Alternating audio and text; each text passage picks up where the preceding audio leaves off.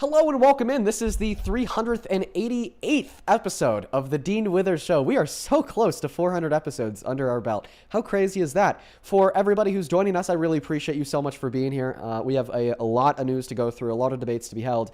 If you've never been here before, I'll tell you what we do. We talk to Trump supporters and we try to change their minds because Trump is the worst president of your life. Now, we have a lot of viewers that come back and watch these live streams pretty frequently, so for all of the returning visitors, you guys definitely know what we're about. Now, we already have the very first Trump supporter of the day loaded up into the live stream over on TikTok. Their name is Jack, and they support him because they think he's good for the economy. So, you know, the first debate will definitely be a doozy for him. But before we hop into that, let's first go through the breaking news of the day. Trump's war in Iran is straight up spiraling out of control. Okay, the peace talks are hanging on a thread. Things don't seem to be getting more peaceful. They just seem to be escalating. In fact, according to the Washington Post, Trump is preparing for one of the largest escalations of the war yet. Let's go through it all. Yesterday, what was the breaking news headline? Trump announced that Iran had reopened the Strait of Hormuz after it was shut down for weeks, skyrocketing the price of oil, making everything cost more, especially gas. And he even added on top of that announcement that the strait is reopened by saying Iran has vowed to never shut it down again, less than 24 hours. You're not going to believe this. It's shut down again. Why? You guessed it, because of Trump. Let's go through the facts. It is true that yesterday, Iran had reopened the Strait of Hormuz. Now, I had a bunch of Trump supporters join the stream yesterday and tell me that this is because of Daddy Trump's gallant negotiating abilities, and he's just a great negotiator, the art of the deal, phenomenal leader. Well, turns out the reason why they reopened the Strait of Hormuz is because of why they closed it in the first place. Once we extended the peace talks with Iran, the ceasefire, for another 2 weeks, Israel then begun bombing Lebanon. Even after the ceasefire had got in place, Iran saw that as a violation of the ceasefire, so then they quickly shut down the Strait of Hormuz again. Now, yesterday, an official ceasefire was met between Lebanon and Israel, so then because Iran, is honoring their previous word from a week ago, they reopened the strait. Because Israel had stopped bombing Lebanon, the ceasefire was officially in effect. But then today, they actually shut it down again because after they reopened the strait yesterday, the U.S. imposed a naval blockade on Iranian seaports, effectively blocking Iran's access from the strait that they just reopened for everybody. They saw that as unfair, so then they shut it down again. And because of that, now, according to the Washington Post, Donald Trump is considering a major escalation of actually deploying troops, that they have stationed in the Middle East to overtake Iranian oil vessels to seize their oil in an attempt to put more pressure on Iran to reopen the strait. I mean, things are getting grisly. Like, one day we hear one thing, the next day we hear the opposite, and things don't seem to be getting much better. So there's kind of where we stand at the war in Iran right now. It's just a total disaster. It's a mess. I know that a lot of what I said probably just went in one ear and out the other because it's honestly a lot to go through, a lot to handle at the same time. Now, maybe like second order breaking news here. According to The Atlantic, the director of the FBI, Kash Patel, is allegedly an alcoholic. He loves the alcohol so much to the extent where allegedly senior members of the FBI had to bust his door with a SWAT battering ram to wake him up, because he was drunk in order to do his job. And now Kash Patel's responded to the article published by the Atlantic by calling it fake news, blasting it, calling it fake. And I mean, we've been hearing forever from the right that we need to get rid of DEI. And, God damn it, I'll give it to them. They did get rid of DEI. They just replaced it with DUI. This is now the second member of the Trump administration who seemingly, because of their alleged alcoholism, has not been able to meet the work requirements provided under their title or role from Pete Hegseth, DUI hire number 1, leaking confidential security plans to reporters from The Atlantic by accidentally adding them to Signal group chats. So now Kash Patel, DUI hire number 2, not being able to wake up in the morning because he's drunk. And now he has to have senior members of the FBI bust his door down with a FBI battering ram. Once again, allegedly. I don't want to get caught up in that lawsuit myself. Now, let's go ahead and hop into those debates. What a mess. I mean, truly, it just seems to be getting messier by the day. Jack, let's go back to your argument. You told us that you support Trump because of his impact on the economy. Before I offer you my critiques of such an an interesting position. I want you to first kind of expand on that thought. Um, the whole big beautiful bill thing. Just how you think Trump is good for the economy.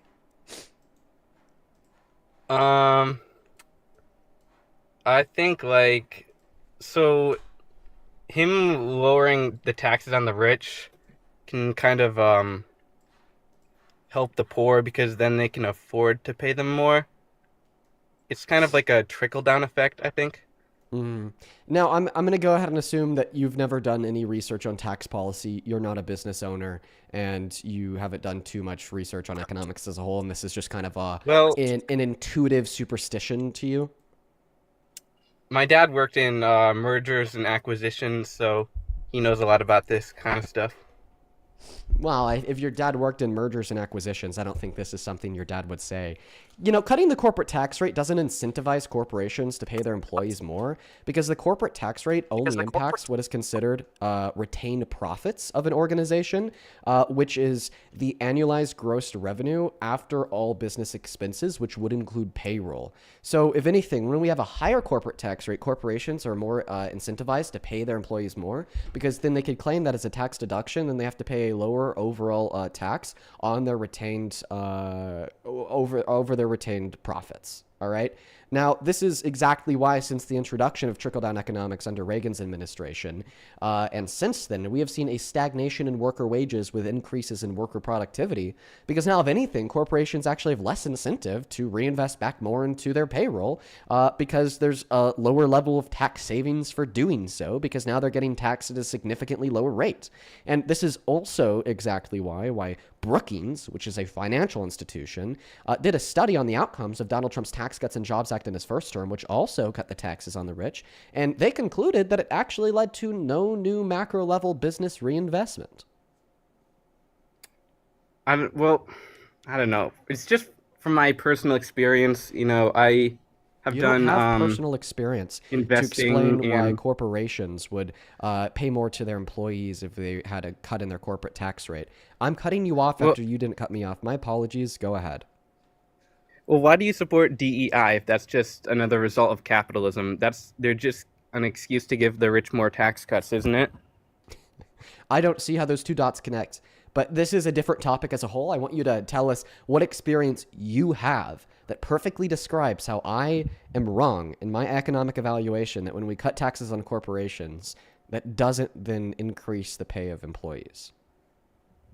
I don't really. Well, he expanded the child tax credit as well. Okay, another topic. I don't know. You I don't guess know. I'm not as well Okay. educated on this. Okay. So in the future, when you're not educated on a subject to the sufficient extent to defend your claim about that subject, i.e., cutting taxes on corporations leads to better conditions for the employees of those corporations, then don't make that claim with such confidence. Okay? Okay.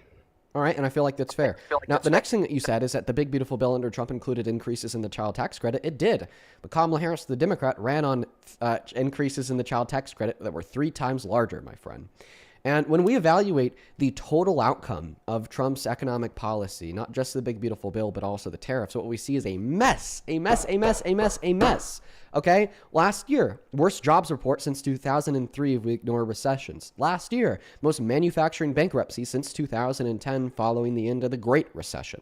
Okay? Last year, we only added 177,000 jobs to the economy. During the last 6 months, we barely even added 60,000 jobs to the economy. And in February of this year, we actually lost 93,000 jobs from the economy. Last year, GDP growth was down 1%.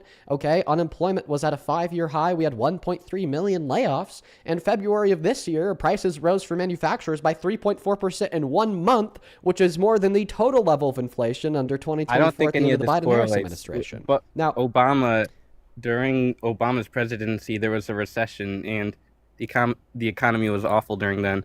But people didn't blame Obama, did they? he did act. So Obama walked into a recession that started before his presidency, and then he solved it in his first year. And then he was a war criminal.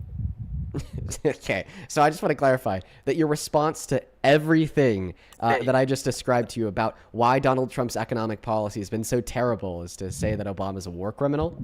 Seems like you're a really smart fella. I mean, Well, there was you're the really good whole at defending beige the suit points that you're scandal. making. Whenever somebody's able to describe to you why you're wrong about your claim that Trump is good for the economy, just call Obama a war criminal. It's a great debate tactic. Trump is a war criminal. Okay, it was a war crime when we killed 160 girls in an elementary school in southern Iran. It was a war crime when we took out their civilian infrastructure. Did you It was a war support the crime when we bombing of double tapped Hiroshima? suspected narco boats in the South Caribbean, in accordance with the ICC and ICJ. Now, are you going to respond to any of the economic facts that I gave you to describe how Trump is bad for the economy, or are you going to respond to any of the facts that I gave you insofar as how and why Trump is a war criminal? I suspect not. What I've heard is that it is short-term pain for like long-term gain. So that he's war like crimes are paving only the way. bad when Obama does it? Oh, well, did you support the bombing of Hiroshima? No. You didn't support it? No. Why not? Because I don't think that in any scenario, the evisceration and evaporation of tens of thousands of children is ever morally permissible. The only other option was to put boots on the ground, and that would have costed more lives. I know that's what the imperialists like to say. Here's my radical stance. Even if that's true, it was still unjust. I think that there's some actions that cannot be justified based upon the consequences that they lead to. Okay?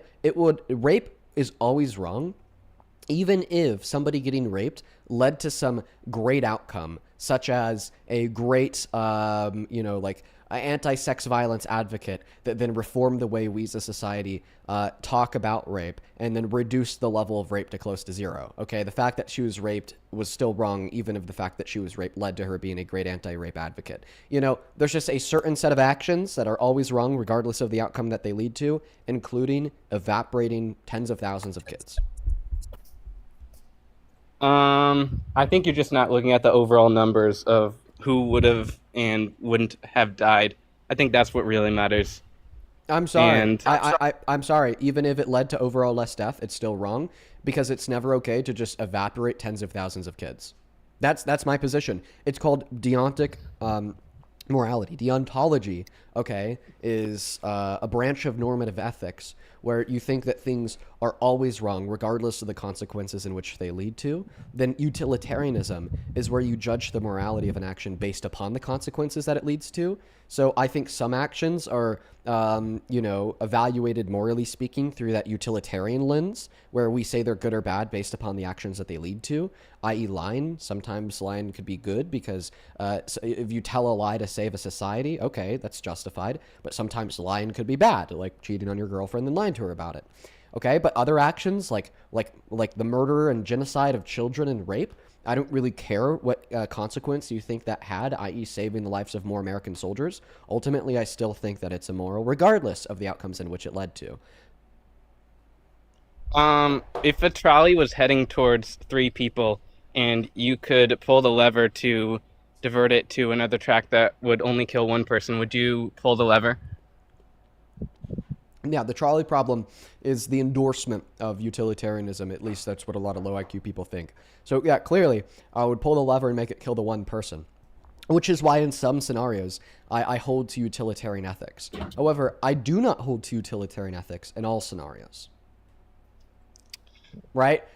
If 1 person getting raped, okay, could save the lives of like 5 people that are going to die unless this person is raped, would that rape be justified? Sorry, can you ask the question again? If 1 person was going to get raped, okay, a child was going to get raped, okay, and if that child gets raped, the lives of 5 other random people across the globe are going to be saved. If that child is not raped, there's 5 random people across the globe are going to die. Do you think it'd be good to rape that child? I don't think it would be good. I don't think you can say that is good. Exactly. So we just rejected utilitarian ethics because we're dictating here that it would be wrong to rape a child regardless of what consequence that would lead to, okay? Which is, once again, just a description of deontic ethics.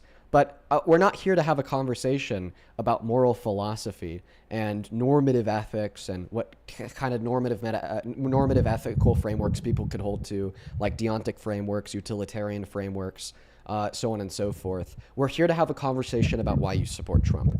You attempted to tell us that you think Trump is a good president because of his outcome on the economy. I shot that down. You then accused Obama of being a war criminal. Then I said Trump's a war criminal. Then you wanted to The start whole having a beige suit conversation thing, with I me thought about that was normative ethics or utilitarian ethics, which is fun. I mean, that's what I went to university for 2.5 years for. Okay, I love talking about moral ethics. Okay, but that's not what we're doing on live, because on live we're here to talk about why you support Trump. I think I had another reason. I didn't know I was going to be like the first person to get up here. You are. Can I go look something up? Yeah, real quick. How about I ask you a question? What? Would you stop supporting Trump as president if he threatened and called for the execution of 6 of his political opponents in Congress baselessly? I don't know why he would do that. If he did do that, would you stop supporting him? Called for the execution of 6 people? Baselessly. 6 of his political opponents, because they're his political opponents in Congress. Like, belligerently, just said that they should... Yeah, with no good reason whatsoever. I guess so. You would stop supporting Trump? Yeah. Okay, he did this like 14 weeks ago on Truth Social. He called 6 random Democrats in Congress traitors. He said that their sedition was punishable by death. And then he reposted one of his followers' comments that said, "Hang them, George Washington would." He didn't really say it. He said that they deserved death. He didn't say that they should, or that they would do that. In the repost that said "hang them," that's definitely the cherry on top that would refute your position. He reposted that? Mm-hmm. Can I go on Teacup to check this? You don't need to go on Teacup to check this. I could just show you right now. The Okay, show me president then. of the United Don't worry, States I of got it keyed America, out. Donald Trump, tried unlawful orders by saying that this is really bad and dangerous to our country and that their words cannot be allowed to stand. He then followed that up with a second post that reads, "This is seditious behavior, punishable by death." And then he reposted a comment that reads, quote unquote, "Hang them, George Washington would." This is the most dystopian. There you go. Look at that. Don't even need to go on Teacup, dude. Yeah. I don't know. What don't you know? Tell me. Whether or not I support him? Okay, well, I think that you should know that you don't support him, because you said if he did this, you wouldn't support him. He did it, therefore you shouldn't support him. I mean, hopefully, if you're consistent in your principles. Okay. So have we changed your mind? I guess so. Okay. All right. Well, then you have a good rest of your day. I definitely don't think that guy had his mind changed, but okay, I think that he logically can conclude that he shouldn't support Trump. Now he just needs to get over that hump of cognitive dissonance between what he could logically reason to be true and what he emotionally wants to be true. So, like, that's actually not necessarily a bad way for a debate to end. Hi, welcome in. Do you support Trump? Yes. Okay, how old are you? 23. Okay, all right. Do you think that you could get a little bit closer to your mic? You can hear me better now? I can. One moment. Hey, Libs triggered. Oh, Libs triggered ran away. Unfortunate. Yeah, man, tell us, why the hell do you support the worst president of your life? Donald Trump is clearly mentally unfit to serve. He's a total mess. He's just completely incompetent. He has the same vocabulary of the same 40 words, and he spams them in every interview that he's given for the last 8 months. Okay, and his incompetence is hurting us a lot. All right, from, the shifting of the quote-unquote negotiations to the war in Iran, to the failure with on the domestic front with our own policy, to the just downright evilness of calling for the execution of Democrats and supporting it when it happens, like with Alex Preddy and a good Keith Porter. Tell us, how do you still support him? It's funny because, and you know this too, presidents, they're all puppets. I feel like Donald Trump, he's a true patriot. I don't feel like we need any weak Democrat president for Okay, this what makes him country. a true patriot? Is it the infringing on the Constitution? Is it the trying to enter civic and electoral processes with J6? Is it the calling his, all the Democrats terrorists? Is it the He's doing what threatening all the to other make it presidents was illegal doing. to criticize him in the media? He's Is it doing the what all the trying to he's terminate doing the what all 14th the Amendment? Are these the things that make him a true patriot? he's doing what every other president was doing to keep this country in power. Then you think That's that all. Biden, Obama, Kamala Clinton, they were Harris all true wasn't. patriots? Kamala Harris isn't fit. So just to clarify, you think that Biden and Obama were true patriots, right? No. But you said that Trump is doing the same thing that every other president has. So if Trump is a true patriot because of the things in which he's doing, and he's doing the same thing that every other president has, then every other president is also a true The patriot. Democrat. That's the Democrat Party. What's that? That's the Democrat Party. I'm Republican. Oh, he's doing the same thing that every other I'm Republican president has Republican. done. Yeah, I'm all Republican. Okay, all right. So, like what specifically? Like taking oil from Venezuela Okay, so stealing things from other countries makes you a patriot? Why? because it keeps power. Okay, so more power, the more patriotic. Okay, so the more power, the more patriotic. Got it. So do you think that it'd be like patriotic They're all to puppets overthrow anyway. the government of like our allies and take out the UK, take out France, take out every other Look what country in NATO, look and then what just Israel put them is all doing. under the That's the American other. reign? Like would that be Everybody, patriotic because it'd everybody give us more doing it. power? Everybody doing it in some degree. All right. I'm pretty sure that this dude is just mentally incoherent. We're going to go ahead and get him gone. Let's go and move on to the next guest, guys. For the Trump supporters that want to join the live stream, I just very politely ask you guys, be at least like a little bit intelligent. Well, that's okay. I guess have an IQ Hello? of at least 40 minimum. Hi, do you support Trump? Yes, How old are you? 19. Okay, can you please turn down that TV in the background or step away into another room? Yep. Okay. And while you're doing that, tell us, what year were you born in? February 16th, 2007. Okay. And you're a Trump supporter? Yes. God, insane. Why? Okay, so we can glean on his second term exclusively. We can see that gross domestic product would have been the highest that it's ever been in modern American history if it wasn't for the first democratic government shutdown. We can also look at gas prices pre-Iranian conflict, how they were drastically going down. We can also see that the Iranian conflict is us dismantling a dangerous regime that would soon nuke America at some point or bomb America, start an American conflict, just like we saw in Pakistan or the rest of the Middle East, etc. But yeah, pretty much that's why I support Trump. Okay. All right. Well, this will be easy. So you said that we've had the highest GDP in modern American history. So it's not modern American history; it's all of American history. That kind of like usually tends to be the case if we look at the American economy in 3-year intervals. Each interval is going to have a higher average GDP than the last interval. If we just completely account for all recessions, okay, then the GDP only goes up every single year. All right. So the fact that the GDP has continued to go up under Trump is not meaningful in the slightest. What would be meaningful is if the GDP growth under Trump was faster than the GDP growth under previous administrations, which is not true. In fact, GDP growth in 2025 was cut down by 1% compared to where it was at in 2024 under Biden. So that GDP point has been nullified. Your second point was that the gas prices were low before the war. Well, why would we just look at them before the war? Let's go ahead and look at them after the war started. Gas prices have risen the fastest they have since the Vietnam War in the 60s. Your second point has been nullified. Your third point that Trump is dismantling the very dangerous and tyrannical IRGC is false. He's actually only giving them more power. He's now I have one considering question. directly giving them $30 billion in sanction relief, okay, as a part of a peace agreement to reopen the Strait of Hormuz and hopefully get rid of their uranium.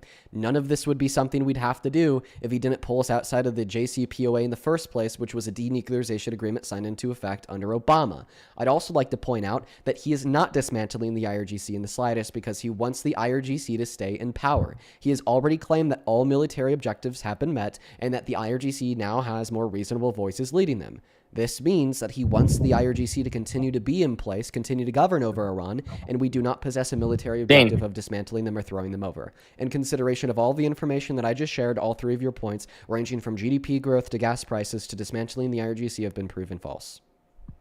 Okay, let's go from one point to another. If the GDP was the highest it's ever been in all American history, or whatever you want me to say, under Kamala Harris, would you be glazing her or speaking higher of her or using that as a defensive point?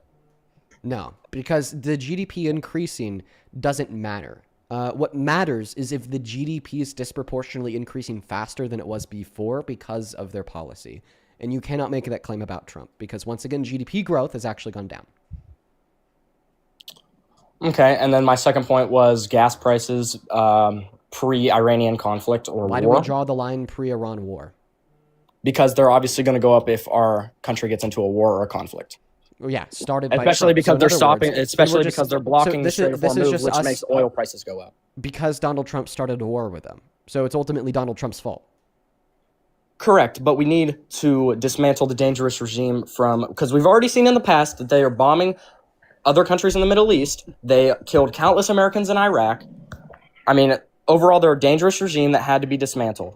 Okay, and it wasn't dismantled. The IRGC is still in power. In fact, he's only going to make them more powerful by giving them sanction relief. That's incorrect. Their entire navy, their army is completely dismantled. And then once we completely finish the job, their citizens will take over power and completely overturn the government. Donald Trump has already claimed that we have finished the job. In fact, he's incentivizing the Iranian citizens to not overthrow the Iranian government, the IRGC, by saying that we've already achieved regime change, and now the voices leading the IRGC are in fact more reasonable, and he wants to go into a long-term peace agreement with the IRGC. Like, what's on the table is a peace agreement that would extend until like 2040, okay? This would mean that Donald Trump wants the IRGC to be in power until at least the 2040s. And then you claim that we dismantled the IRGC by taking out a lot of their naval and militant means. First, you were wrong by suggesting that we completely destroyed them. No, in fact, 20 ships were turned away from the Strait of Hormuz this morning after being shot at by bits of the Iranian military, including their naval ships. So you were wrong. Have they been hurt? Have they been crippled? Yes. But will they be able to rebuild all of those military facilities with a long-term peace agreement with the U.S. like Donald Trump wants that would even thwart attacks from other countries like Israel because they can no longer claim that they're an imminent nuclear threat, which was the same reason why they opposed the JCPOA? And will they then have more money because of the sanction relief to rebuild their military? Yes. So your claim that Trump is dismantling the IRGC is false. Okay, so I'd also like to gloss over the fact that I said, so yes, their military being destroyed and dismantled does not completely destroy their dangerous regime and government, but once the people take power, they don't have military, they don't have people to defend them, they storm the government, they kill their government officials, etc., and their people can take over, and whether with Trump's help we can start a new, better government in Iran. That's not what Donald Trump is doing. What's he doing? I just told you why. I just told you. Donald Trump is not giving a takeover to the Iranian people on a golden plate. He's not. Okay. He's telling the Iranian people to stay inside. He's telling the Iranian people that he's already done it. He's already done a regime change, lying straight to their faces, saying that now the new leaders are more reasonable, and then he's working with those leaders to hopefully achieve an agreement that will last until the 2040s. He does not want the IRGC to go away. Okay, that is a very good point.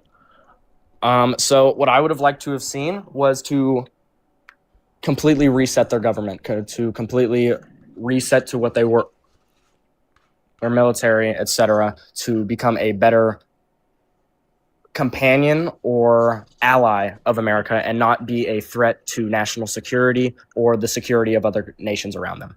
So then you don't think that what Donald Trump is doing is the right move? Correct. I'm not going to sit here and defend him as a person. I think as a person, he's a very negative, rude, overall horrible Do you person. mind if I hop in here? Sure. Okay, so then you concede the third reason that you gave insofar as why you support Trump, i.e. dismantling the RGC. Do you concede the first and the second reason about GDP growth and the price of gas? Sorry, say that. So you gave me 3 reasons why you support Trump. Okay, GDP going up, price of gas going down before war in Iran, and then dismantling the RGC. You just conceded the whole dismantling the RGC bit. Okay, you ended up saying that you actually don't agree with his policy after I've explained to you how that's not what he's doing. So you're wrong. We're now left with the first 2 reasons that you gave. Price of gas and GDP growth. Let's go one by one here. Let's just, take it at one bit at a time. Do you agree that we can't say Donald Trump is a good president because the GDP has continued to go up under his administration? And the only way that we'd be able to attribute positive GDP growth to Trump is if we could demonstrate that his policy caused it to increase disproportionately faster than it was before. But that's a non-starter because, in fact, GDP growth is down from where it was at under Biden. So do you concede the first point that Donald Trump is a good president because of GDP growth? I do not concede the point that he is a good president, but I do concede the point of why he is a good president of the Yes, that's what I'm asking you.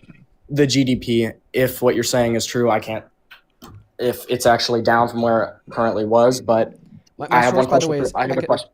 My source is Economic Insider, Trading Economics. Trading Economics is my source. Now, before you ask your question, I just want to go through one last point.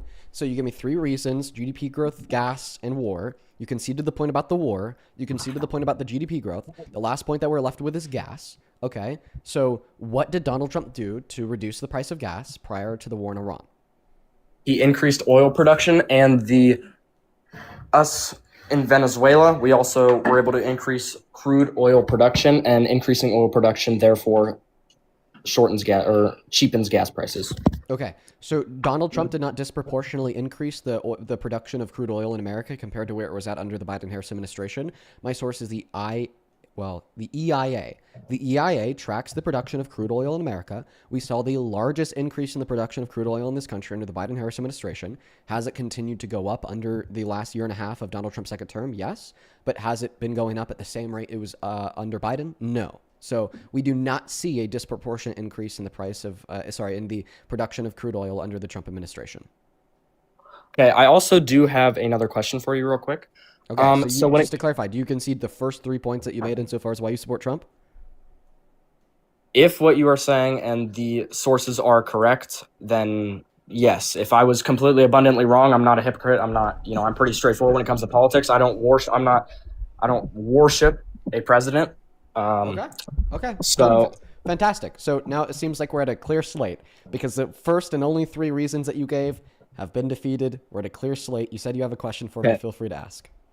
Okay, so when it comes to the Epstein files, isn't it true at one point that anybody could have called in a accusation that related to Jeffrey Epstein has something to do with Trump, and the FBI would be forced to add it to the Epstein files? So the Epstein files are pretty much unreliable because of that fact that anybody could have called in a fake accusation, and it could have been just immediately put into the Epstein files. And I'd also like to add one more thing.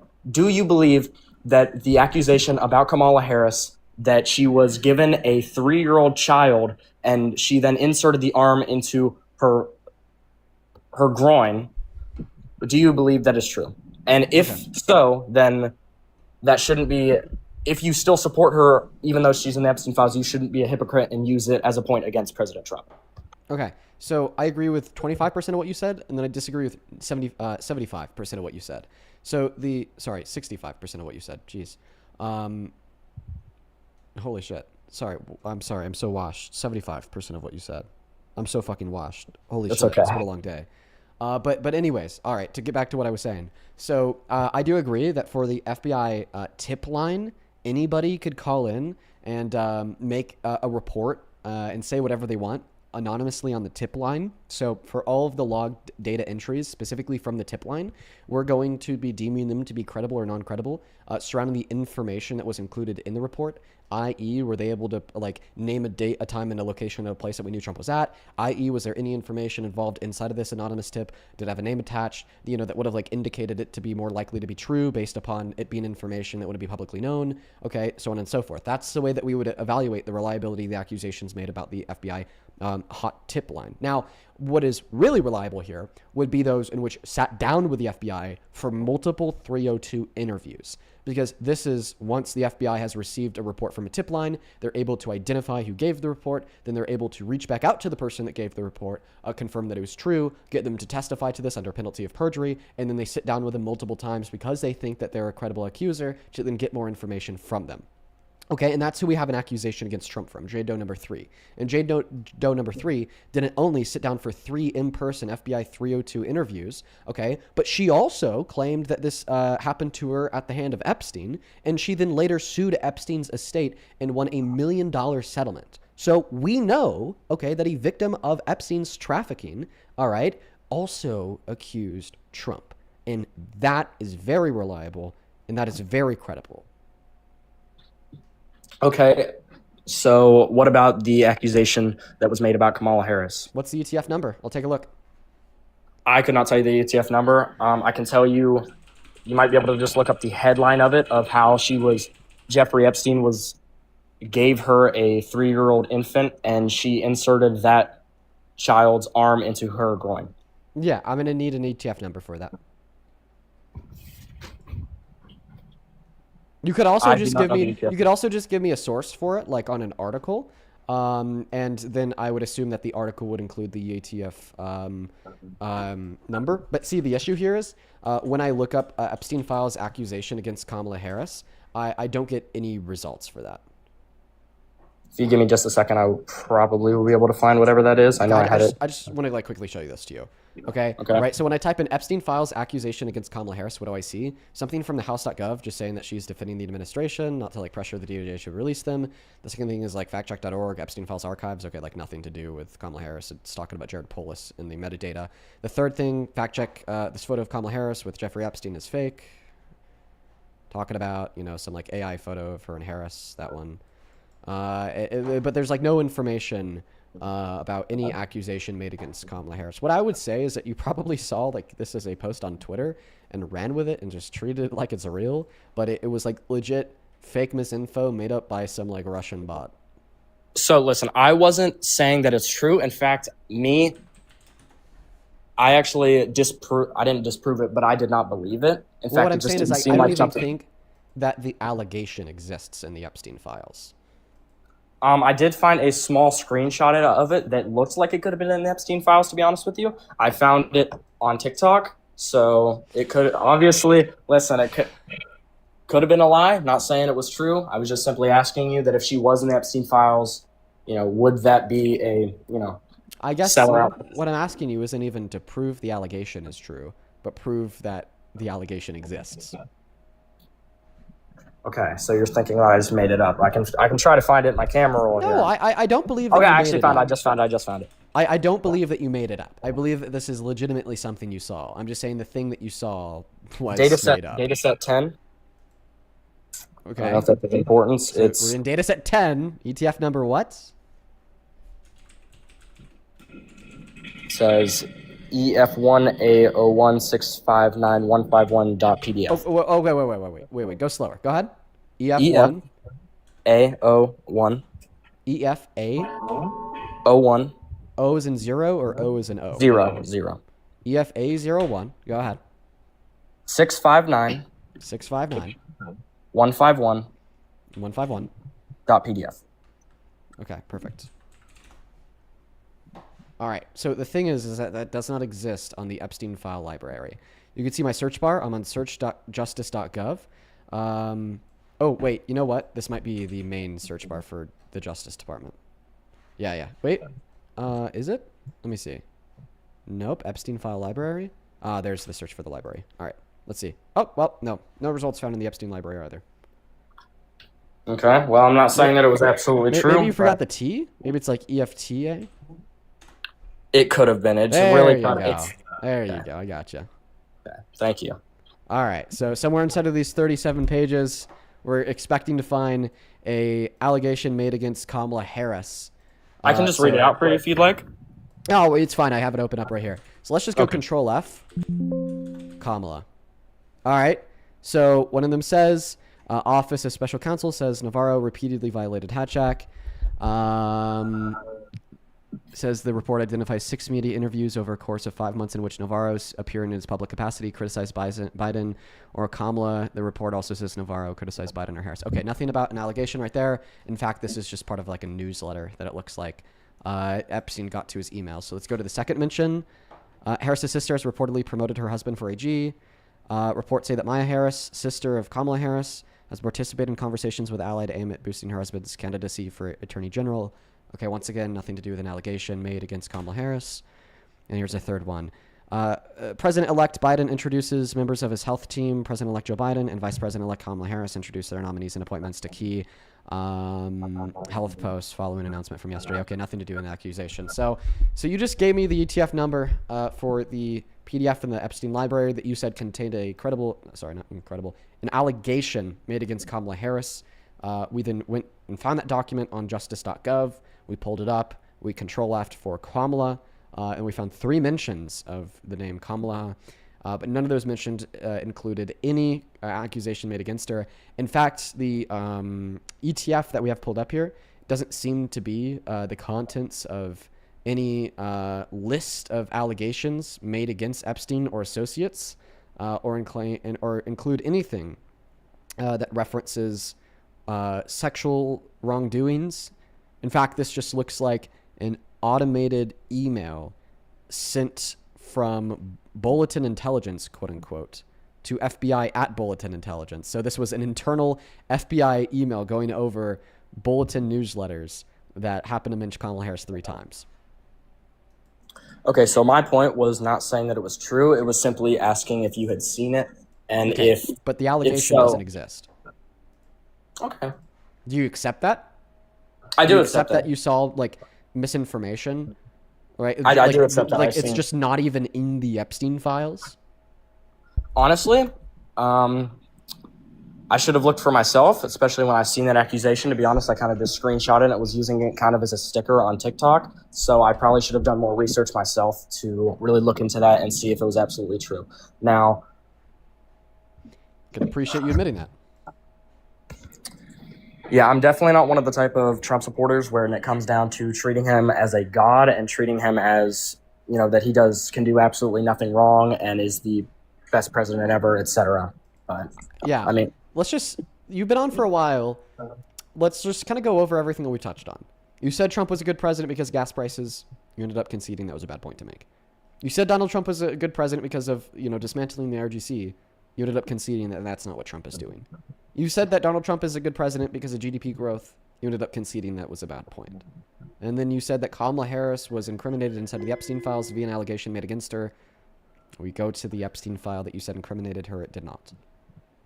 So there's been no argument that you've been able to provide to me in the time you've been on this live that is something that has had any validity whatsoever, and that fact has been realized by yourself. I think you should stop supporting Trump. I'd like to talk about his first term as well. Identify because any I will, good reasons why he's president. I will say one thing. So I do think that there's been a drastic shift between the time that he was obviously the first term of him campaigning, and then it's come to his second term. His second term, I've looked at his pardons. His pardons are absolutely disgusting. He's pardoned people who have tried to rig the election. He's pardoned NBA YoungBoy.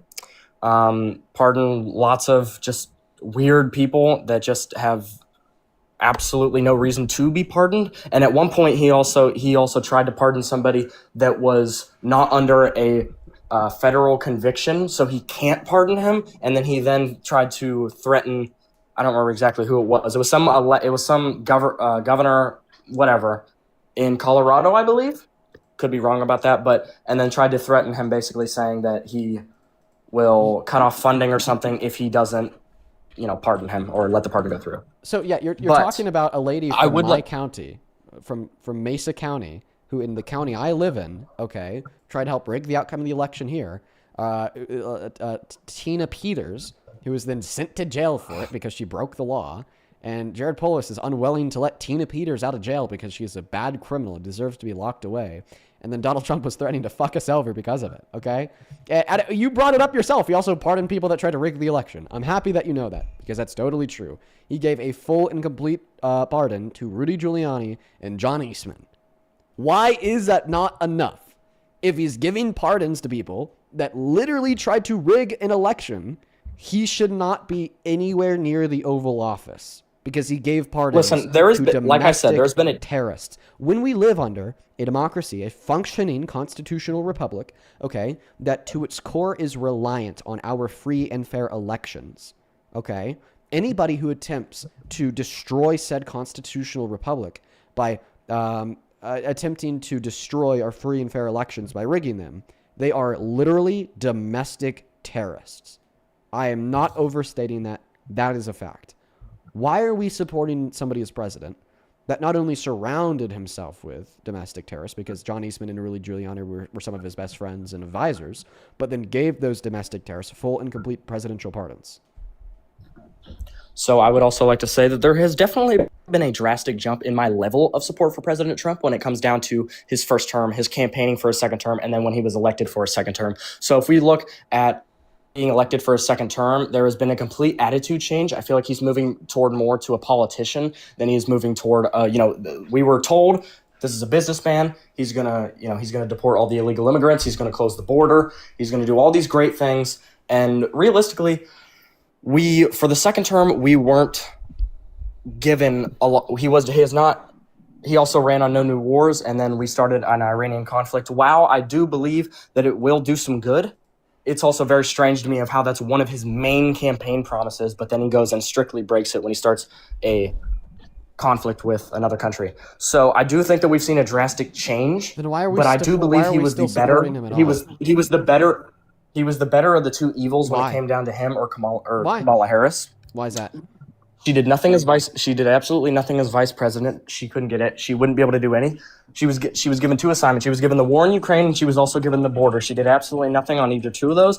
The Ukraine war still going on, and there were over 10 million undocumented immigrants that came in under the Biden-Harris administration. And those people we can use Lake and Riley, for example. There's been plenty of Americans that have been victimized by illegal immigrants. And that's one of the main issues that I'm so passionate about, that they came here, they broke our immigration law. Almost every country around the world has immigration law that's punishable by deportation. So why should we be any different when it comes down to because a lot of the left is saying we should have open borders. All the illegal immigrants should get amnesty. The way I view it, they should all be deported. If they have no criminal record, they should have the ability to come back the right way. Sorry about the clock, but they should be able to be elected the right way. I mean, period. But all the ones that they should all be deported, and the ones that have no criminal history should be able to come back. Okay. In their correct way and become an American. So you said that she did nothing as vice president. Name one thing Yes. that any vice president in American history has ever done. They're given assignments by the president to do, and she did not execute on absolutely any of the assignments she was given by President Joe Biden. Can you answer my question? Sorry, what? I asked you a question, and you didn't answer it. You just responded with a talking point. Please say it again. Name one thing that any VP in American history has ever done. I'm not as informed on past administrations as I am starting from Biden-Harris administration and up. I'm a little informed on Obama's administration. Then name one thing J.D. Vance has done. He's taking on fraud. How? He was given the assignment of fraud. I know, but like, what has he done? Being given an assignment is not doing something. So what has he done? He's taking fraud cases, for example, in Minneapolis of all the what is he? But nationality, the Somalians, he's not a judge. Okay, he's not an attorney. He's not a lawyer. So what is he doing with that? He's getting officers and getting investigators to go and look into it, etc. Okay, can you give me a source for that? I cannot. Okay. So you can't. So in other words, like, we don't even know that something J.D. Vance has done. You could, as far as I know, just kind of be bullshitting me, making it up on the spot. And the reason why I asked this question is because that right there, I don't know one thing any VP in American history has ever done, is the knowledge that the average American has on vice presidents. The vice president, regardless of the administration in which they serve under, okay, is kind of on the public eye back burner. They're there to support the president and do what they need. We really don't hear too much about them. And this is why I find it to be so disingenuous for anybody to ever say that they'd never have voted for Kamala Harris because she did nothing as VP. Because clearly, if the average American doesn't know anything any VP has ever done, then the average American wouldn't know one thing Kamala Harris has done in order to dispute the claim that she did nothing.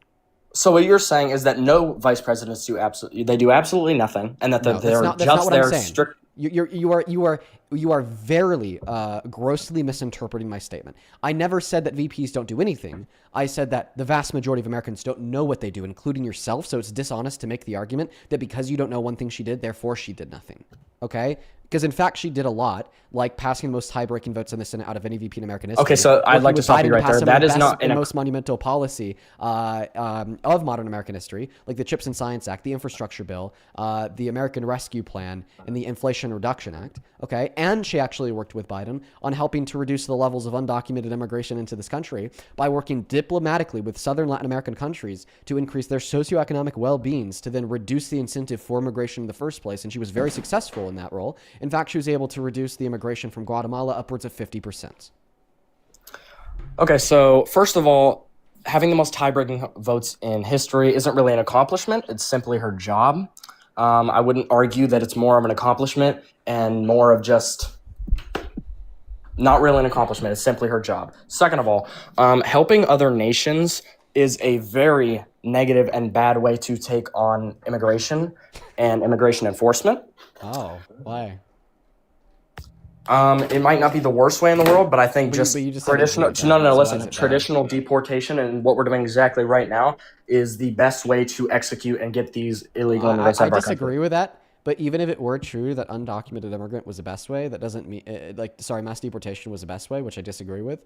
That working diplomatically with Southern Latin American countries is a bad way. And in fact, working diplomatically with other countries to reduce the incentive for immigration in the first place is literally the best thing we can do, because then it doesn't mean that we have to pay for the expense of building the facilities and hiring more ICE officers to then find them and identifying them once they're here to then send them on the plane back to their home country if we're going to do a mass deportation. That's why just eliminating the incentive in the first place is the very best way to go, because it's the fastest way to go and it's the most cost efficient way. What are we going to do about the illegal immigrants that are already in our country and that are correct? That are what? Why are you pivoting? I'm asking you a question. I know, but the question is moving away from the topic, because you just said that it's really bad, okay, to attempt to reduce undocumented immigration by working diplomatically with other countries to reduce the incentive in the first place. Rather, I did not say that it was really bad. I said it's not the best way. I said it's not the best way. You said it was bad, and I quote, I could literally replay the VOD. Elite Associates, I appreciate you so much for the really cool chat. I appreciate you. Do you want me to replay the VOD to where you said that? Yes. Okay, fantastic.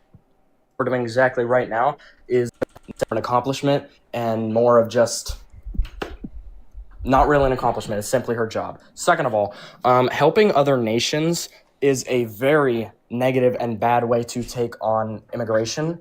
And damn, I did not think I said that. Wow.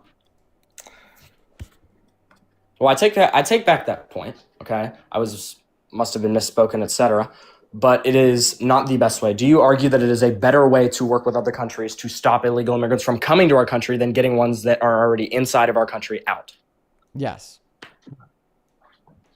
Okay, I disagree. Okay. Well, I find your belief in mass deportation to be very ill-willed, predominantly for this reason. Name one quantifiable positive outcome of mass deportation on this country. We can get the illegal immigrants that we have no idea who's in our country. If they're an illegal immigrant, we have no idea who they are, what they've done in the past. So listen, if we would have started deportation sooner, we could have stopped the countless deaths. For example, Lake and Riley. We could have stopped the countless deaths that have been right at the hands of reducing crime. Yes. Okay. What else? Reducing crime. My question for you is, I don't want a response to my question. You asked me to give you 1 point. I told you reduce crime. Okay, so that's a one specific positive outcome you could think of.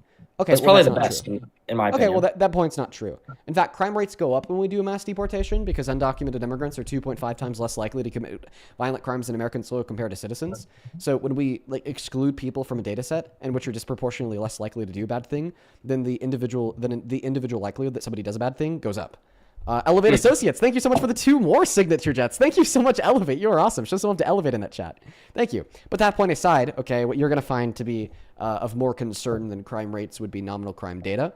And in fact, we would expect there to be more crimes as a whole, given that we did a mass deportation, because a mass deportation destabilizes the fuck out of our industries and kills our economy, which then Okay. increases poverty. And when poverty goes up, so does crime. So we can also use the point, the southern states during the Civil War, their argument was that the economy would crash if we abolish slavery. So I don't think that is a good reason at all to keep illegal immigrants in our country, just simply using them for hard labor and to boost our economy. I think that if we also got them out of our country, we would have more jobs for Americans, and we would have more employed Americans if we had those jobs opened and weren't being worked by illegal immigrants. You're too focused on the talking points compared to having any type of dialogue with substance. Because the point I was making wasn't even, we should keep undocumented immigrants here because they're good for the economy. But rather the point that I was making is that you were wrong when you suggested if we deport them, all crime would go down. We would actually expect crime to go up because our economy would be destabilized and that would increase poverty. So you just didn't even respond to the point I was making. Like I said, we could have stopped the death of Laken Riley if under the Biden-Harris administration we would have started deportations. Oh Or my even God. What the fuck? Sorry, man. Give me 1 moment. Elevate Associates. Thank you so much for the Thunderbird. That is out of this world. Thank you so very much for the love. I want y'all to show some love to Elevate down below in that chat for the Thunderbird on TikTok.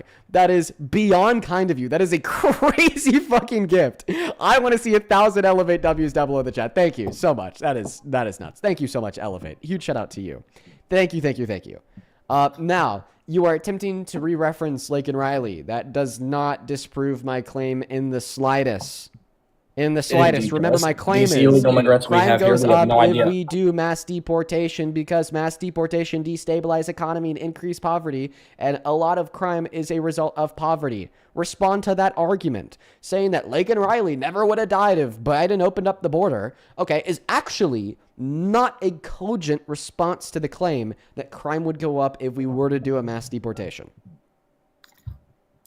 It's the fact that countless Americans were killed by illegal immigrants. Holy shit. Elevate. Thank you for the TikTok universe. Bro, what is going on? Thank you, Elevate. Show some love to Elevate in the chat for the TikTok universe. I apologize for all of the interruptions, man. But, like, Elevate out here is going hands off. of illegal immigrants. Thank And we you. can also go over back to the fact that 100% of illegal immigrants have broke our immigration law. Thank you so much, Elevate. Nearly every country has immigration law punishable by deportation, as I said earlier. So 100% None of these of people these are criminal. things challenges the premise that crime goes up if we do a mass deportation. None of them. Izzy, thank you for the Unicorn Fantasy. Shout out to Elevate and Izzy. Do you find yourself to be in a position of stun lock? Because that's what it sounds like. A little bit, yeah. Yeah. Can I be honest, dude? You can. You're very clearly like ambitious about getting into politics. Very ambitious about, having these conversations. I see your account. It says free speak live, no bias, bringing free speech back to America, #vote. Okay. I actually have a partner who is a leftist. That's why it says no biases. Okay. And I think that, political ambition is cool. I just think that you've misplaced a lot of that political ambition. You probably started with like your bias towards the right because of the way that you were raised, or maybe what your friends believe, what your family members believe. And instead of like trying to deconstruct that bias or attempt to confirm if that bias actually tracks truth by doing your nuanced research into politics to determine if what you think is true. You instead just kind of memorize like the one point talking lines that we hear off of like the Republican figureheads on TV, like Trump himself, Caroline Leavitt, Tim Pool, Benny Johnson, or, you know, Fox News, if I'm going to be honest. And I kind of feel like most of our conversation has been constituted of you making a talking point, like about the price of gas, about the overthrow of the RGC, about GDP growth, about undocumented immigrants, about the murder of Lincoln Riley. But as soon as we kind of get past that surface level of the talking points on the TV and we get into the nuance, like we're exploring right now, you know, hey, mass deportation would actually increase crime rates because of reasons X, Y, and Z, you find yourself in a position of being totally stun-locked because you don't know how to respond because you don't really know the substance of the conversation because you haven't really done your research. You've just memorized the points, if that makes any sense.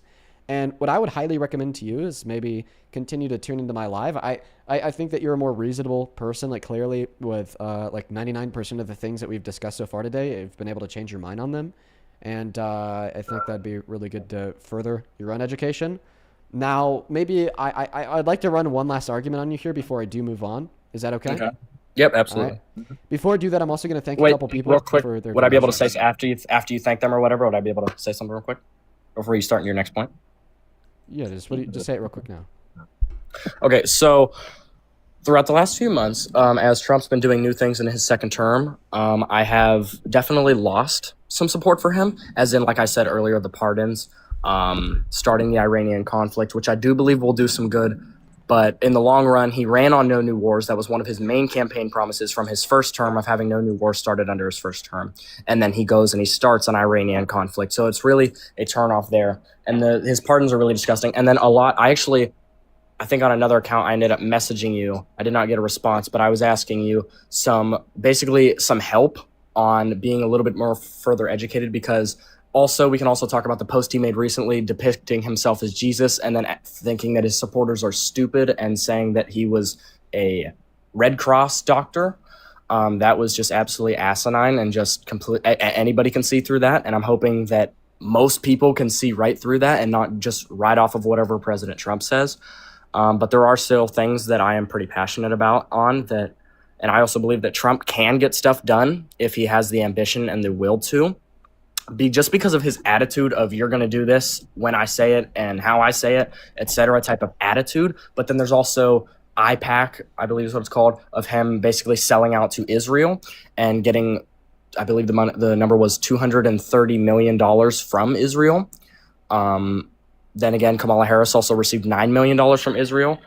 And I mean, overall, just a lot of politicians left and right have been selling out to Israel. And I mean, there is a lot of conspiracies there. But the main person that I could look to for information and for help on things, obviously I didn't know the guy personally or anything, was Charlie Kirk. But he was one of my main, what's the word you could use? People that I look to about politics. And you were right about the influence on my family being part of my politics. My grandfather, actually, he is very into politics. While he does watch mainly Fox News, and Fox News is on pretty frequently, I get notifications from CNN, BBC, and Fox News all on my phone. So I would be able to get information from all three and have different point of views on things that go on. Yeah, I mean, I could definitely share with you some good sources of information. I think a really good one is Ground News. They've sponsored me in the past, but they're not sponsoring me to say this now. They basically will pull in news reporting on any given subject from right, left, and center to be able to give you perspective on how, every side is putting their, different swing on things. So that's worth checking out. But I'm going to go ahead and thank a couple people real quick over on Super Chat. Thank you so much, MM, for the $20. I really appreciate you so much for the love, MM. Let's get 200 MMWs down below in that chat. He says, we don't know who's here. If you think about it, we don't really know who's here at all. Like, who's really here. He assumes if we know who's here, then there'd be no crime.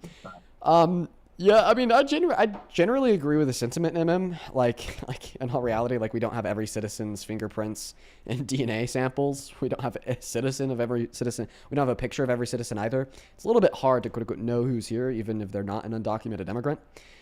Green Beagle, I appreciate you so much for the $10, who says, hey, Dean, I used to be a Trump supporter roughly a year ago and actually didn't like you very much, but I started watching you a few months ago and you've opened my eyes. Thank you. That is awesome, Green Beagle. That is why I do what I do. Thank you for sharing that with me. Kaylee, thank you for the 10, who says, hope you're well, Dean. I sure am. I'm having a good day today, Kaylee. Hope you're well. Thank you so much for the love and support. And then there were 2 other people who sent $20 super chats on YouTube, but for whatever reason, like it's just straight up not pulling them up on my stream. There they are. Mary, thank you for the $20 on super chat. Thank you, Mary. Let's get 200 Mary W's down below. Thank you for supporting me in what we do. I appreciate you so much for the love. Have a great Saturday with your girlfriend and Momo. Love and appreciate you. Mary, you know that I love and appreciate you too, as always. You are here every day. I have so much love for you in my heart. Show some love to Mary down below. Same thing to you, King. Thank you for the $20 who says, bro, who comes up with this bullshit? Kamala Harris, seriously, SMH? King sent that donation in, like, after, like, this guy had, like, straight up, like, parroted some misinformation that he saw on his For You page about Kamala Harris being incriminated by the files. Yeah, that was some bullshit, not gonna lie. No, I would like to say something about that. I straight up, you can even pull up the clip. I straight up just asked you what your belief on that was. I never said that it was true. In fact, I also said that I didn't believe that it was true. Yeah. But you ultimately, like, still parroted it. And we're just, like, saying that misinformation is some bullshit. That's all we're saying here. I have a couple more people to thank here. Hannah, thank you for the $10. She says, Dean Withers debates plus getting tattooed peak afternoon. Thank you for everything that you do. Hannah, thank you for the $10. What are you getting tattooed? That sounds like a fun day.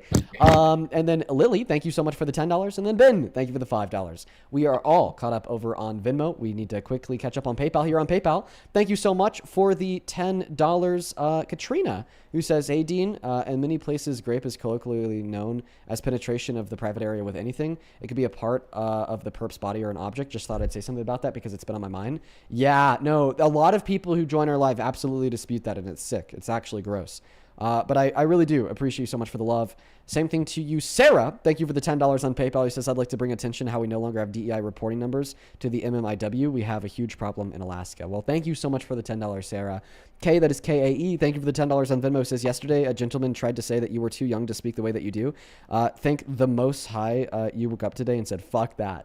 Yeah, bro. That guy was nuts. Okay, he was just mad because he was getting owned. Thank you for the $10. Then one last one here from JJ on PayPal. JJ, thank you for the $15 donation, who says, nice shirt today, bro. I unfortunately cannot watch today's stream, but I know you're kicking ass. Oh, thank you, JJ. Shout out to you, man. I know that you're also here very frequently. I appreciate you guys.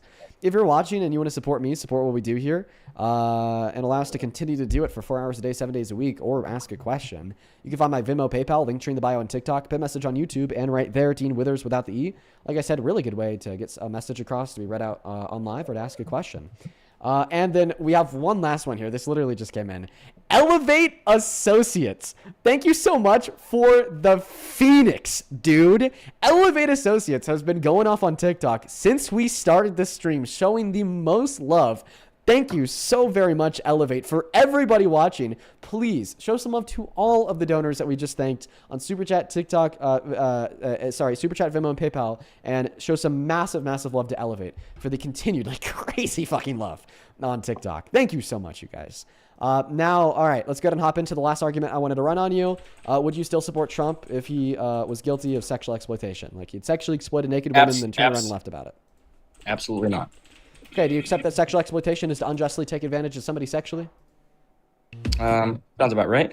Yeah. Okay, can you also agree that an example of a person unjustly taking advantage of somebody else sexually would be a male owner of a business barging into the private women's restrooms at that business to then unconsensually peek his head over the stall to look at the private parts of the woman in the restroom and then attempting to justify it by saying, well, I'm the owner, it's my building, I can do what I want?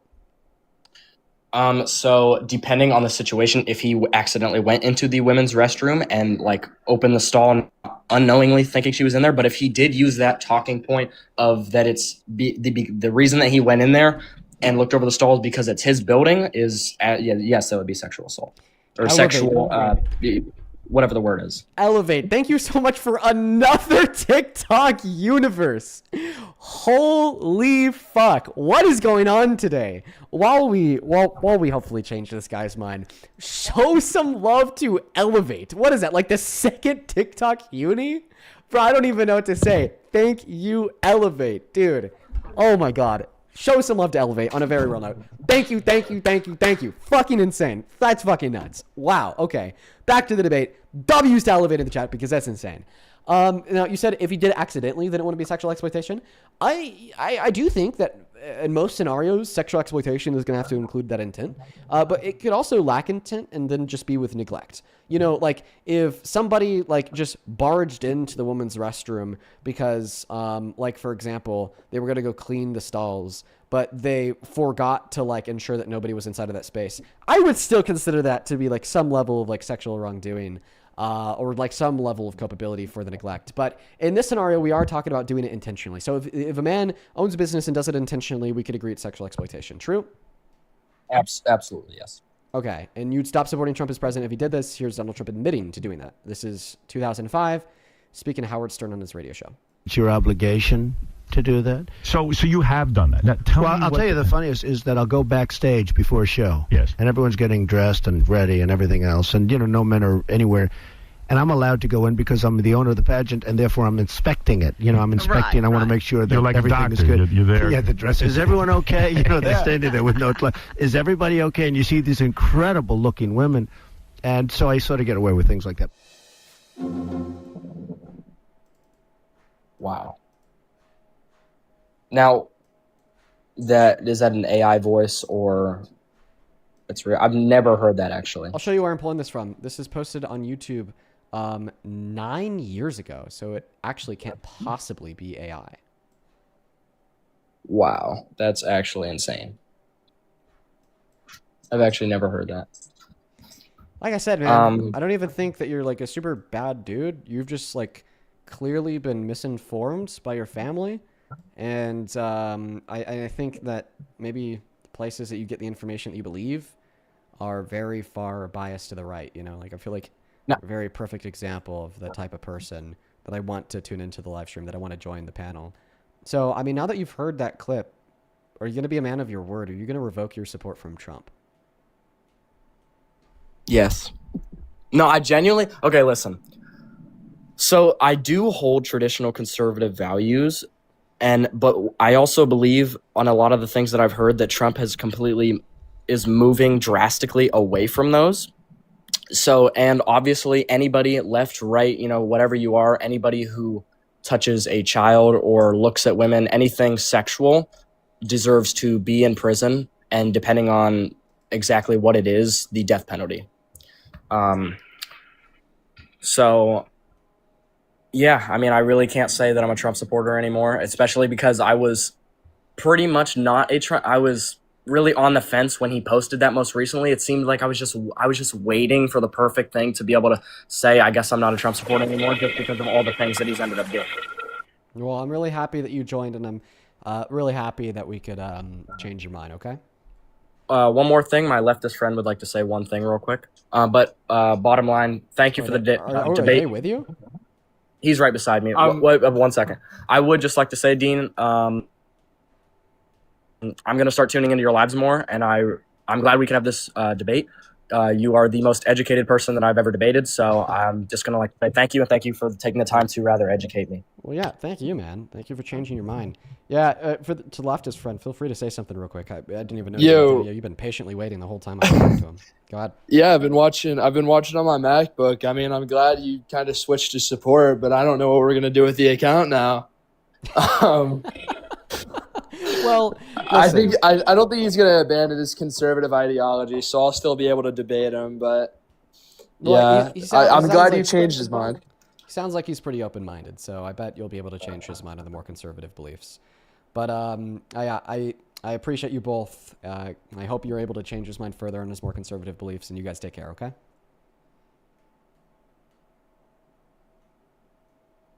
I don't know where they went. Bye, guys. My screen freezing. Oh, the screen froze. Bye. See ya. All right. The screen froze. All right. Anyways, wow. That was really refreshing. That was so refreshing. I love that.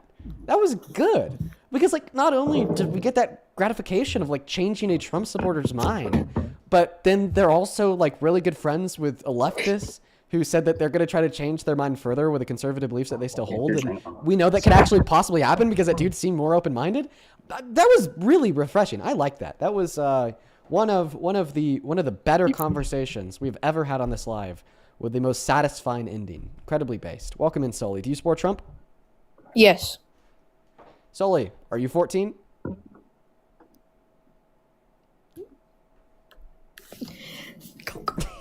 Guys, you have to be 18 plus. You have to be an adult. We're looking to talk to adults. Follow the rules, please. Thank you. We're going to go to get that next guest loaded up into the box. Blue Girl, appreciate you for that galaxy. That is beyond kind of you. And this just came in on PayPal. Thank you, Cammy, for the $25 donation. Who says, I love it when you change minds. Very satisfying. Yes, Cammy. Thank you. Thank you for the $25. I really appreciate you for the love and support and for the kind words. Let's get 250 W Cammy, CAMMI, down below in that chat. I'm very, very grateful for you. Also on PayPal, also Danny, thank you for the $10, who says, I love watching your streams. Thank you. Thank you, Danny. Appreciate you for tuning in. And then one more on Venmo from KKAE. Thank you for the $10, who says, yesterday a gentleman tried to say that you're too young to speak as you do. Wait, I already thanked you a while ago. Okay, so I guess thank you again. I appreciate you guys. All right, we're going to go to get that next guest loaded up into the box. Right now, we got Lucas connecting. Chat, how we doing today? Let me know how your day has been so far down below in that comment section. How's your weekend going? Do you guys have any plans? Let me know. Hi, welcome in. Do you support Trump? No, I just want... All right, appreciate you for coming up, dude. We are just looking for Trump supporters. If you guys want to know what the rules are to join the queue, take a look at that phone screen. Take a look at that phone screen. There was somebody in the queue that I wanted to have up, but I don't see him anymore. Hi, welcome in. Do you support Trump? Yes, I do. And how old are you? 19. I think those pitties are a little bit too big for your face there, brother. Okay, I guess you took that personally because you left. Damn. Moving on to the next guest right now. Only up inside of the queue if you happen to be MAGA. Holy shit. All right, let's go and move on to the next guest. Who do we got? Rebecca McCalls. Loaded up into the box. Thank you for the $5 on Super Chat. Fruit, who says that's how every reasonable person should react to hearing that information. W. Dean and W. Caller. W. Productive discourse. Yeah, that was very productive. Very productive indeed. All right, we got the next guest loaded up into the box right now, but it doesn't look like they are connecting. All right. We got... What? Hello, do you support Trump? Yeah, How old are you? 25. Okay, Rebecca, can you just quickly, don't leave the live, but could you just swipe in and out of the TikTok app real quick? There's something glitching on your account. What you mean? It's just like a front end glitch. Could you just swipe in and out of the TikTok app on your phone, hit the home button, then go back into the app? Yeah, one sec. Thanks, Rebecca.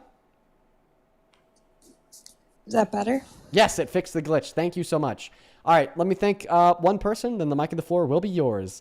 Caroline, thank you for the $20 donation on PayPal, who says, W for you. I'm very happy that you have these people among the Looney Toonies too. It's important to see that it's productive and effective. I know that last convo was a really good example of just how effective what we do here is. Thank you for the $20, Caroline. Let's get 200 W's for Caroline in that chat. And let's get another 250 W's for Daniel in that chat, who sent a $25 donation on PayPal. Thank you, Daniel. Daniel says, yes, W's for Dean. I bet my kids that this guest was going to go down a rabbit hole, but it caught me by surprise by changing his mind. I know when he first came up, he was just swinging all the talking points. I thought he was going to be a bit of a pill as well, but he wasn't. Thank you. Rebecca, why the hell do you support the worst president of your life, Mr. Dipey Don? I don't really got a reason. Same reason why he's doing things for us. I'm just taking a moment to try to interpret what you just said. So I would take the statement to mean that you support Trump because of what he's doing for us. What is he doing for us? Nothing. Okay, so he's not doing anything for us. So then you shouldn't support him, Rebecca. Why? Because he's not doing anything for us. That's not a good enough answer. Okay, what about the fact that he's a rapist? What about the fact that he's a sexist? Yeah, that too. I don't know. Isn't everybody who's in politics? No. I can't say that. I do not think that every politician is a sexist rapist. Trump is probably the worst, but who cares?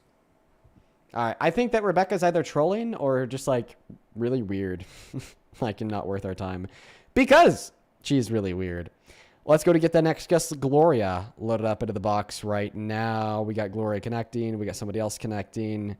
Who else we got? Welcome in. Do you support Trump? What's going on, Bobby and Chase? Do you support Trump? One piece for life. Okay, we got M for life, 2IAB connecting. Still trying to find the next Trump supporter, folks. I do apologize. Everybody just give it a moment. The Trump supporters are very clearly feeling quite disillusioned today. It's pretty hard to find them.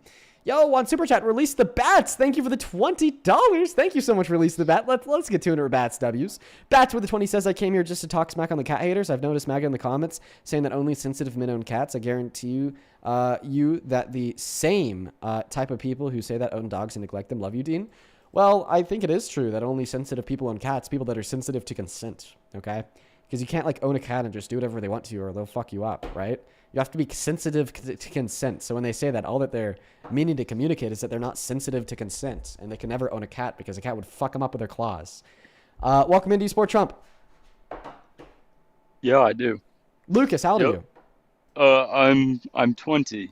And you still support him, man. Embarrassing. How old are you? Well, you just told me 20. What time is it? It is 3:23 p.m. in West Coast. Really? What Oregon. state? Oregon, actually. Oregon? Okay. Portland area. It's outside of Salem. Okay, and what time zone are you in? That would be Los Angeles, right? Right, I'm pretty What's the name sure. of the time zone? I just know it's California. But you don't know the name of the time zone? No, I don't. Go Trump. No. You know what? So I was just about to kick you for not knowing the name of PST because that's outrageous. You're probably trolling. But No, at the I'm same not. time, I'm not trolling. at the same time, you're also a Trump supporter. Yeah. And Yeah. Trump supporters are dumb. Yeah. Yeah, they are. Yeah. They are. So why do you support Trump?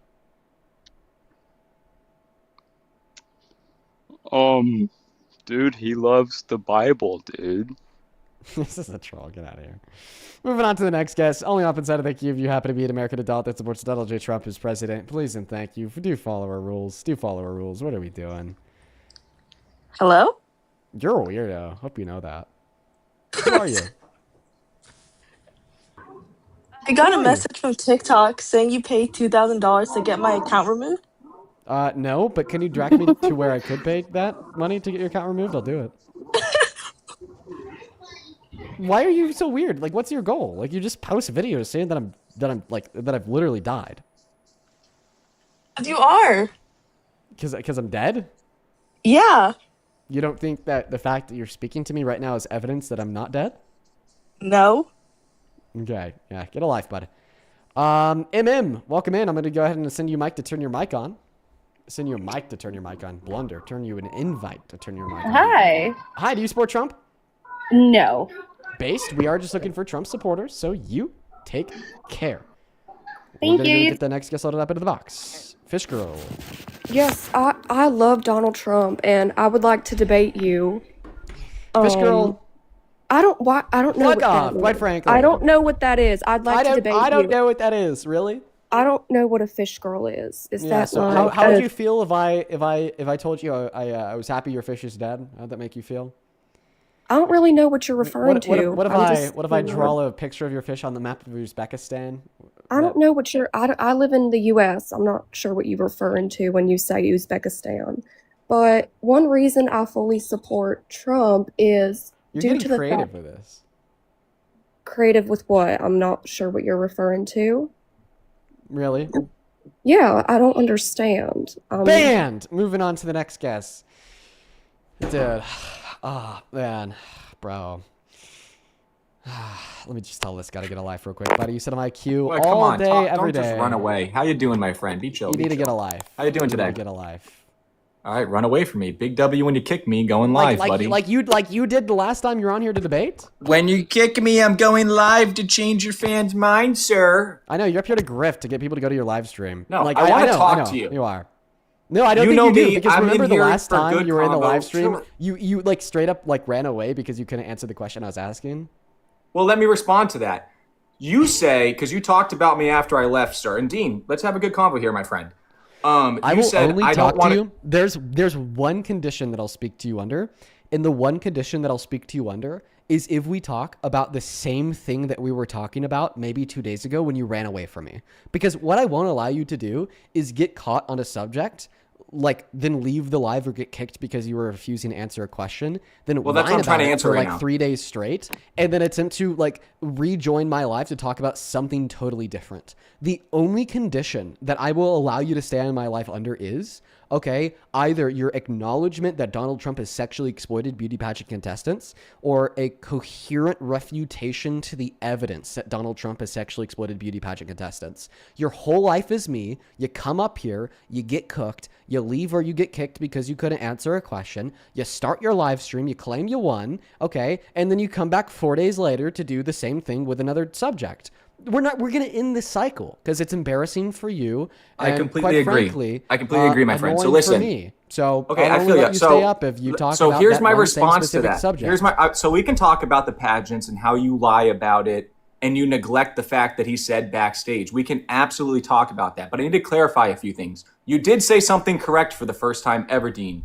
You are absolutely right. When you run for me and kick me, I'm going live on the TikTok the moment you kick me. That's what he's doing. Here's another good thing for you to know. This is probably our last conversation ever, Dean. And I wish you luck and I pray for you. And I want you to know something. Between you and I know you don't care, but I forgive you for the terrible things you said about Charlie Kirk. Me personally. Notice how I said Charlie Kirk's name at the same time you did because you're so fucking I predictable. forgive you. Dean, between you and I love him like a brother now. I forgive you. I just want you to know that. I know you don't care, but I actually forgive you. I don't think it's right what you did and said, and it's on my YouTube, but I forgive you, and I forgive... Grip the YouTube. Yeah, there you go. I forgive... He comes out here to, like, advertise the social media. All right, so anyway, you can't win a debate. Last time I was up here, you said a lot of lies after I left. Your theory is, since taxpaying American doesn't answer a question, it's a direct concession to what you were saying, as if there's no reason in the world somebody might not answer a question from you. My response to that, Daniel, is I didn't answer the question for a few reasons. One big one is you have kicked me mid-sentence multiple times while I'm up here.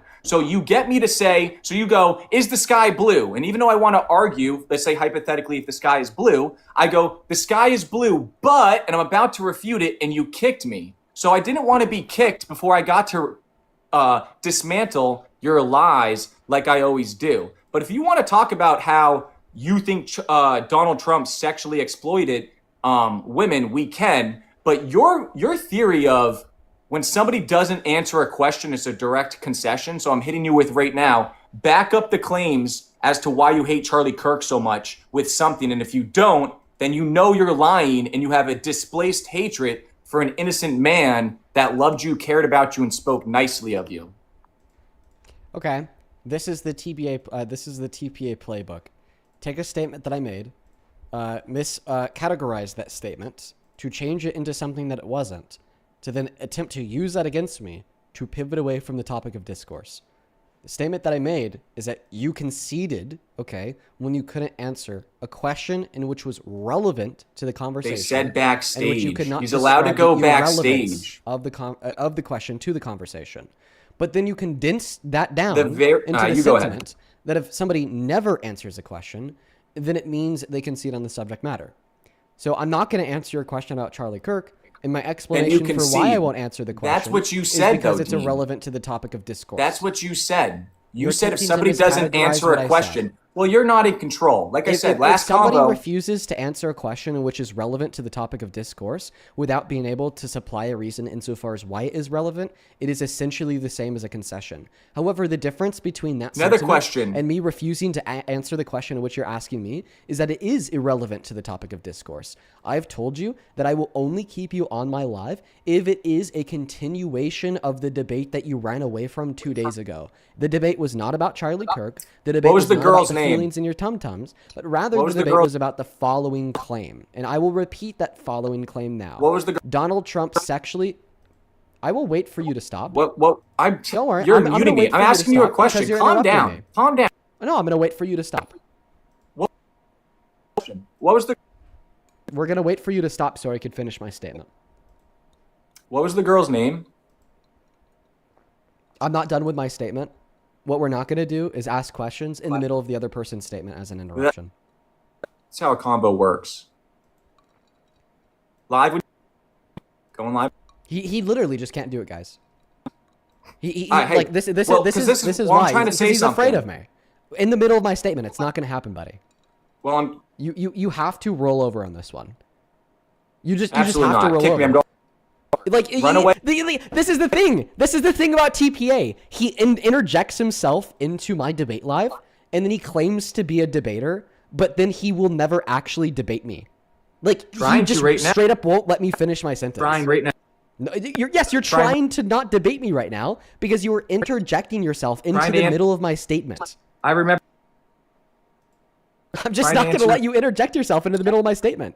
Okay, you have exactly 15 seconds to completely roll over and stop attempting to interject yourself into the middle of my statement so I could finish my statement, or you're going to get kicked. Going live. He did it. Good boy. Into the statement. Going live when you kick me, you coward. 10-0. You have. Okay, now you're back at 8 seconds. 1. Run 2, away. 3. Didn't answer a question. You're running away right now by interjecting yourself into the middle of my statement. You are running away. If you stop talking, we will have a debate. You cannot hold yourself back from shutting up. A debate is not when you chokehold people to speak the way you want them to. I'm asking you a simple question. What was the name? I remember the question. I want to answer about her. I'm going to finish my statement is what I'm going to do. She said everybody was fully clothed. She said everybody was fully clothed in the dressing room. Your claim is that. Oh my God. Are you going to let me talk though? I'm not going to let you talk because I was in the middle of my statement. You have 10 seconds to either shut up or get kicked. I will promise to let you talk when I'm done with my statement. There's no other way you're going to speak here. Yes. Do you swear on your mom's life? Duh. Okay, go ahead. All right. If you pull that shit again, you're going to get kicked. I'm letting you know that right fucking now, TPA. I am not here to talk to immature little boys. All right? And you are acting like an immature little boy. Quit the interruptions or get kicked to the fucking curb like the garbage you are. Now to finish my statement, because I only had a little bit left to share. I would like you to disprove the claim that Donald Trump sexually exploited beauty pageant contestants by barging into the private women-only dressing rooms to then look at their naked bodies, with the supporting evidence for that claim being Donald Trump's admission of guilt and corroboration of the victim's testimony. Go for it.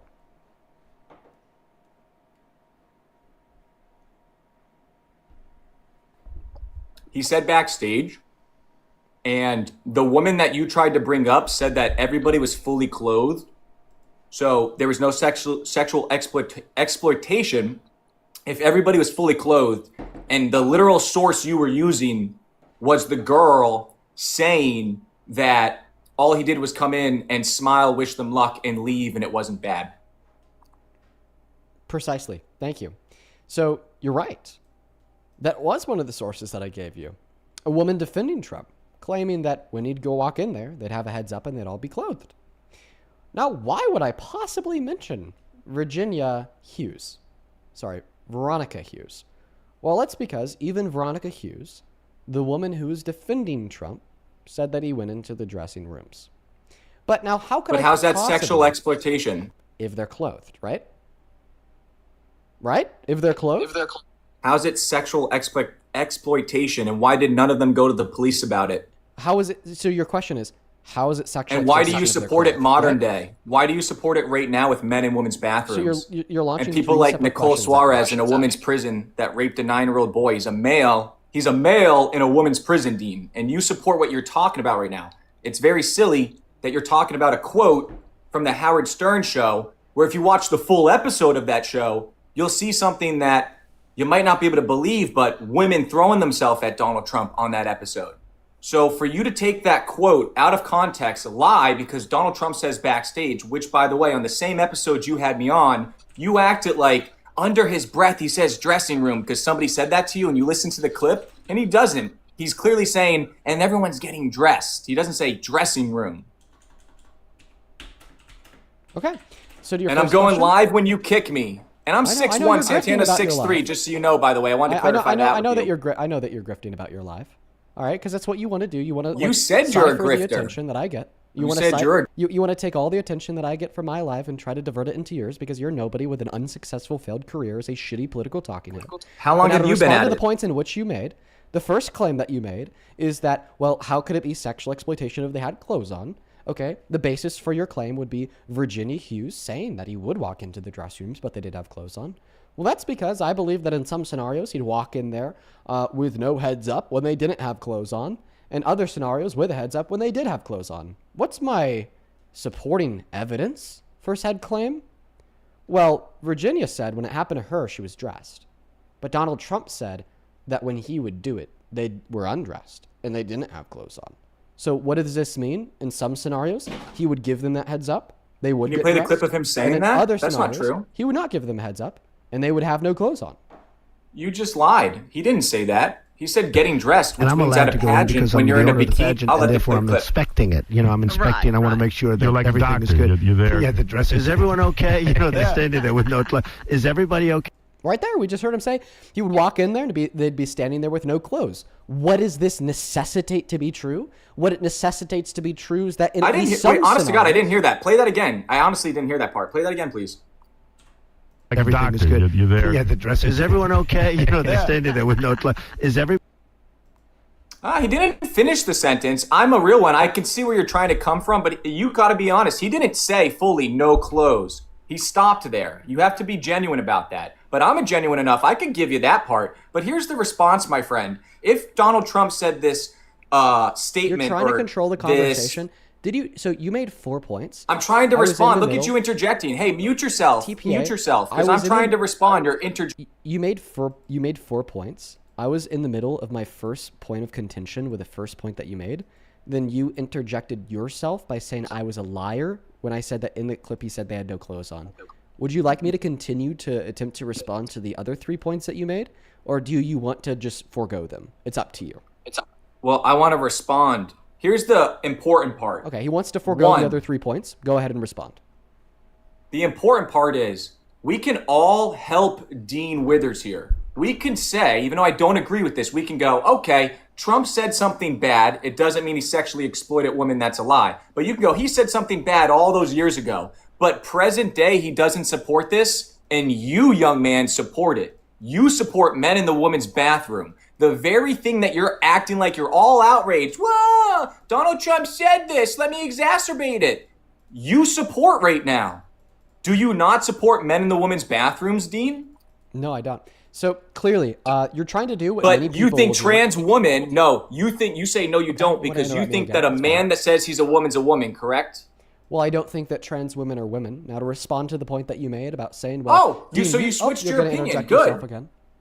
Wait, so you changed your mind. You don't believe that trans women are women anymore, correct? No, I said I do believe that trans women are women. Oh, Now, you do. I'm So just that's gonna where we interject for the fourth disagree. time. Trans women, if For the trans fourth women are interruption in women, less than 10 seconds. if by the way. trans, wait, no, prove to me, change my mind. If trans women are women, can you please elaborate on that? I'm trying to understand your claim here, because if trans women are women, why 2 words? If trans women are women, why were they men who then did stuff to try and appear as a woman? That doesn't make sense. It's still a man that's doing stuff to try and appear as a woman. Right. So you're doing what we like to call a pivot. All right. I will happily tell you why I think trans women are women and why I don't think that trans women are sexually exploiting cis women when they use the women's restroom. However, because I believe in linear dialogue, that discourse must take place as soon as the conversation surrounding the claim that Donald Trump has sexually exploited people comes to its natural end. I would like to make it clear, anybody, trans or cis, who would meet the necessary criteria to to describe sexual exploitation would be guilty of sexual exploitation. Now, the topic of discourse, okay, the point was that Donald Trump meets all necessary criteria for the definition of the phrase sexual exploitation by admitted to barging into the dressing rooms of the naked beauty pageant contestants backstage at Miss USA and so on. Now, you want to reshift this conversation into a debate about, well, is it also sexual exploitation for trans women to use a women's restroom? No, I don't believe that it's sexual exploitation. I actually think that it's safer for everybody inside of the women's restroom for trans women to The use same that thing women's you're space. claiming Trump The did. reason in which I'd argue that that is the case is absolutely irrelevant to the reasons in which Trump's we can legally describe allowed to go insofar as why backstage. Donald Trump sexually exploited beauty pageant contestants. So, like I said, I'll happily have a debate with you about why it's a good thing for trans women to use the women's restroom and why that does not fulfill the criteria of sexual exploitation. But regardless if trans women using the women's restroom fulfills or does not fulfill the necessary criteria to define sexual exploitation, Donald Trump did fulfill the criteria necessary to define sexual exploitation by abusing his position of power to barge into the private women's only dressing rooms, okay, at the beauty pageants in which he owned, to then unconsensually look at the unclothed bodies of the beauty pageant contestants. And where are the again, dressing rooms because I believe located? in linear dialogue, it is important for us to go 1 point at a time. So where are the dressing rooms located? Do you have with the point that Donald Trump sexually exploited the beauty pageant contestants at the beauty pageants at which he owned? Well, you are misrepresenting what I was saying. It's hypocritical for you to act like you care about this as you support men that have a mental disease that want to say they're women and make women uncomfortable and take advantage he's losing of this. the debate, so therefore he's talking about trans women. This is how a conversation. Dude, when you kick me, I'm going live, and I hope you come to my live. Dean, I hope you sometime down the road be brave. You can bring Parker and Santana. I hope you sometime down the road be brave and actually debate me about the point. Okay? Because when you say that trans women are mentally ill in response to me describing how Donald Trump sexually exploited people, you're then attempting to bait me into describing to you why it's not true that trans women are mentally ill. You know, like, don't donate to me. Don't donate to me. Donate at my live. If I was to like bite the hook on the claim that you just made, trans women are mentally ill, and then I start debunking that claim by pointing out the fact that there's not a single reputable institution or medicine or science in which would agree with that claim, okay, and that I was to list off 17 that expressly disavow that claim, well, then all of a sudden we're no longer debating about the claim that Donald Trump sexually exploited people at the beauty pageants in which he owned.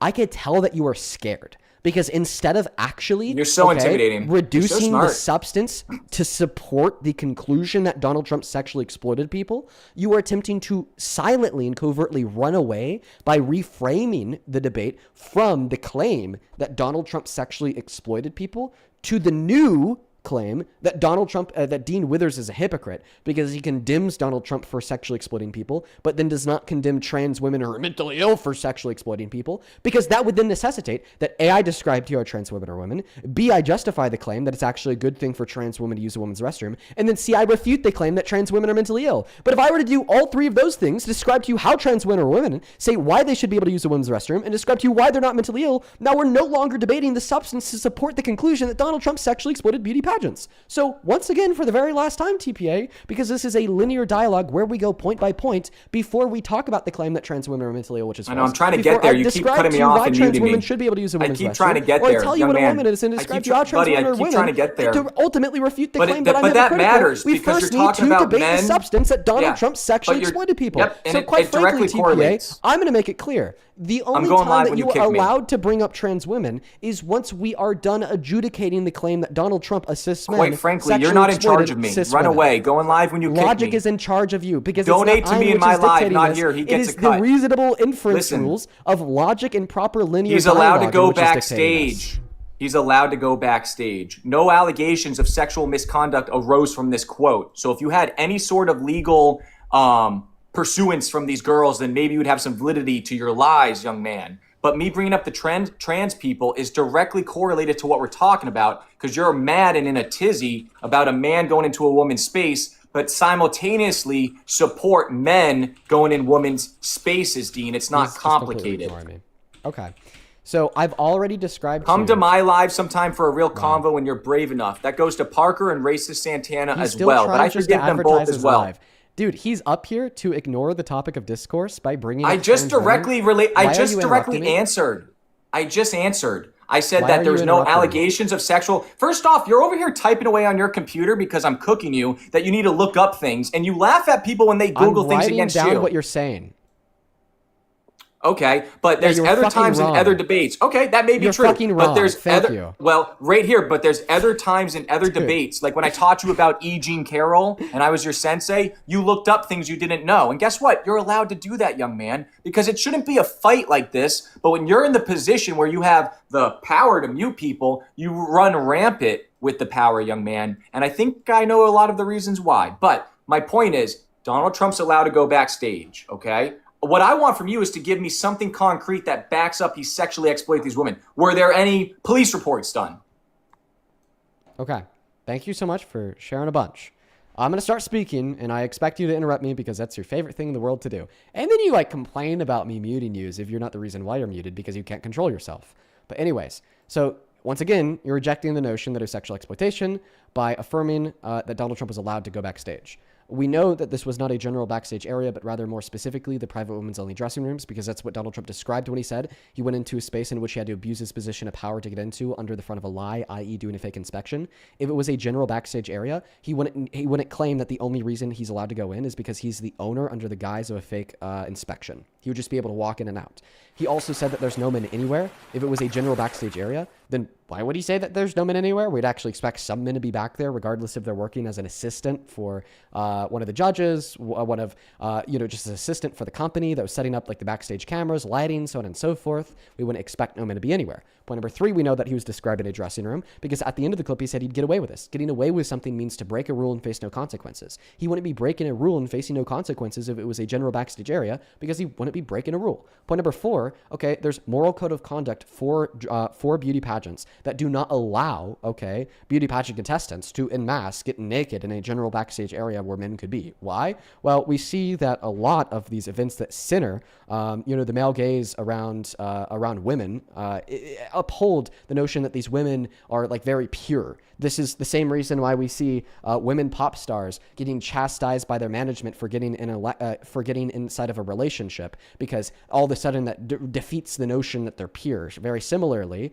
a lot of beauty pageants will uphold moral code of conduct of like not getting naked in a general backstage area because it would hurt that image of purity. But above and beyond that, not only do we know that it was wasn't a general backstage area because of all the things that Donald Trump described, but also because of all of the women that could recount this experience described. Okay, every single woman who respond to requests for interviews saying that they remember that what Donald Trump had admitted to on Howard Stern's radio show said that it happened in the dressing rooms. Even the women that defend him, like Veronica Hughes, who responded to a request for an interview saying, yeah, I remember Donald Trump walking into the dressing rooms, but Donald Trump meant no wrong. He didn't do anything wrong because he sent his assistants in ahead of time to make sure that we were all decent. If you accept Veronica Hughes' testimony, then you are accepting that this did not occur in a general backstage area, but rather occurred in a private women's only dressing room. Now, I threw a lot of information at you, and I know that you like to wiggle your way out of the corners that I put you in. So no, I wrote them all down.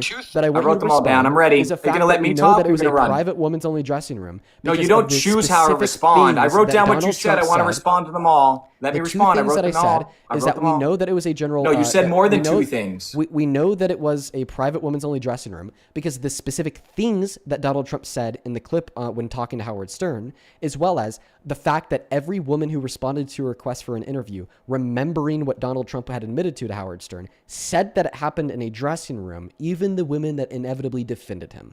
Those are my 2 points. Go ahead. Okay, so first off, the quote refers to the adult pageant, not the teen pageant. Dean's lying and conflating it to mean the teen pageant. When he says the women that remember him coming in a dressing room, he's referring to teen pageants. So right there, it's already a different universe than what we're talking about here. He's completely lied to get into the situation, but I can still refute it. He also neglects and omits the information of, out of the 15 they got a hold of, 11 said they don't remember it happening and it would have been impossible to miss. That leaves you with 4 people, 2 calling it creepy, 1 saying it was entitled, and then the one that you keep talking about, actually no, she came out later, and then another one that said it wasn't creepy. The one you keep talking about, the reason it disproves you is you act like there was sexual misconduct, even though she says that didn't happen. So you're literally using a source that stops you. Another point you said is he's breaking a rule, therefore he got away with something. No, I'll give the 13,000 viewers a real life example here. And again, when he kicks me, I'm going live. That's not grifting. I'm just trying to do what Charlie was doing. Don't donate to me. Donate in my own live. Don't donate now. He gets a cut. Now, I know, not in it for the money, but that's too. Important. Now, Daniel, you admit it, you're a grifter. You talked to me one time and said, I'm the biggest grifter. Well, that's why I forgive you, is I don't believe you believe this stuff. I now know you're in it for the money. By the way, you said all MAGA are dumb. Are you referring to your parents when you said that? Now, so true. He said he's breaking a rule and got away with, so you think your parents are dumb? On God. You do. Wow, that's messed up. I like your parents, though, and I like you. I forgive you, like I said. So here's how him saying, I got away with that, isn't him inferring breaking a rule. Watch this. 1, he's legally allowed to go backstage where the dressing rooms are as well. Backstage. Legally, he's allowed to do that. Here's the example, Dean. Dean, if you work in maintenance at a gym and you need to go in the women's locker room to fix a light bulb, and you put up a sign that says there's a male worker inside the women's locker room, and that male worker goes in there legally to fix the light bulb, and a woman walks up and reads that sign, and she chooses to go in there, and she gets changed right in front of the male worker, and he comes out and says, Dean, I saw a beautiful girl while I was working in there, and I got away with that. He didn't break a rule. He got away with seeing a beautiful woman while following the law and doing what he needed to do because she consented to it happening, just like pageant contestants. And Dean, I know you can't do it, but reset, my guy. It doesn't have to be like this. Charlie did not need to be assassinated. Chill. Just chill, brother. He's just losing. The contestants, no, you're freaking out all the time. And you brought it to this level by muting me so much. The contestants agreed to that possibly happening when they signed up for the pageant. You might not like it, but he's legally allowed to go backstage. That's another point. I said to you, no allegations of physical contact or coercion arose from this specific quote. And you did not refute that. You sidestepped that. So that's a W for me.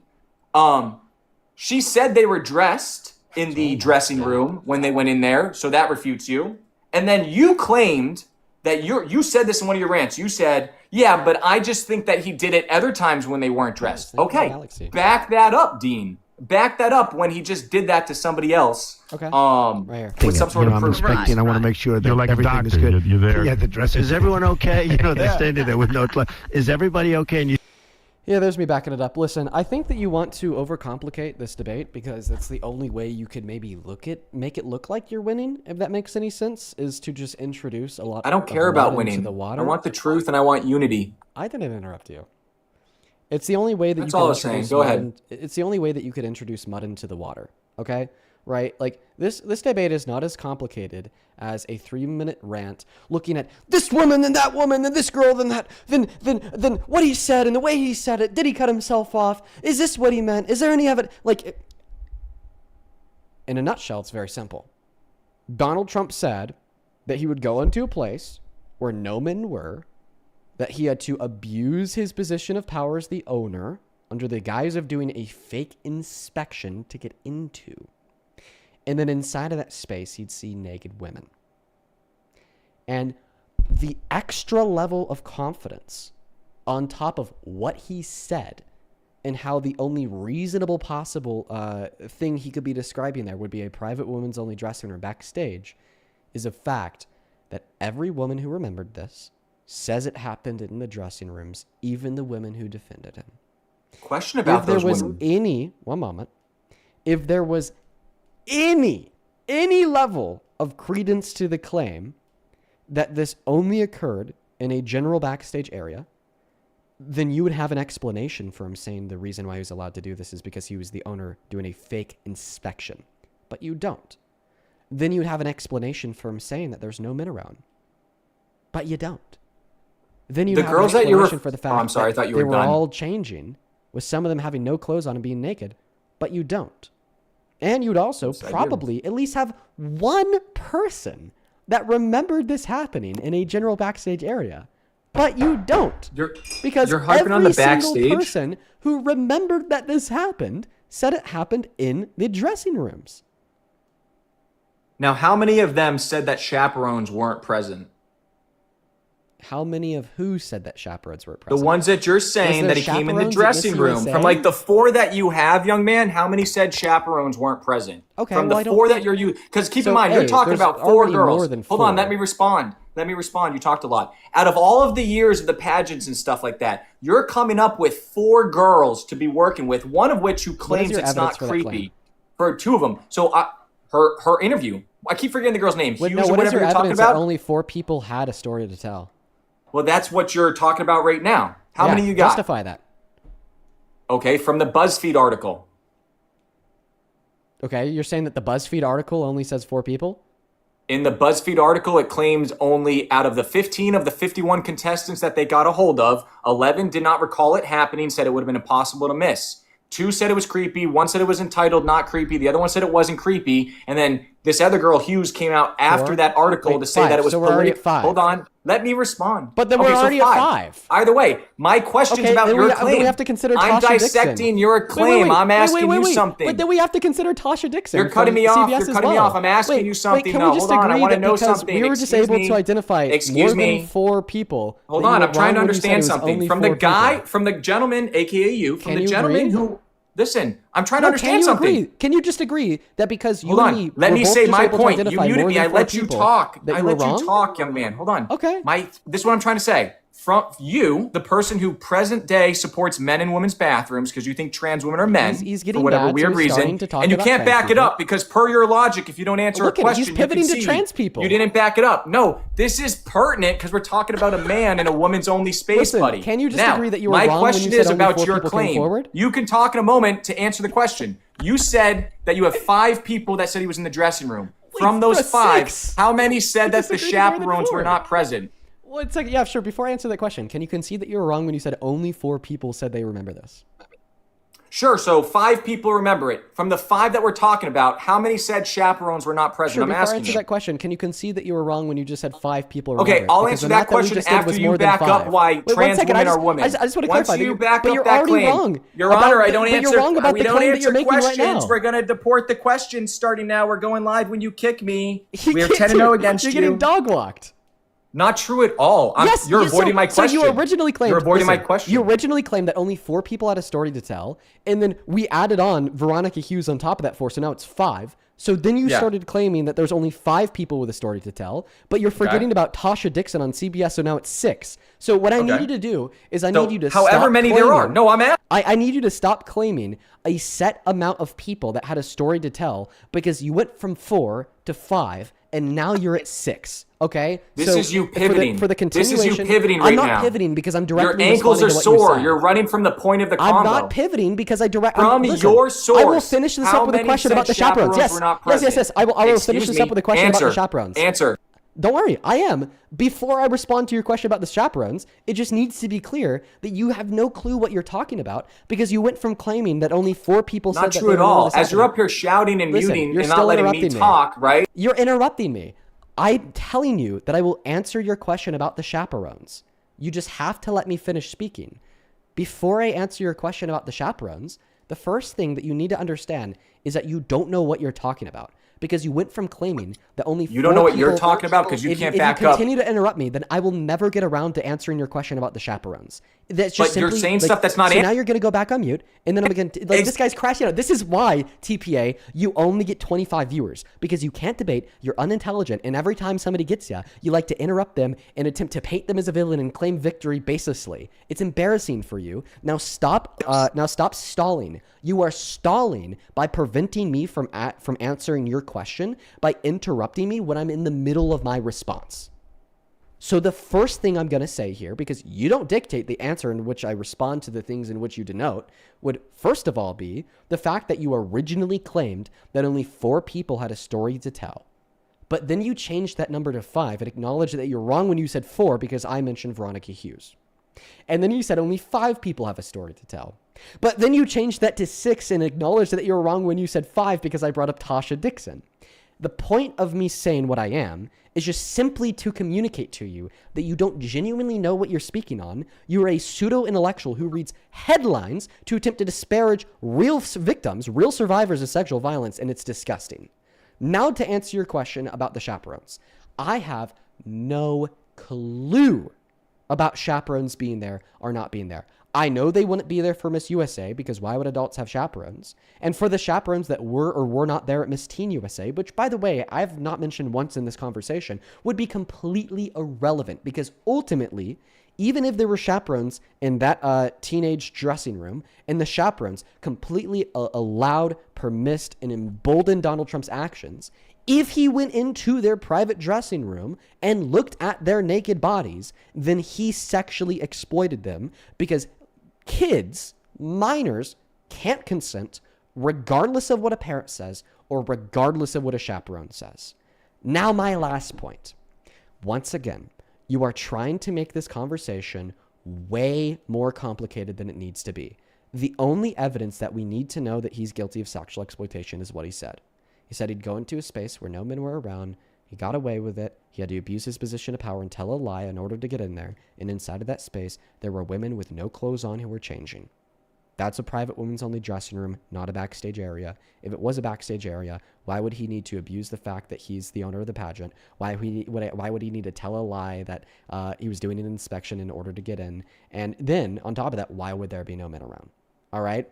And then, once again, the nail in the coffin here is there's not one person from any of the beauty pageants that he ever owned that claimed they would get dressed and naked in the general backstage area, and then Donald Trump would walk in on them. Every single woman and girl who had a story to tell, including those that defended him, said that it happened in the private women's only dressing room. At this point, the mic and the floor are yours, but for everybody watching, I expect this motherfucker to take the very simplistic reduction that I just gave of the very simple evidence and twist it into a million different ways. He's going to try to find as many things to say, off topic or on, mentioning trans people, mentioning the chaperones, because he does not want to address the legitimate meat on the bone. Go ahead. Okay, so again, I forgive you for the swears and the name calling there, as I've forgiven you for all the terrible stuff you've said and done about Charlie Kirk. So you said you didn't know anything about the chaperones. So using your own logic, you don't know what you're talking about. You know nothing about the chaperones, okay? Quite a few of them said chaperones were present. You knew nothing about the chaperones. You're trying to take something and completely spin it into a different galaxy of what is actually going on. I have a question for you real quick before I continue. What were the ages? What were the ages? Yes. None of that you responded neglected to anything that I said. When I said no allegations of physical contact or coercion arose from this quote, you didn't respond to that. You have yet to respond to that. I'll respond to that so right now. I'm asking you again. Listen, but no, I have a direct question. I have a different question. I wouldn't expect allegations of physical contact to arise out of a form of sexual exploitation that did not involve physical contact. As far as I know, I don't have any evidence that he touched them in the dressing room, but I'm not arguing it was sexual exploitation because he touched them in the dressing room. I'm arguing that it was sexual exploitation because he unconsensually looked at them in the dressing room. Look at that. I'm directly responding to what But if they knew he was coming in, then they consented because the chaperones told them he was coming in. So if they weren't comfortable, they could have walked out because they knew he was coming in. But you can't talk about this using your own... Can I talk? Could we agree that only minors would have chaperones? Can I talk? Well, that's my next question. What were the ages? Well, I'm trying to ask you a question. I'm trying to talk now. I let you talk. Thank you. You might hate me. I don't hate you. I don't. I pray for you. I like you, Dean. Well, I don't hate you. I'll say that. I don't hate you. And I appreciate you in some ways. And I view you more of a human these days. But listen, my friend, my question to you is, what are the ages for the teen pageant? And then I want to say more, but I'm just asking, what are the ages for the teen pageant? Okay.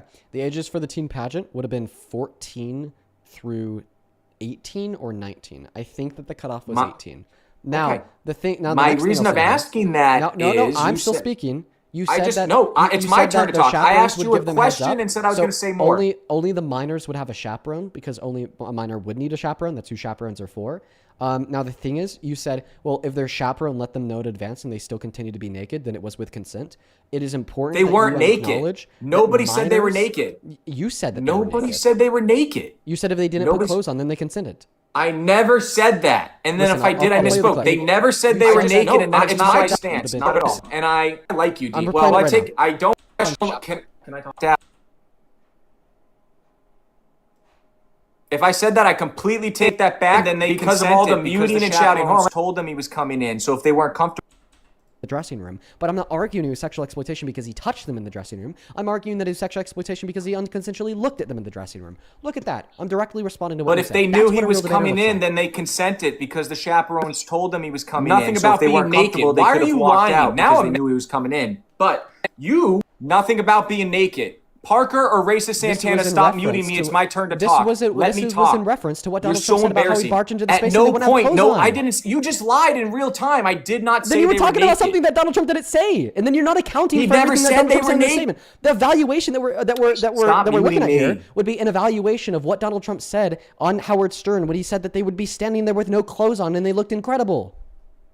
He never said they were naked. I never said they were naked. If at any point, let me talk. When you have no clothes on, are you naked? Is it that, well, if you're in a bikini and you're putting a robe on, you're getting dressed, are you not?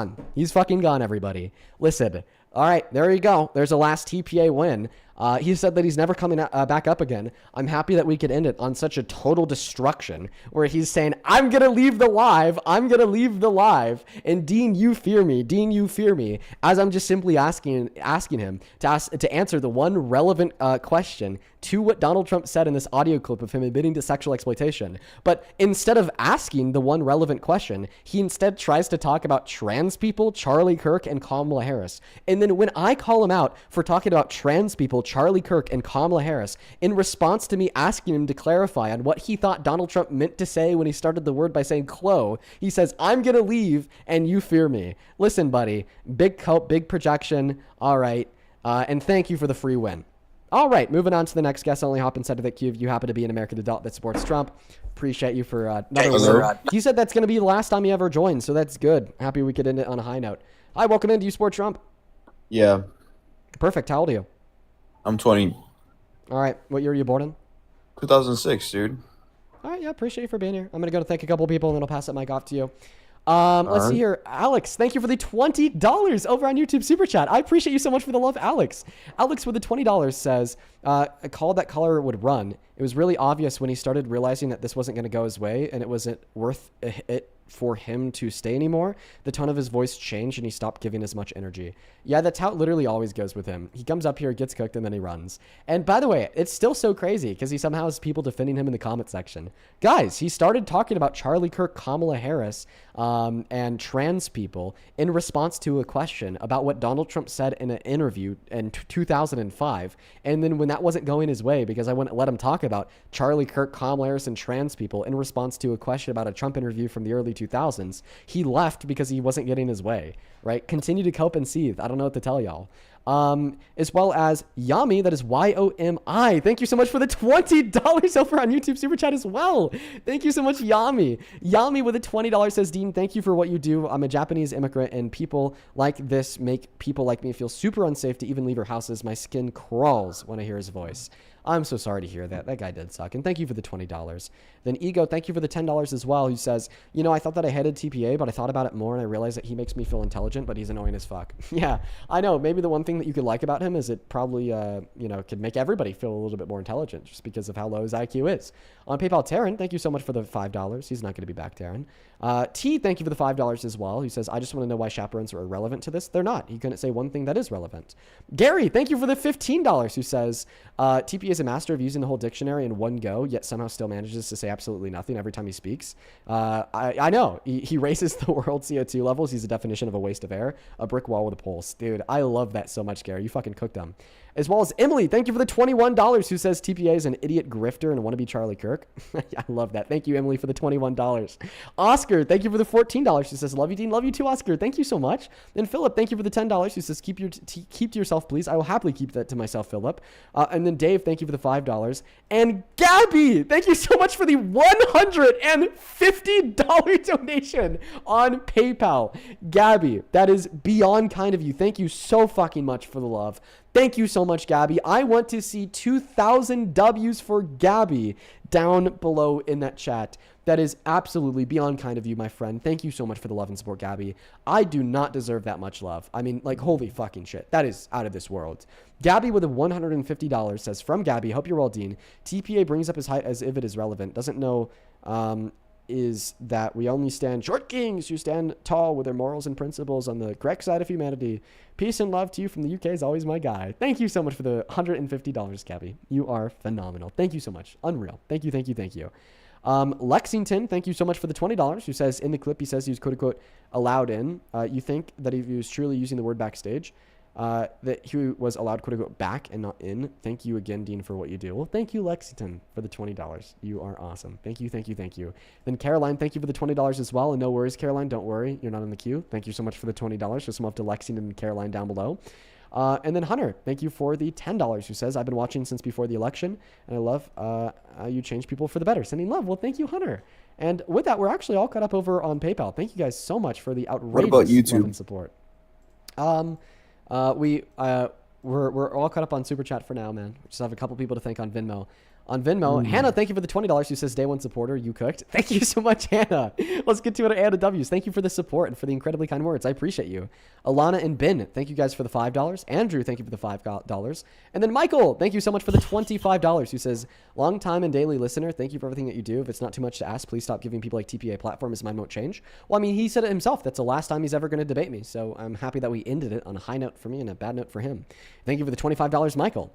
Jose, thank you for the $32 and the 32 cents who says, for Dean, pageant contestants do not agree to have a dirty old man look at them naked. MAGA are pretzels twisting to rationalize in donuts. Their souls have a big hole in the middle of them with no ability to empathize. Thank you, Dean. Well, thank you, Jose, for the $32 donation. You are awesome, my friend. Thank you, thank you, thank you. Show some love to Jose down below in that chat for the $32. Thank you so much. Then Jocelyn, thank you for the $10. I appreciate you. And then Lily, thank you for the $1. Morgan, thank you for the $5. Amanda with the $10. Thank you so much, Amanda. And then Ben, thank you so fucking much for the $52 donation on Venmo. Oh my God. Thank you so much, Ben. Let's get 500 Ben W's down below in that comment section. That is a shit ton of money, my friend. I don't deserve that. Thank you so much for the love and support. Show some love to Ben down below for the $52 donation. What the hell? Then same thing to Ashley. Thank you for the $10. And then Reese, thank you for the $10. We are all caught up. If you want to support me, you can find the Venmo and the PayPal in the link tree in my bio on TikTok, pin message over on YouTube, and right there, Dean Withers without the E. Really good way to ask a question or to get a message across. Appreciate you guys. Looks, Max, tell us why you support Trump. Wait 1 second. I'm going into a different room. One second. Okay. I guess. Can you hear me now? Yeah. Why do you support Trump?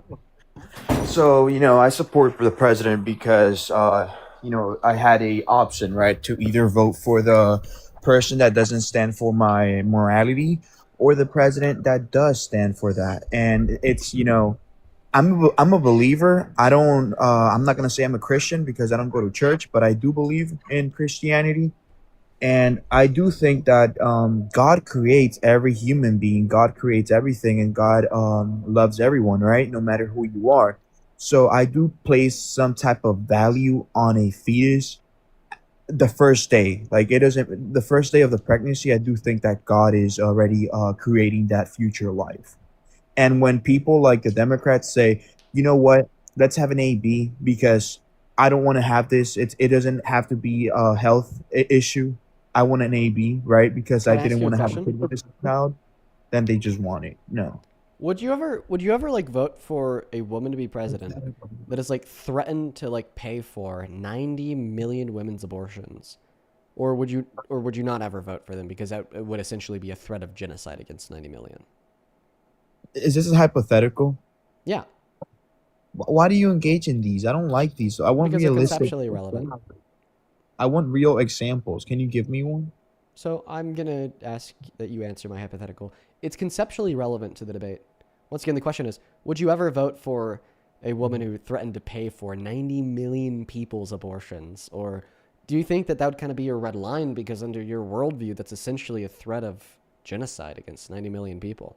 Without reason? Yeah, I wouldn't. Okay, so the thing is you've played yourself because you just told us that you never vote for somebody who threatened to genocide 90 million people.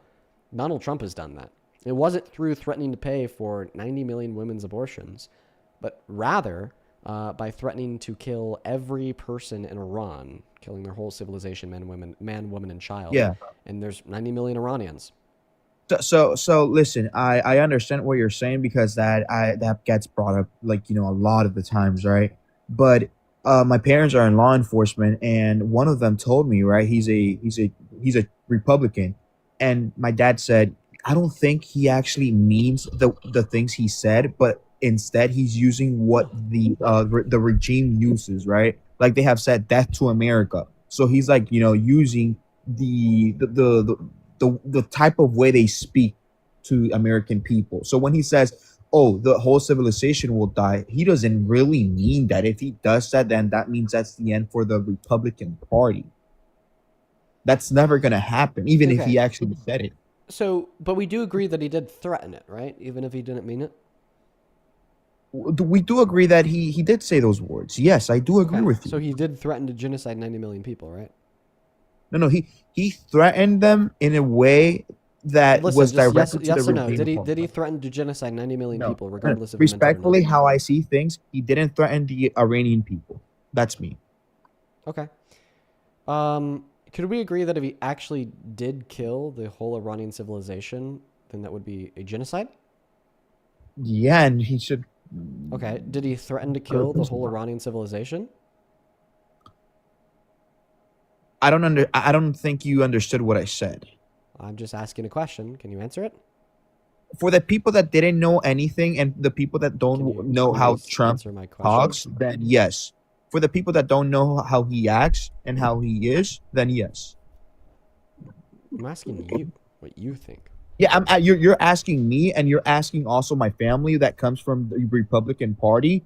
Yes, we know why he did that, and I can tell you the reason. So we're not talking about why he threatened to genocide. I'm just simply asking you, can we agree that he did threaten a genocide? I agree that he posted that. Yes, I do agree that Okay. he posted it. So in the post that he made, did he threaten to kill the whole Iranian civilization? Yes, but he was not being realistic. Okay, so yes. So you just accepted that yes, he did threaten to kill the whole civilization. You also accepted yes, if he actually did kill the whole civilization, that would be genocide. So in other words, you accept that he did threaten genocide. Now, you're equivocating here because you are rejecting the notion that he threatened genocide by arguing that he didn't mean it when he did. Okay? But it being a baseless threat is different from it not being a threat at all.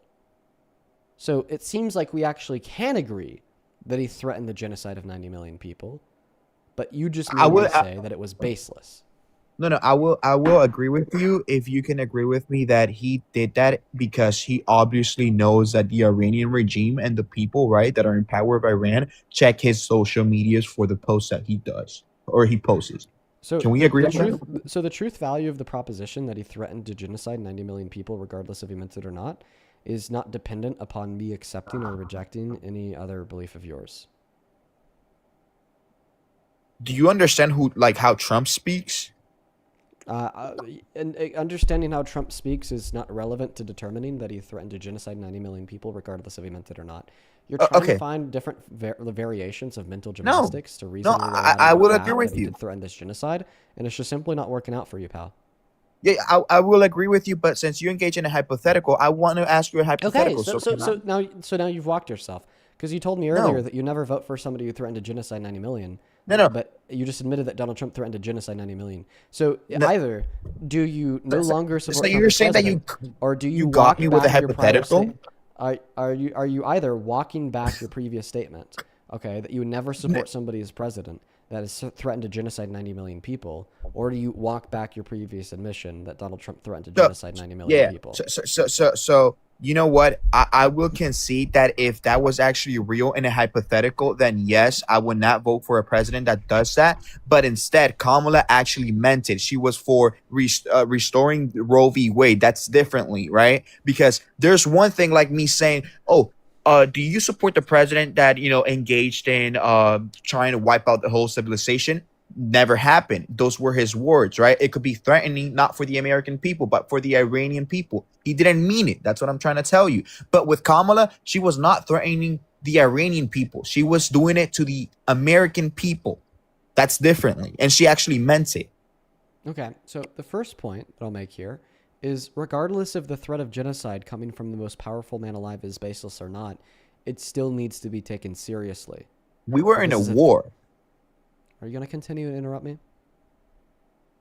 A war that Donald Trump started because of his own incompetence. A war that Donald Trump started on a lie. A war that Donald Trump started because of pressure from a genocidal ethno-state. Okay? So the whole we are in a war excuse doesn't fucking work because it doesn't matter. Okay?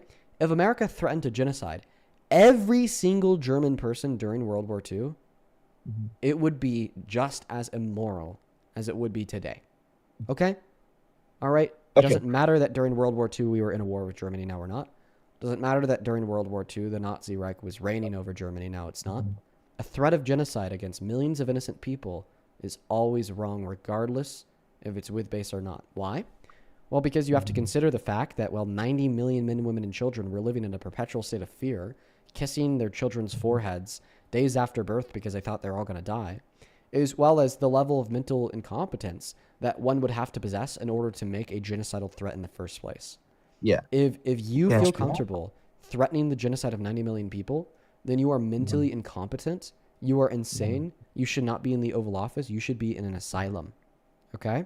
Whoa. Now, secondly, you went on to suggest that Kamala Harris wanted the genocide of millions of people too, and then you I never compared- said that, sir. Sorry, you don't did. say that I never. Yes, you did. No, You no, said I Kamala never Harris actually said meant it. genocide. I said Yes, you did. Kamala Harris actually meant to restoring Roe v. Wade. And why did you? Are bring you that saying up? that Roe v. Wade is genocide? That's what you were saying. Why did you bring that up? Relative to what? No, because you didn't want to talk on the first point I made. I never talked No, about Trump. the I said reason why you brought Roe v. Wade up is because you were making an argument that Donald Trump didn't mean it when he threatened to No. genocide the Iranians. So you forgot But my Kamala first Harris statement. did mean it in reference to bringing back Roe v. Wade. The So- only way that her bringing back Roe v. Wade, okay, could Mm-hmm. serve as a fair, analogous,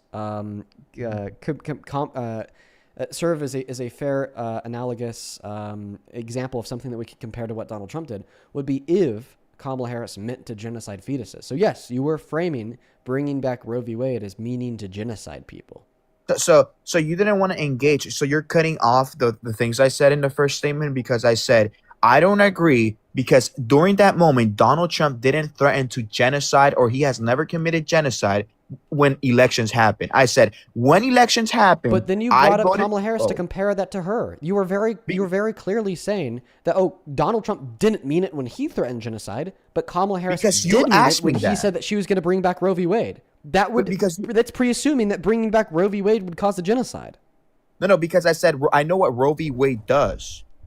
Do you agree that when you said Donald Trump didn't mean it when he threatened genocide, but Kamala Harris did mean it when she said she wanted to bring back Roe v. Wade? Because you made me presumes engage that in a bringing back hypothetical. Roe v. Wade would be a genocide? You made me engage in a Can you just answer hypothetical. my question? Can you agree that this would pre-assume that bringing back Roe v. Wade would mean genocide? No, I never even made the comparison. So then why would you compare Donald Trump's threat me to Donald speak, Trump's support of Roe v. Wade? If her support of Roe v. Wade isn't tantamount to support of a genocide, then what comparison lies in between Kamala Harris's support of Roe v. Wade and Donald Trump's threat of genocide in Iran? Literally, just tell me, what's the comparison? Because if the comparison is not two threats of genocide, one that you're arguing is meant and the other that you're arguing is not meant, then what is the comparison? I can't even speak. Just I tell me can't what the even comparison speak, my was. guy. Can you clarify what the Okay. comparison was? Yes. Good. This is how you think you beat people seriously. This is very childish because I'm letting you speak and you made me engage in that hypothetical. And I told you, Dean, I don't want to engage in a hypothetical. And you said yes. And your hypothetical was if Kamala threatened to unalive 90 million babies, would you still support him? And will you still support her? And I said answer no. the question. Oh, that's how you made me engage in Donald Trump because you He's said, not oh, answering Donald the question. The question is, okay, what were you comparing when you said Donald Trump didn't mean it when he threatened to genocide the Iranians, but Kamala Harris did mean it when she said she supported bringing back Roe v. Wade? The only comparison that I could think of there would be you assuming that bringing back Roe v. Wade would be a genocide. No. Okay, so Then what was the what comparison?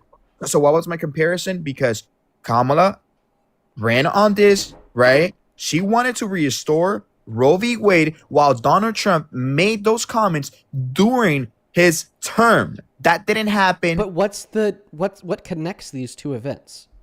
What connects these two events? Yes, because you compared one to the other. So what's the comparison evaluating? So the comparison is that one had no value and the other one had value because we can say that when Donald Trump made those threats, nothing happened when he gave that deadline. When Kamala said that, we know it was going to happen through an executive order. That's a difference. And I didn't want to engage in a hypothetical. How is bringing back Roe v. Wade comparable to a genocide of the Iranian people? So you cannot even engage. You cannot even ask me this because this never happened. So it has no value. I can say I'm going to unalive people and that I'll was the never comparison happen. that you made. You said Donald Trump actually never that. did this thing. Okay. Yet Kamala Harris actually would have done this thing. Okay. But how So- are okay. these two things comparable? Like bringing back Roe v. Wade isn't comparable to threatening or actually genociding 90 million people. What's the comparison? Like Okay, Kamala Harris run on bringing back Roe v. Wade? Fucking based? Hell yeah. Let's go. This is how you win. What does this? What does this have to do at all with Donald Trump threatening genocide? There's just no connect. Like, imagine that you said, "Oh, like Donald Trump didn't mean it when he threatened to genocide Iran, but Kamala Harris did mean it when she ran on tax cuts for the middle class." Okay, what did tax cuts for the middle class have to do with the threat of genocide in Iran? Like, what? So first of all, this comparison that you're giving me right now, can we agree that this? You gave me this comparison. I didn't give you this comparison. You gave it to me. Oh, the example I gave you in the first, to begin with, you didn't want to engage, was that my moral values, I think that God creates life in the first day, and you made me engage in a hypothetical. What does this have to do? Why did you compare these two things? All that I'm trying to figure out here is what is the comparison between these two things? The comparison is that I don't agree with APs, and Donald Trump doing this was of no value because nothing happened. That doesn't describe what the relevant similarity is between these two things. So why does it have to be What you're trying similar? to say the relevant similarity is that if Kamala Harris actually re-signed Roe v. Wade into a place, then we'd see a genocide of fetuses. No, never did that. I never engaged But in that's that. the only way these two events could be compared. Why are we comparing these two events? Because you wanted to compare them, right? Be honest. Listen, because under your view, it'd have to be true that would have to be a genocide. But then you're saying, no, that's not a genocide. But now you're saying, oh, well, Donald Trump didn't mean it when he threatened to genocide Iran. But then Kamala Harris did mean it when she ran on Roe v. Wade. Okay, well, if running on Roe v. Wade isn't genocide, then these two things aren't comparable, nor do they have any relevance to one another. You're just, listen, buddy, you're just lost. You're just simply lost. No, Dean. I don't know if I want to continue to go Dean. down this rabbit hole with you of trying to describe to you why Now you're you lost. mute people? Because you don't know why you're lost. Now Okay, you you're mute just literally so lost. You're just lost in commotion. let me now speak, check this out. Check this out. projecting. Abortion is based. You're projecting, Dean. Seriously, I respect you, but right now you're acting like a child because I'm letting you speak. And the only comparison you're making of ABs being genocide to Donald Trump making these comments is because you made me engage in a hypothetical. And I told you I don't want to engage in it. And you said no because they're identical. And I never said, oh, ABs are genocide. You were the one that made that comment. Do you agree with me? Okay, so what I asked you is, well, would you ever vote for somebody, who threatened to pay for 90 million abortions because that's essentially genocide under your view because you're pro-life, and you said no, you never vote for somebody that would threaten to pay for 90 million abortions. Then we reduce that down to you admitting that you'd never vote for somebody who threatened to genocide 90 million people. But then I brought up Donald Trump's threat of genocide against 90 million people. Now, then you start rejecting that abortion is genocide, and then you start ignoring the fact that you said you never vote for somebody who threatened to genocide 90 million people. So, okay, and this is the difference, right? When I gave you that example was during the election, right? You're giving me an example of a president that I voted for that made a comment during his presidency. So what do you want me to say? I don't support him no more because he made those comments that had no value? Not exactly. Wait, why don't you think that threatening to genocide 90 million people has any value? What? Because I knew, since I told you, the people that don't know obviously were confused and probably thought it was real. But since I support the man and I know how he acts, I knew that he didn't mean it. He was only talking to the It still has Iranian value if he regime. doesn't mean it because it still scares the shit out of people and demonstrates him to be a brutalistic authoritarian who's willing to threaten genocide to get what he wants. Even if he doesn't mean it, it still matters. Okay, so what do you think? Okay, Like, how I can crazy agree. do you have to be I can agree. to I threaten can a agree that genocide the- to get what you want? No, I can agree that the Iranian people probably felt scared because they know Trump, makes some Would crazy you ever comments. I threaten can to agree rape a with you. child to get what you want? What are these hypotheticals? Answer the question. Would you ever threaten to rape a child even if you didn't mean it to get what you want? Why are you making this insane hypothetical? You know the answer to the question is no. You know the answer to the question is no. You know But that why you do would you never make it threaten to rape a hypothetical? child So even if crazy. you didn't mean it to get what you want. You also know that no sane person would ever threaten to rape a child even if they didn't mean it to get what they want. Very similarly, no sane person would ever threaten to genocide 90 million people, including millions of children, to get what they want. Both child rape and genocide exist in a tier of incredibly perverse immoral actions that we wouldn't even threaten to do them even if we didn't actually want to do them in order to get what we want.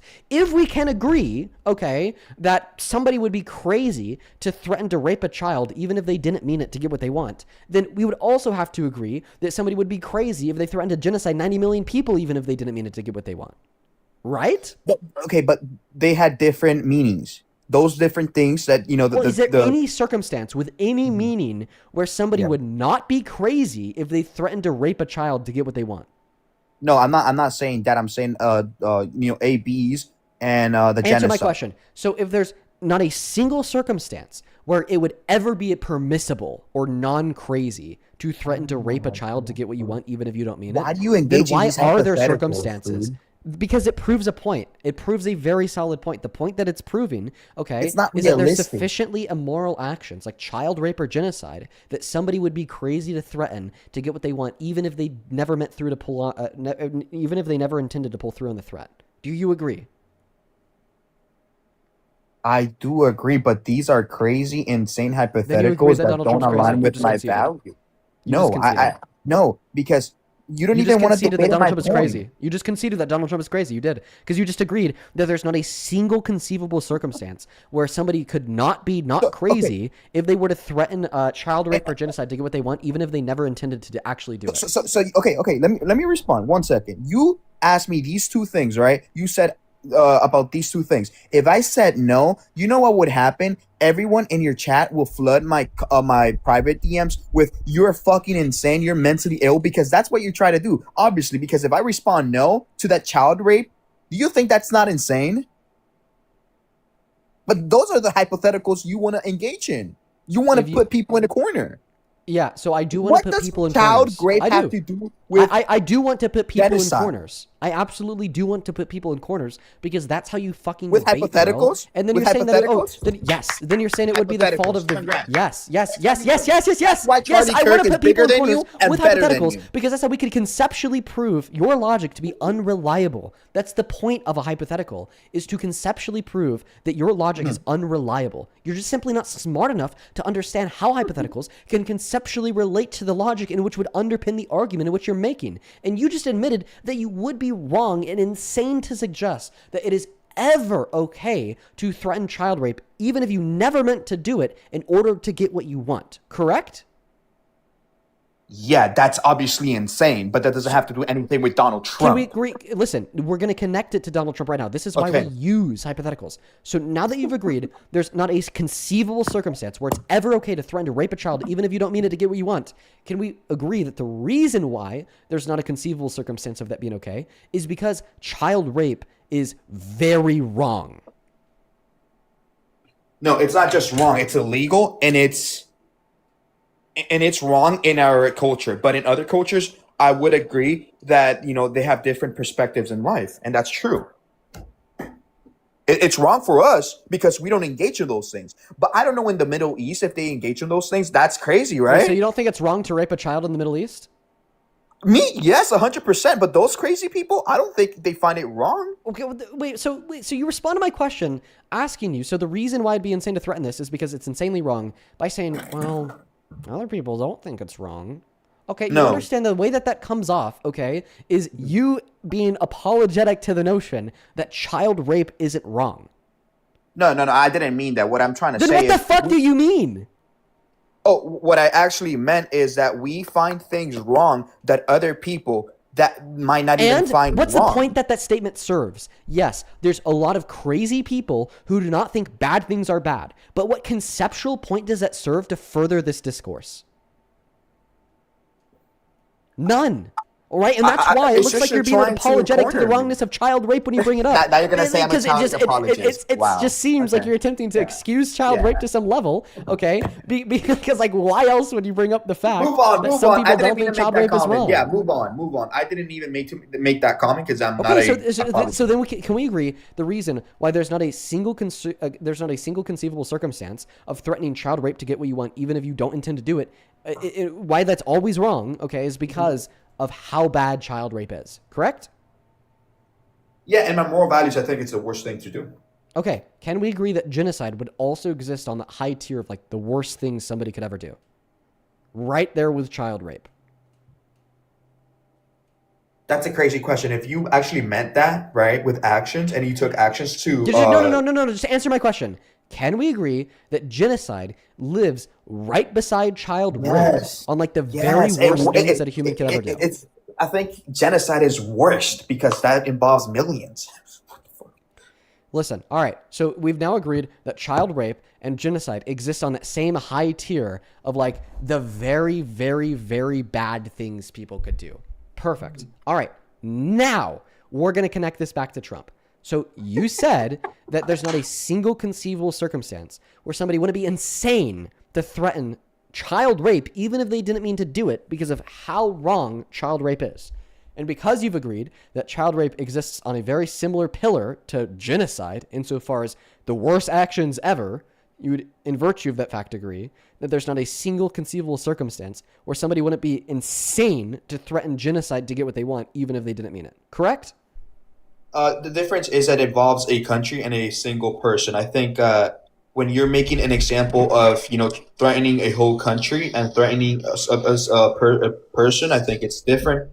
I can prove that it's not different. If Donald Trump threatened to rape a bunch of Iranian little girls, if the IRGC didn't give what he wanted to them, would it therefore be permissible in that circumstance? Because he's not making the threat against any one unique individual, but is rather making the threat against a country in reference to that country's individuals.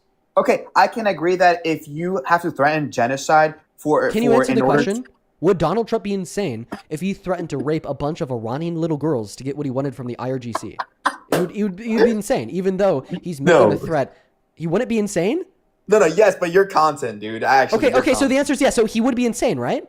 Yeah. Okay. Everyone will be So then insane. the person versus country distinction isn't relevant here, because you attempted to tell me that the reason why Donald Trump is not insane for threatening genocide against Iranians is because that threat was made to a government to leverage that government into doing what he wanted. But now you're accepting that even if he made a threat against child rape against a bunch of different Iranian little girls to the IRGC to get what he wanted from them, that would still mean he's insane. So this excuse actually does not explain It's different. Can I the explain symmetry why? breaker in the logic insofar as why you think there's no conceivable circumstances in which somebody would not be insane if they were to threaten to rape a child to get what they want, even if they didn't mean it, and how the fact that you would therefore also adopt and accept that there's not a single conceivable circumstance of somebody threatening genocide to get what they want, even if they didn't mean it. Okay. Yeah. So I want to respond to your hypotheticals, right? You first mentioned if you raped a child and you threaten a whole civilization, right? But that's different because if you threat someone, that's a direct threat. It's like if I told you, Dean, you know what? I'm the president of the United States, right? And I threaten you with raping you, right? And I threaten Germany with raping all the kids in Germany. Do you think one's realistic and one's not? Wait, Be would honest Donald with me. Trump would Donald Trump have been insane if he threatened to rape all the Iranian little girls? That would never even happen. And yes, he would, because that's not even realistic. Okay, perfect. So once again, you're agreeing that Donald Trump would be insane if he threatened to rape a bunch of Iranian little girls to get what he wanted from the IRGC because of how wrong child rape is. And then you agreed that genocide exists on that same level as child rape. Therefore, Donald Trump was insane because he threatened to genocide all Iranians. Do you think only There's no way out Iranians live for in you. Iran? Wait, do you think there's other Iranians that live in other places? Because you said he threatened genocide against Iranians. Do you think there's other people? He threatened genocide against the Iranian national group by threatening to kill all members of the civilization. Yeah, fix in your Iran. wordings, buddy. It's like if I say I'm gonna freaking Now, can you respond throw to the point, every please? Jew Can you boy please respond to the in, you point? like I said, one was affecting the American people, right, God. in that moment, and like, one was not what? realistic. Wait, you keep on arguing that wasn't realistic. Okay, so you just simply don't have a good cohesive counter argument against the objection which I'm making here, right? Because once again, the point is that we agreed there's literally not a single circumstance where threatening child rape to get what you want, okay, would ever make a person not crazy. If somebody were to ever threaten child rape to get what they want, they would always be crazy because of how wrong child rape is. Then you agreed that genocide is also very wrong and exists on that same level as child rape. Yet you think that there are conceivable circumstances where somebody would not be insane for threatening genocide in order to get what they want, even if they didn't mean to do it. Yeah, The you reason know what? why, the reason why that this is a contradiction is because you accepted the reason why it would make somebody crazy to threaten child rape is because of how wrong child rape is. But then you accepted that genocide would exist on that same level of wrongness. Therefore, you're contradicting yourself by not yielding the same conclusion in reference to a threat of genocide. So, and Dean, I respect What's you the because counter argument? My counter argument is that you're making these two examples, which you're cornering me, obviously, right? Because that's what you're an What's expert the in. counter argument? The counter argument is that if you make a threat, yes, it can be bad, but it has no value unless it has actions. Wait, so if somebody threatens to rape a child but never does it, it has no value? If that's a single person, it can have value if you can prove Okay, that, so yes. then threats can have value even if you don't pull through on them, you idiot. But that's a single person. Wait, why does it change? Said, why does it realistic, change from making a threat against one person to making a threat against a whole country? Because in order to wipe a whole civilization, what would it require? Nukes, which we have. Therefore, it's realistic. It's realistic, right? And do you think any president will ever use nukes? That's what I'm saying. It's not realistic, right? The only person that has ever used a nuke is a U.S. president. How long ago? Dude, how long ago? World War II. Oh, do you think? Okay, do you think in this generation someone will use a nuke, and who would that be? It's definitely possible. What is the relevance of this? The relevance is that one is like the chances of one happening is like 0.1%, and if the chances of me doing a direct threat to a single person, there is a higher chance because that involves the chance one of somebody, individual. the chance of somebody being That able has to a break out greater of jail. risk. The chance of somebody being able to break out of jail is like 0.1%. So would you argue if a jail inmate threatened Why to are you break engaging out these of... hypotheticals? Because bro? it's relevant. What the I'm fuck? trying to show that the to you right chances now. of You me said the unaliving reason why myself Donald is Trump... 1%. I'll tell you the relevance. You said the reason why Donald Trump is not insane for threatening genocide is because it's unrealistic that Donald Trump would actually do genocide. It's unrealistic that a prison inmate would escape that prison then rape somebody, right? Because it's really hard to break out of jail. Therefore, would you argue that a prison inmate wouldn't be insane if they threatened to break out of jail and then go rape a child? No, clearly they would still be insane if they threatened to break out of jail and then rape a child, even if the likelihood that they were actually able to break out of jail was very low. Therefore, you can't say that Donald Trump is not insane for threatening genocide due to the fact that you think the likelihood of Trump actually doing it is very low.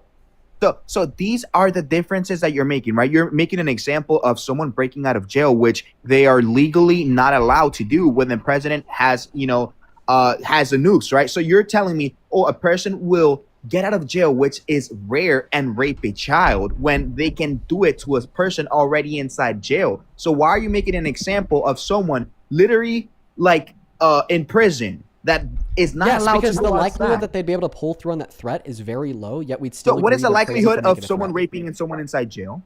The threat wasn't about raping somebody inside of jail. The threat was about them breaking out of jail than raping somebody. So why do you add two circumstances though? Because the chances of Because it getting out of shows jail that somebody's are still low. insane for making a threat, even if the likelihood for them to pull through on the threat is very low. Make When your another point was that Donald Trump's not crazy for threatening genocide because the likelihood that he actually does it is very low, right?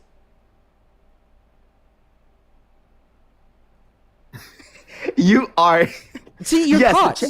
Yes, you're caught. You're fucking caught. You can't argue that Donald Trump is I not can't argue. insane for threatening genocide because the likelihood he did it was low. You can't argue that Donald Trump was not insane for threatening genocide because he didn't mean it, because you agreed for other actions that are very similar in levels of wrongness, like child rape. Even if somebody threatened them and didn't mean it, they'd still be crazy. You can't argue anything. You just have to accept that Donald Trump is insane for threatening genocide. And by the way, the reason why you're getting so fucking destroyed very, very hard in this debate is because it is common sense that only insane people threaten genocide. It is really hard to argue against the notion that you are insane if you threaten genocide, regardless of the context, regardless of the likelihood that you pull through on that threat, or regardless if you mean it or not. Okay, That's why you can't win this debate. No, wait. Is it common sense to grape 99 million Iranian children like you said Donald Trump could? What? Yeah, you made me engage in a hypothetical. So is it reality? Is it common sense or no? I don't even know what you're asking me. Is it common sense to rape 99 million? What? No, because the point I'm trying to make here is that you make me engage in so many hypotheticals, the ones that don't align with my values, right? But when I ask you, hey, you know what? If Donald Trump... I was using hypotheticals to support counter-arguments against your position by accounting for the relevant But you're using facts. crazy hypotheticals. Dude, to account for the relevant facts of the argument you made. The argument you made is that Donald Trump is not insane for threatening genocide because it's unrealistic that he would actually do it. Therefore, I gave you a hypothetical of somebody making a threat that would be unrealistic of them actually doing it because of how hard it is to break out of jail, and you still agreed in the hypothetical that that person would be insane even if it's unrealistic that they'd be able to achieve their goal. Right? So that's the reason why the hypothetical was relevant, because it was able to effectively defeat your argument that Donald Trump's not insane for making a threat of genocide, because it was unrealistic that he'd actually do it. So is Donald okay? You know what? I'm a man enough, and I will concede if you can answer this question directly. I swear to God. Ready? So if Donald Trump, right, actually told a girl, "Hey, I'm gonna grape you," and it was a direct threat, right? And he said, "Hey, I'm gonna grape 99 million Iranian people." In If anything, you know, he's more insane for the graping of the no, 99 what's more? million. No. Yeah, Dean, let me speak, man. God. So if Donald Trump threatened someone directly, "Hey, I'm gonna grape you," and then he threatened, the whole civilization of kids in Iran, and said, "Hey, I'm gonna grape all these kids," right? Mm-hmm. What do you think's more realistic, him graping a child or him graping 99 million When you say kids in realistic, Iran? you mean more likely to actually occur. Clearly, it's more likely that he'd rape one person compared to 99 million. So when Kamala Harris, right, threatens to Kamala Harris isn't overturn, relevant to the debate. that's why you asked me, why do you still support the president? The debate isn't over, like, your claim about The Kamala debate Harris. is over The debate is hypotheticals? over Donald Trump being insane for threatening to genocide 90 million people. Okay, listen, what has more value? Threatening a genocide, which clearly didn't happen, or a president that wanted to restore the Roe v. Wade?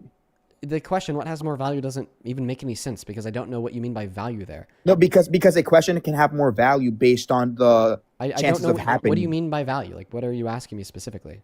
So value, I'm meaning like, more realistically possible of happening. Restoring Roe That's v. not the way Wade. that we use the word value. We don't use the word value to describe how realistic an outcome is. That's not the way that we use the word value. I speak 3 languages and you only speak 1, so you clearly understand me a little bit, right?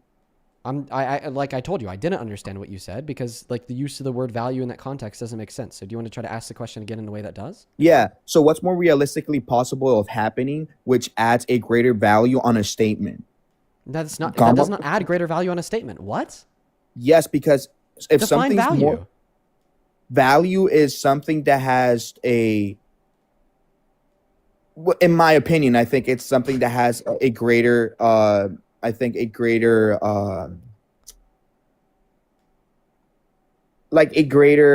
chance of happening in this perspective. Okay, for sure. What do you think has more value? You waking up to $1 million, or you waking up to a cup of water? Cup of water, but those are the hypotheticals you make me use, my That's guy. not the way that we use the word value. Clearly, it would have more value to wake up to just find an additional $1 billion in your bank account for you to wake up to, I don't know, a cup of water. Okay, but clearly it's going to be like more likely for you to wake up to a cup of water compared for you to wake up to $1 million in your bank account. This just shows that that's not the way that we use the word value. Like, if anything, typically we use the word value to describe things in which would be even less likely to occur, because typically things in which are more scarce or harder to obtain have more value. Like, clearly, a master's degree has more value than a high school diploma. What's more realistic to actually attain? A high school diploma or a master's degree? You know what I mean? Yeah. So this is what I mean. So maybe you don't understand me, right? But when I say value, I mean what's more of value when you say something, right? Because saying something can have a bigger value or a smaller value, right? Would you agree with me? You're just using the word value in a very weird way that makes no sense. And I don't understand why you're standing 10 toes down on it. Like, this just simply is not the way that we use the word value in society. Okay, then, but your hypotheticals are not even realistic. So I'm using words that even make sense in my brain, and you're using hypotheticals that make sense in your brain. By the way, my hypotheticals were very realistic. I bet that prison inmates threaten to escape and rape Donald people Trump raping 99 million children were realistic. You keep on going back to that one. The hypothetical in which I'm referencing here would clearly be the fact that you said Donald Trump is not insane for threatening genocide because the likelihood that it actually occurs is low. Right? That's what you said? Yes. Okay. So if a prison inmate threatened to escape that prison and rape a child outside, would they still be insane even though the likelihood of that actually happening is low? Why do you have to say escape prison? Can you give me a hypothetical that would be because inside prison? that's what makes the likelihood really low. So why do you use that likelihood? Okay, let me say this. Because it's a fucking argument that you just made the argument that Trump isn't insane for threatening genocide because the likelihood of it actually happening is low. So clearly, if I want to prove to you that somebody's insane for making a threat, even if the likelihood that they pull through on that threat is low, I'm going to give you an example of somebody making a threat when the likelihood of them pulling through it is low. Like, holy fuck. Use your brain. Answer the question. If a prison detainee threatened to escape prison and rape a child on the other side, would they be insane for making that threat? Even Yes, though the they likelihood of would them be pulling through it insane is low? because they don't have any power to themselves. They would be insane. Okay, so perfect. So I just want to clarify. You are now agreeing that when people make threats that would be very hard to pull through on, therefore the likelihood would be low, they're still insane for making them in the first place. So therefore, when you said that Donald Trump isn't insane for threatening genocide, because the likelihood that he'd be able to pull through on that threat is low, is an argument that you now concede. But you're not okay. But two Do stories. you concede have that argument? Yes or no? No, dude, you're fucking mean. Okay, so then you're just an incoherent, contradictive mess. you're because mean, you're agreeing you're in mean. one sense that somebody's crazy for making a threat that they probably won't pull through on, but then in the other sense, arguing that this person is not insane for making this threat because they probably couldn't pull through on it. You're a special plane as it relates to Trump to be a fucking sophist for crazy, for crazy rapists, and it's embarrassing for you. This is how you win debates, right? When you You engage just in admit that I won the hypotheticals. debate. Thank you. No, you engage in hypotheticals, and that's how you win, right? Because my first Yes, I argument- used a hypothetical to debunk your shitty ass argument, you fucking bot. Okay, what was my argument?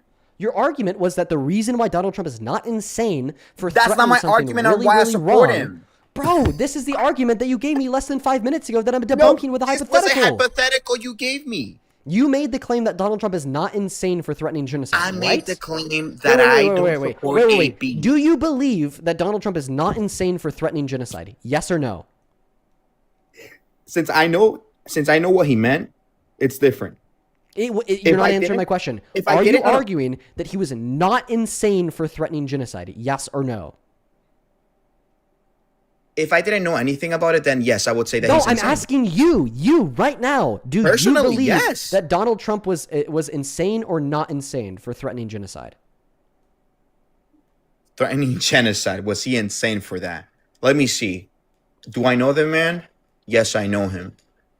Was he likely to engage in those actions? No. So maybe he went off the line, but I don't think that he was insane in the way that he was going to Because commit it wasn't those. likely he was actually going to do it. Sounds good. Yeah. So then why did you say a prison detainee would be insane for threatening to escape prison and rape somebody on the other side if the likelihood of them actually doing it was low?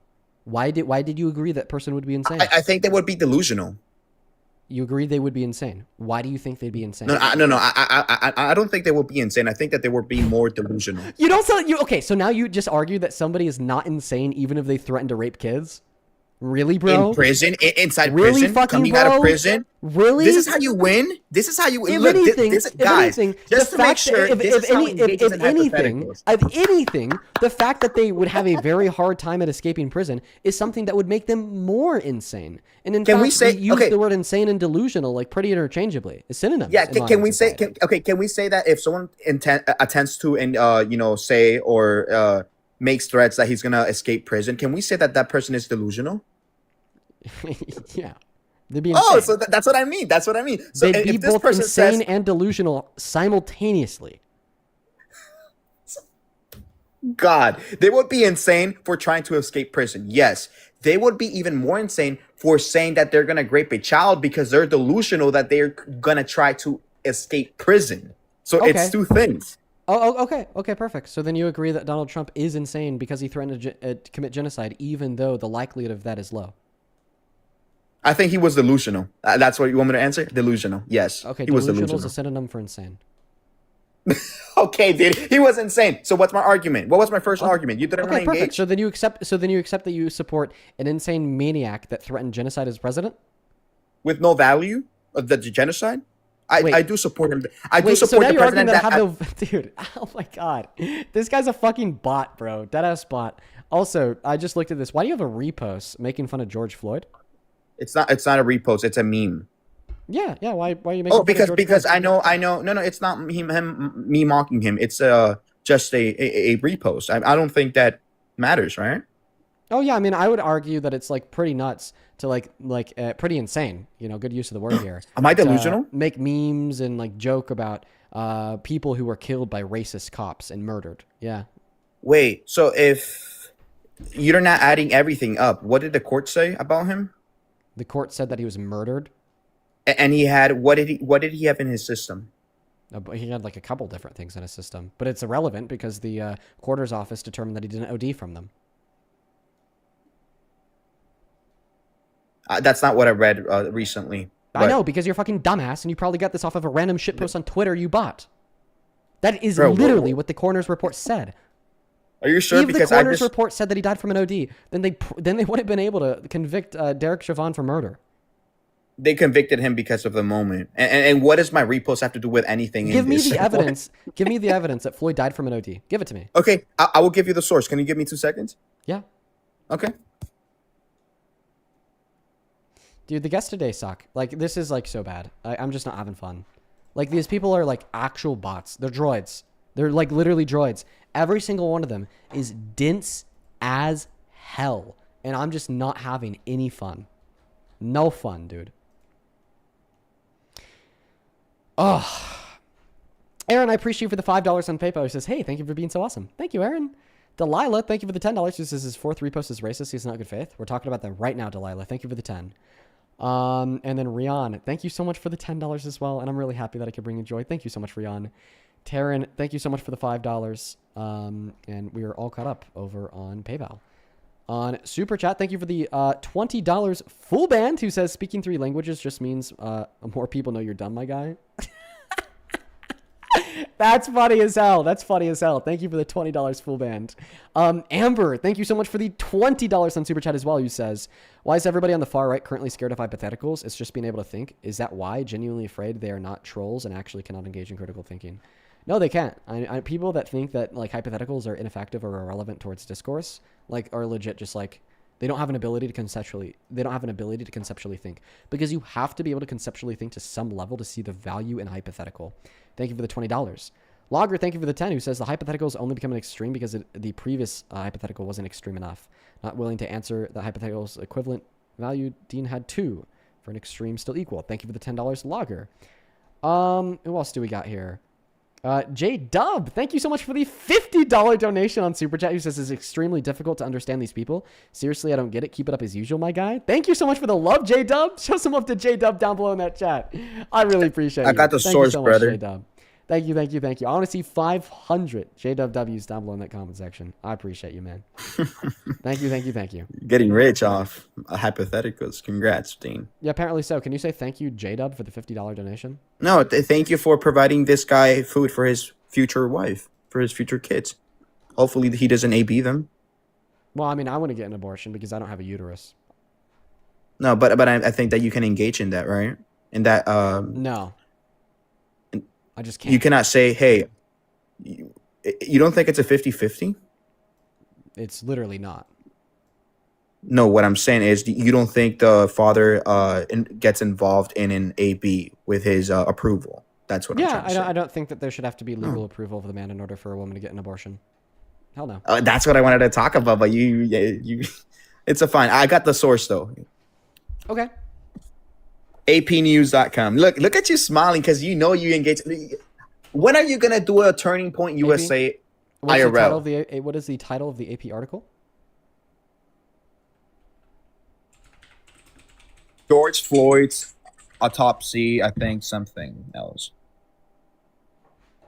It's not new. George Floyd's autopsy is not new. It was in 2023. I think. You embarrassed yourself by not reading the whole article. This is like literally so ironic. You haven't read the article. This is like literally so ironic. He didn't go down. The whole article title. This is crazy. The article title that he read says George Floyd's autopsy report is not new.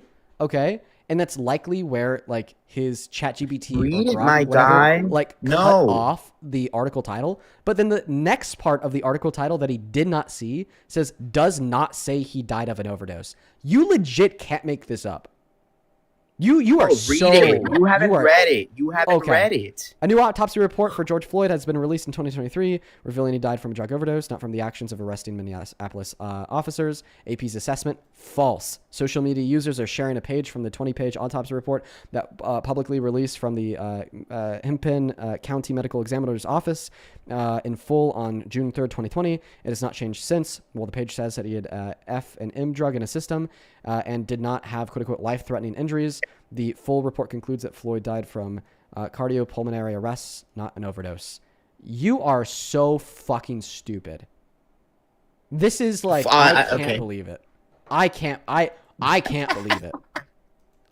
This is by far the worst thing. I think AI got to me. Do. No, I think AI got to me because, they make false claims. I'm going to be honest with you. So admit that you were wrong. In Twitter. No, I will admit that Twitter said something that was not true.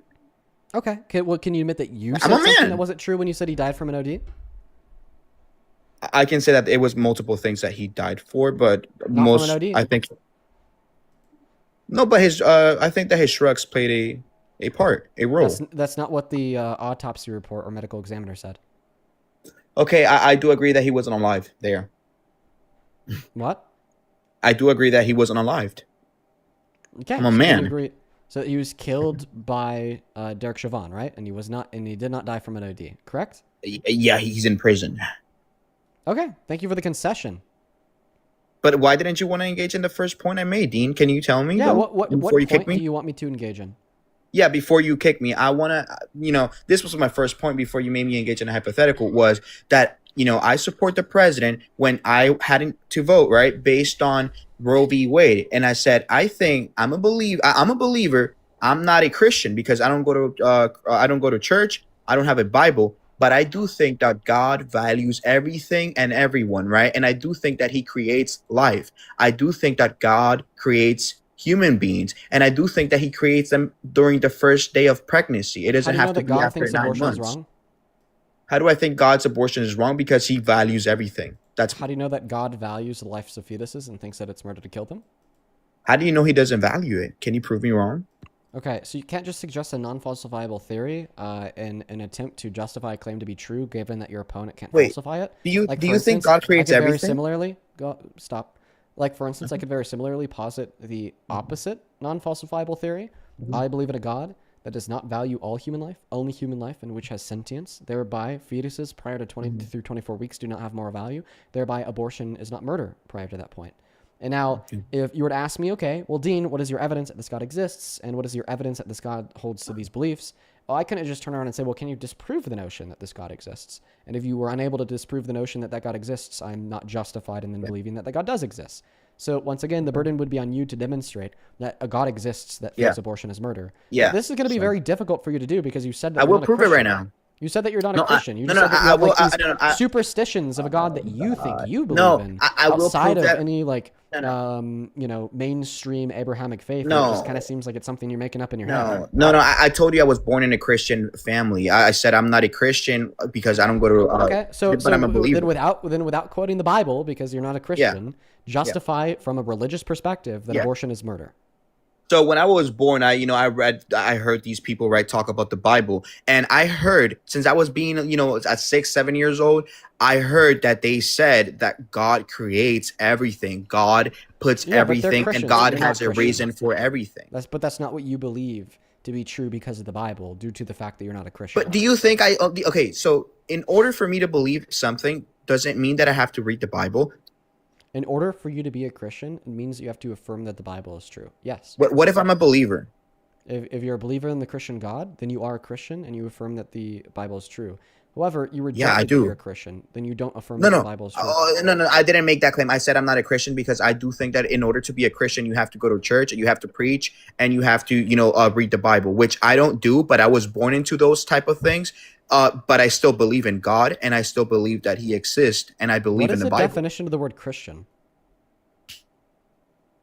What's the definition? I can only tell you in Spanish. I don't know. Can you tell me in English? Follower of Christ. Oh, then I guess, right? But a true Christian? If you think that if you think that Jesus Christ is God, then you're a Christian. Now, there's such a thing as a bad Christian. And I think that the phrase true Christian is often used in place of a Christian that actually follows the teachings of the Bible. Okay? But as long as you affirm the Trinity, the Nicene Creed, the canonization of the Scripture of the Bible, and you think that Jesus is God, then you're a Christian. So, okay, so you're a Christian. Okay, so you're arguing from the Christian perspective. So do you agree with the typical interpretation of most Christians that all sins are viewed identically in the eyes of God outside of blasphemy? This is not a hypothetical, you idiot.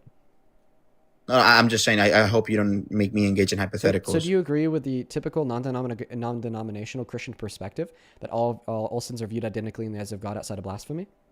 Yeah. Okay, so then you think that the sin of abortion is identical to the sin of lying. Do you think that it should be illegal to tell your children that Santa Claus exists? I don't think it should be illegal. I think that's a legal term. Okay, perfect. So if you don't think it should be illegal to tell your children that Santa Claus exists, even though that's a sin identical to the sin of abortion, then you don't think that the sin of abortion should be illegal either. So what does illegal have to do with God? God doesn't create legal or legal. But we're talking about Roe v. Wade. Your argument was that, you voted for Trump because Kamala Harris ran and reinstituting Roe v. Wade. No. Those are legal protections. But you're giving me two different examples. What two different examples? So the examples I wanted to give you, because you always ask me examples, and I wanted you to prove. I wanted you to answer me this because you're a true Christian, right? Does God create life? Like, does He say this in the Bible? Wait. You can't just circumnavigate around my argument. Can you agree that you think abortion should be legal? No, I don't think abortion should be legal, except I think 1%. So why do you think that abortion should be illegal? Yet lying to your child about the existence of Santa Claus should be legal. Yeah. Even though these two things are viewed identically in the eyes of God. So in a moral way, right? A person has different moralities, and I would say that unaliving a child and lying is not the same. I wouldn't value it as the same sin or the same value. I don't think it has the same value. Who's the standard of truth? You or God? Okay, I don't know what God might say about these things. I don't know. I think you said that you think that in the eyes of God, all sins are viewed identically outside of blasphemy.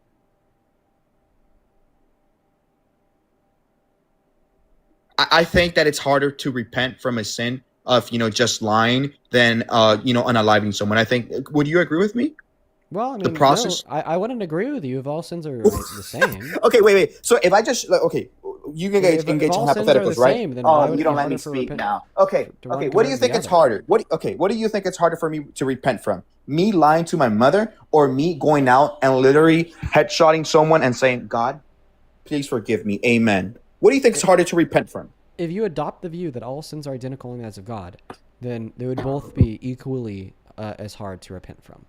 I would say that if God views them, right. God views every sin as equally, right? But for us human beings, I think that some things worse than others. Okay, so you're arguing here that. Oh, you just added your baby. I'm out of here, bro. You just added your baby, bro. Like, seriously? Just answer the question. So you think that there's two? Why are you so mad, bro? Morality? Because you guys want to 2B1 me like an Oreo. You guys want to one on top of me and one on the bottom. Like, what the fuck is this? Hey, bro, stop crashing out. I'll be quiet. Yeah, be quiet. Yeah, I told you to be quiet, genius. Okay, I want to engage with Dean. Yeah, go ahead. Well, actually, before you do, I'm just going to quickly one thank that a couple doesn't people. believe in God. Addison, thank you so much for the $10 on Venmo. Addison, thank you so much for that love. Addison says, "Hey Dean, any advice on grief?" Oh, Addison, get a therapist. That's my advice. Genuinely, I just read the rest of your message. Please get a therapist, Addison. 110%. Thank you for the $10. Tom, thank you for the $10, who says millions of Iranians had to comfort their children who were promised death from above. He's confident in Trump. Imagine that his family is the target of the threat. How confident would he be? Oh, you'd have none. Thank you for the $10, Tom. Can you thank Tom for the $10, Looksmax? Oh, thank you for providing for his family, for his future family when he doesn't AB them. Yeah, good boy. Vicky, thank you for the $2, who says, "Thank you, Dean. I'm actually going to put that in a fund to pay for my girlfriend's future abortions." Karen, thank you for the $15. I appreciate you so much for that love. Man. I'm going to put that into a fund to pay for my girlfriend's future abortions fund with a $15. Thank you so much. And then Peter, thank you so much for the $50 donation on Venmo, who says, "This cringe Looksmaxer is quote unquote debating like he's learning what hypothetical means in real time." Well, it's because he's very unintelligent. Thank you for the $50 for the future abortion fund. Thank you so much, Peter. Show some love to the Peter in that chat for the $50. And then Allison, thank you for the $20, who says, "Amazing argument. As always, you're the best." Thank you, Allison. And then DD, thank you for the coin. $10, thank you for the coin, Elise. "You're working hard today, Dean." Oh, I know, bro. These people today suck. Jay, thank you for the $22, who says, "Hey, Dean, long-time fly-on-the-wall, first-time donor. I was wondering if you've heard about the Missouri wanting to vote out income taxes and replace it with increased sales tax. I don't think it's really being talked about a lot. Thank you for all that you do." I really hope that they don't do that, because that is just straight up a regressive tax, Jay. Thank you for the $22. I really hope they don't do that. Then Katie, thank you for the $10, who says, "Thank you for everything that you do to bring awareness to this If you support admin. babies, Also, don't please be forget careful with all send the me crazy coins. people out there. All the best to you. Thank you for the $10, Katie. Did you just ask people to send you money if they support babies? Yeah, because you do it too. Why can't I do it? How about, guys, send me money if you support abortion. Yeah. Yeah. Oh, we can do that We're gonna battle, buddy. spend it all. We're gonna I spend can it all add on my women's Jewish friends in abortions. here. I'm I gonna can spend add it my all on Jewish women's friends in here. abortions. I'm gonna take all their money. Yeah. And I'm gonna spend it all on abortions.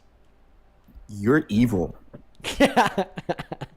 By the way, I'm clearly being satirical. No, I think you're evil. I think you're Joey, being thank you for evil. the flying jets. I appreciate you. Then Z, thank you for the $20. Who says conservative men are deeply submissive to male authority figures? Oh yeah, that they are. Thank you so much for the $20. And then Lily with the $10 for the abortion fund. Can you thank Lily for the $10 for the abortion fund? Hell no. What about Linda with the $25 who says, Dean, the Bible doesn't say at all that sins are the same outside of blasphemy. Love you, but respectfully, where are you getting that? Pro-choice, by the way. Oh, Linda. Hey, W's! W! You said that you think all sins are the same. Why are you laughing? No, but the Bible and says claiming like, W's? the Wait. Bible doesn't. Why are you laughing and claiming a W from a message from somebody that says they don't believe what you believe in? And then Linda, in response to that, thank you for the $25. Those are your fans. Hey, in response, Alexa, play Charlie Kirk. Alexa, play Charlie Kirk. Alexa, play the Charlie Kirk song, bitch. There's a station based on Charlie Kirk on Amazon Music. Play Charlie Kirk. We are Charlie Kirk. he's Alexa, such a play shitty We Are Charlie misogynist Kirk. that he'll even call like AI voices connected to an Alexa that happen to be similar to that of a human woman. Buddy, bitches. because you just proved me right. You just proved me right. Not every What did sin is I- the same. What did I prove you right about? Alexa, play Charlie Kirk for me, please. Playing Charlie Kirk from Amazon Music. Resuming Charlie Kirk. One shot at 12:23. Resuming, by the way. We Are Charlie Kirk by Spallex Play! on Amazon Play Music. it, bitch. Damn. Dude. Thank you. You don't like this song, right? It triggers you? I have to ask you to stop, or I'm gonna have to mute you because it's gonna get me flagged on YouTube. Read it. I know it hurts. I unironically have to put you on mute. You know what? Go ahead and unmute. For everybody on YouTube, just know right now, he's playing the Charlie Kirk song, and you can't hear it because YouTube will take me down. You know, Oh my god.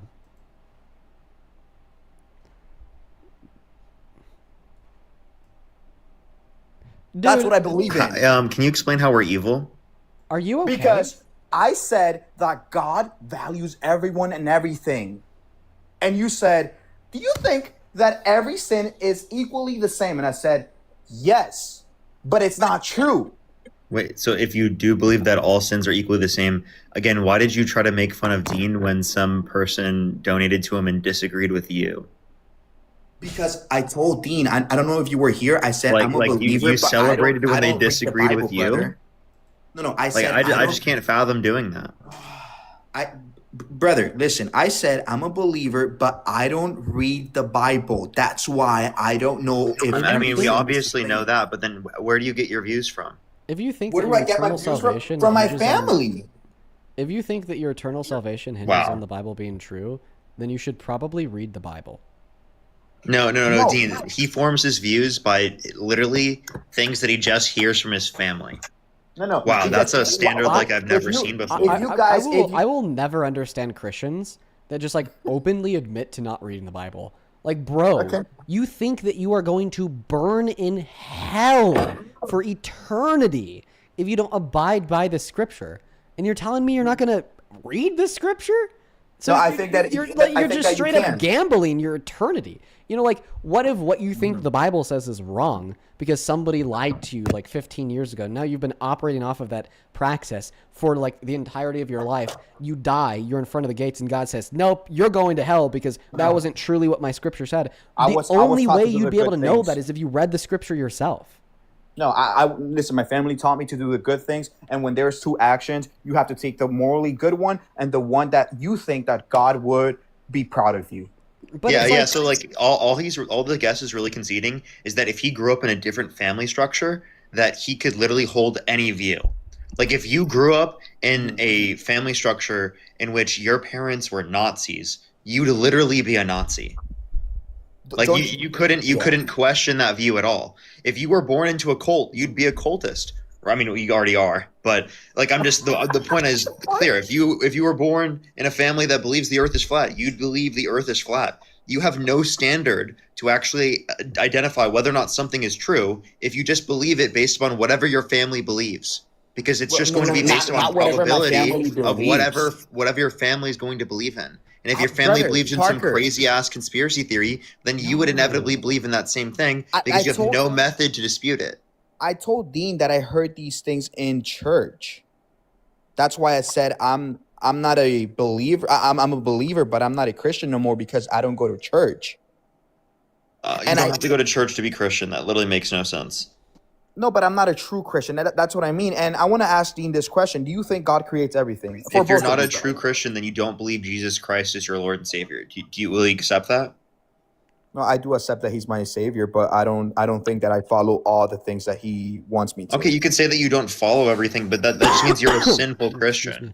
That means you're a bad Christian. You're still Christian, but you're a bad Christian. I'm a bad Christian. Yeah. So Dean, can you agree with me that God creates everything? Well, I'm agnostic, so no. Why is it so hard for you guys to answer this question? That's not. He answered the question. Like literally answered the question. No, because he wanted to debate based on what the Bible says, but someone said that it was that's wrong. an internal critique of your worldview. Wow, this is just like ridiculous. The fact that I have to explain this to you is crazy. Wait, so can you ask someone? Well, Parker, are you Christian? No. So can you guys answer this question? And do you guys think that God creates everything?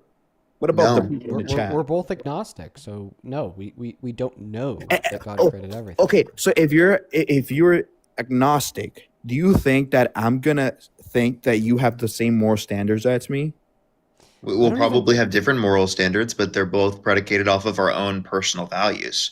You just decide to believe your own personal values are in accordance with whatever you perceive to be your religious view is. You can't even assume that like all Christians have the same moral standards as one another, right? Because the statement that the scripture describes the same moral standards is different than the empirical fact that Christians have different moral standards than one another.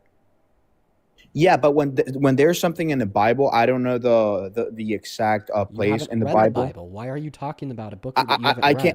I can give you the exact place where it says in the Bible that God creates everything and everyone. Okay. You want me to? You want me to get that for you? Just Genesis 1 and Genesis 2? How do you know that? Because I've read the Bible. So truly, in the Bible says that God creates everything, right? So why doesn't God create fetuses? Well, I mean, okay, so you would say that God puts the soul into their body, but inevitably speaking, the people that are created are due to the actions of human beings, because human beings have free will and they choose to be with whatever partner they have in the scenario if it's a consensual relation. Yeah. No. Yes.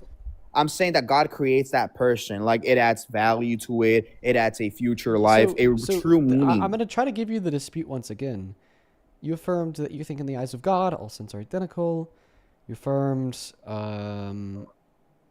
Never said that. You reaffirmed it like 4 times. Just 1 second. I affirmed that if in the Bible it says that, I can affirm it, but in a moral way, I do think that there's sins that are worse than others, like that you cannot repent sins from. Are worse than others. Okay, so here's a question: do you just think that therefore all humans are morally valuable? I think that every human is morally valuable and has a true meaning in this world. Okay, so do you think that it's therefore like murder to kill a morally valuable life without sufficient reason? I think that there is a deeper meaning that God puts into those but the question circumstances. Is it murder? Under the law, yes, it's murder. No, not under the law. Given your framework of morality. Mm-hmm. Yes, it is murder. Okay, so given your framework of morality, it's murder.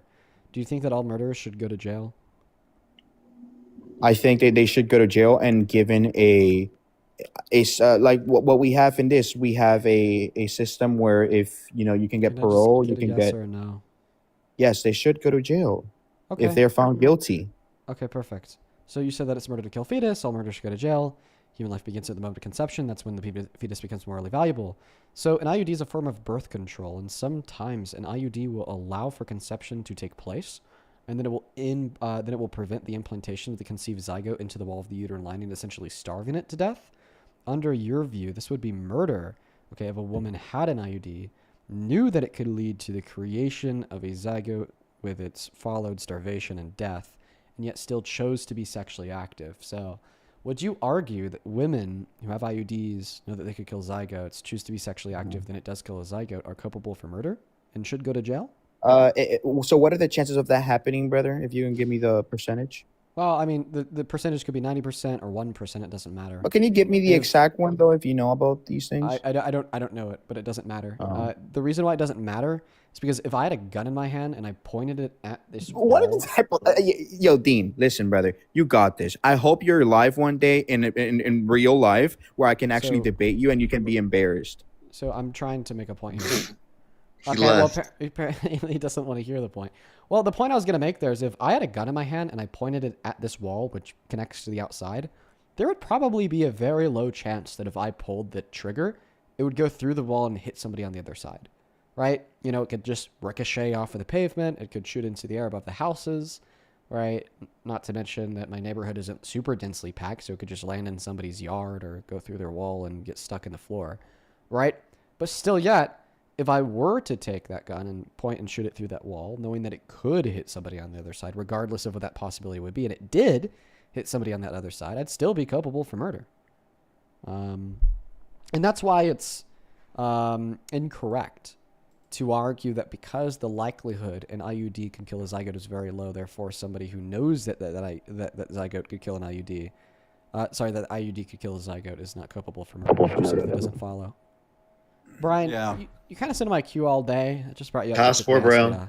Well, look what the cat dragged up. Soy Boy Dean and Soy Boy Parker. Dean, he back at it literally again. waits hours. He did the same thing in my stream. He waits hours just to come up on the stream to call us soy boys. Like, that's all he loves to do. He sits here for hours to do that. Not only that, but I just want to say you have the worst head admin in your Discord I've ever seen, Dean. Worst head. Absolutely not. They banned me last night. They have real issues. You're the best. Love W. Love that for Shanice. Whoever your head Shanice. admin is, they need a demotion and then They promotion. need a promotion. Yeah, I think I'm going to give her a promotion. Absolutely not. I'm going to get a promotion. She's getting demoted. You're going to unban me from your Discord, get me back in. Brian, I'm gonna get happy head that you're admin banned. position. I'm Hey, Parker, happy you that don't you're even. banned, Brian. Hey, Parker, by the way, you don't even have a Discord, so you shouldn't be talking. So? Exactly. What? So the point is, right? Everybody who's coming in this stream listening to all these lies all day from these two soy boys. I can't even talk to Santana anymore. He just decided to ban me altogether. So I'm not very happy about that. Because Santana wants to suppress the truth. Thomas, thank you so much for the $50 over on YouTube Super Chat. I want to see 500 Thomas W's. Thomas, that is very kind of you, my friend. Thomas with the 50 says, nobody gives a fuck about you, Passport Bro. Give up. Nobody loves you. Real fucking Damn, nice, guy. Thomas. Holy shit. Went for Sorry the you can't jugular get with any that big one. booty Thank you for Latinos. $50. Anyways, here's the point. You I keep got a on donation. talking about big booty Latinas. Listen, like I You have a just problem with think it's- that? I just genuinely think it's weird the way that you spend your time in the life objectifying women and calling yourself an alpha. But, Objectifying women, regardless of that big booty or not, no Latina, in fact, no woman would ever get within a 5-mile radius of you. You stink, buddy. You spend too much of your time. I just took a shower today, Dean. I don't know. You I still think, stink, bro. That's DB, tough. thank you for the Leon. I think the You want me time to that take a took video shower next today time? was You want me to take a probably- video next time I shower, Dean, so you can see? That's the gross. Why process? would you ever question that? I'm gonna kick him. Like, what a weirdo. He's really weird. He spends hours in the guest box to do that, Dean. Like, I genuinely, I don't understand the motivation for some of the people that come up on the stream. Like, what is wrong with you, bro? Like, what is wrong with you? Like, seriously. I know, they're really fucking weird, dude. Like, I maybe get the motivation to like come up here and like troll a couple times or whatever, but it's like to then sit in the queue all day every day for like a couple weeks. Hell no. But he's not even trolling. Like he actually, that's like him. Yeah. What's up, Santana? Yeah, sorry guys, missed him. So I'm sure Brian probably didn't tell you this, but you know he came in my live, showed his ass earlier, and I told him that we were going to give him a permaban across all of the accounts, and so he snuck in before we got back up here. So just trying to get up here and catch you guys before you left, but all good. Yeah, well, I appreciate you for coming up, man. Yep, appreciate you guys. You take care, dude. That's nuts. Yep. Wait, what did he specifically say? He showed his ass. Oh, he meant that literally? I'm pretty sure. Yeah. I don't know. That's like a non-literal statement that is made.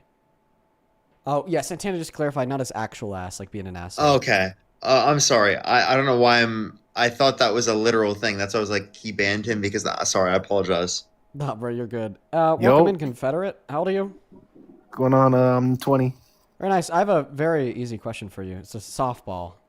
Well, I was going to ask you a question first. No, I'm going to ask you my question first. Yeah, okay, go ahead. So how do you feel that the South will never rise again, and when they did, they got beat so fucking hard and so fast that the life of the Confederacy is now shorter than the life of Fortnite, the video game? My culture. Yeah, bro, your fucking culture is losing. Yeah, I'm not sure what you're talking about. You know there's going to be a revolution soon. Oh, the revolution. You already tried it, dude. Dude, you got fucked up. You got fucked up. Like, listen. Who, me? You're obviously a white supremacist if you want a Confederate revolution, whatever. I'm Mexican. So you're a Mexican that believes in upholding white supremacy. Even crazier. No, I don't actually. Why do like white supremacists like losing so badly? It's like you love the Confederacy. Bro, y'all got fucking clapped. You guys love the Nazis. Fucking, he killed himself in a bunker. All right? It's like just on top of like the clear racism, bigotry, and all the other issues attached. It's just you love losing. I'm not too sure because I'm not a white supremacist. Why would you as a Mexican want the Confederacy to rise again? Go ahead. I said I'm not a white supremacist, so I wouldn't understand. Then why is your profile picture a Confederate flag? Because the flag means unity. It means courage. It means a lot of things that, you know, the small hat people don't want you to know. Okay, so I mean, you're clearly a white supremacist. You're just not trying to stand on it.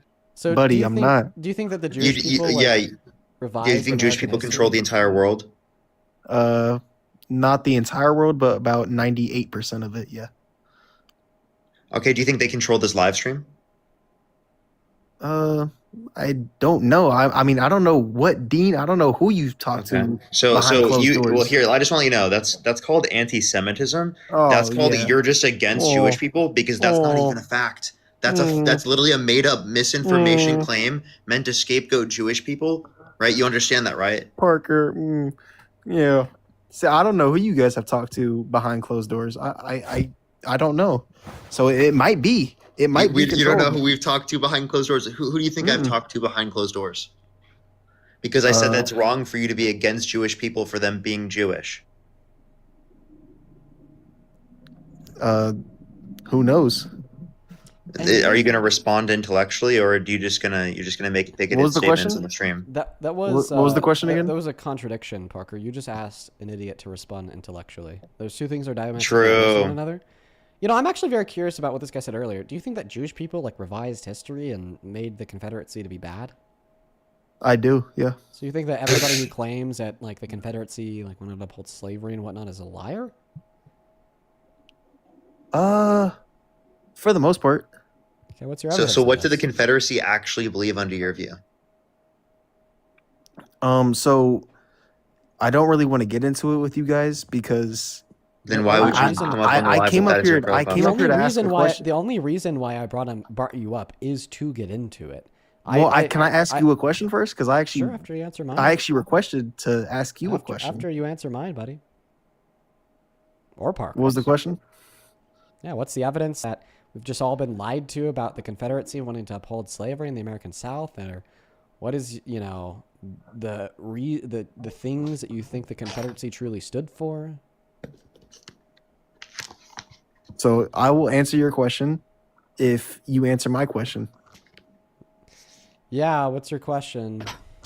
Over and over the kick button. So going, to me at least, it looks like you've been gaining a little bit of weight. You mind? Because I have. Oh, you have? Yeah, I can tell. Yeah. You're getting some face fat. Thank you. I think you're telling me that I'm doing a good job bulking in the gym. Hell yeah. Bulking in the gym. What's your testosterone levels looking like? Because I know you used to be conservative, but ever since you switched to being a liberal, that shit went downhill. Being liberal and conservative has no effect on your testosterone. It actually levels. does. That is like the most ridiculous thing to argue. How can an ideological view affect your level of testosterone? Genuinely think about it, dude. And if we're gonna talk about No, think about that for 1 second. How could your ideological view affect your testosterone levels? Please explain that one. It just does. That sounds like it makes sense. Testosterone levels measured in? Could you nanograms per deciliter, buddy? What is the average testosterone level for an American male? Probably about 500. No, it's closer to 4. Well, I wouldn't know because I'm right around 1,000. Really? Yeah. So what was your question again? Turn your camera on and show us your physique. What was your question again? Because just turn your camera on. Let's see your physique. If you are natural, I actually can't. I actually would do that, but I actually can't. So real. Yeah, I actually can't right now, but I would do it. So real. No, I would. I really would do it, but this is another. So the account. evidence is. So the question is, what is the evidence that the Jewish people hid the true history of the Confederacy and that they didn't really stand for slavery? Because they're just a bunch of bitches, and I know that you're fucking controlled by them.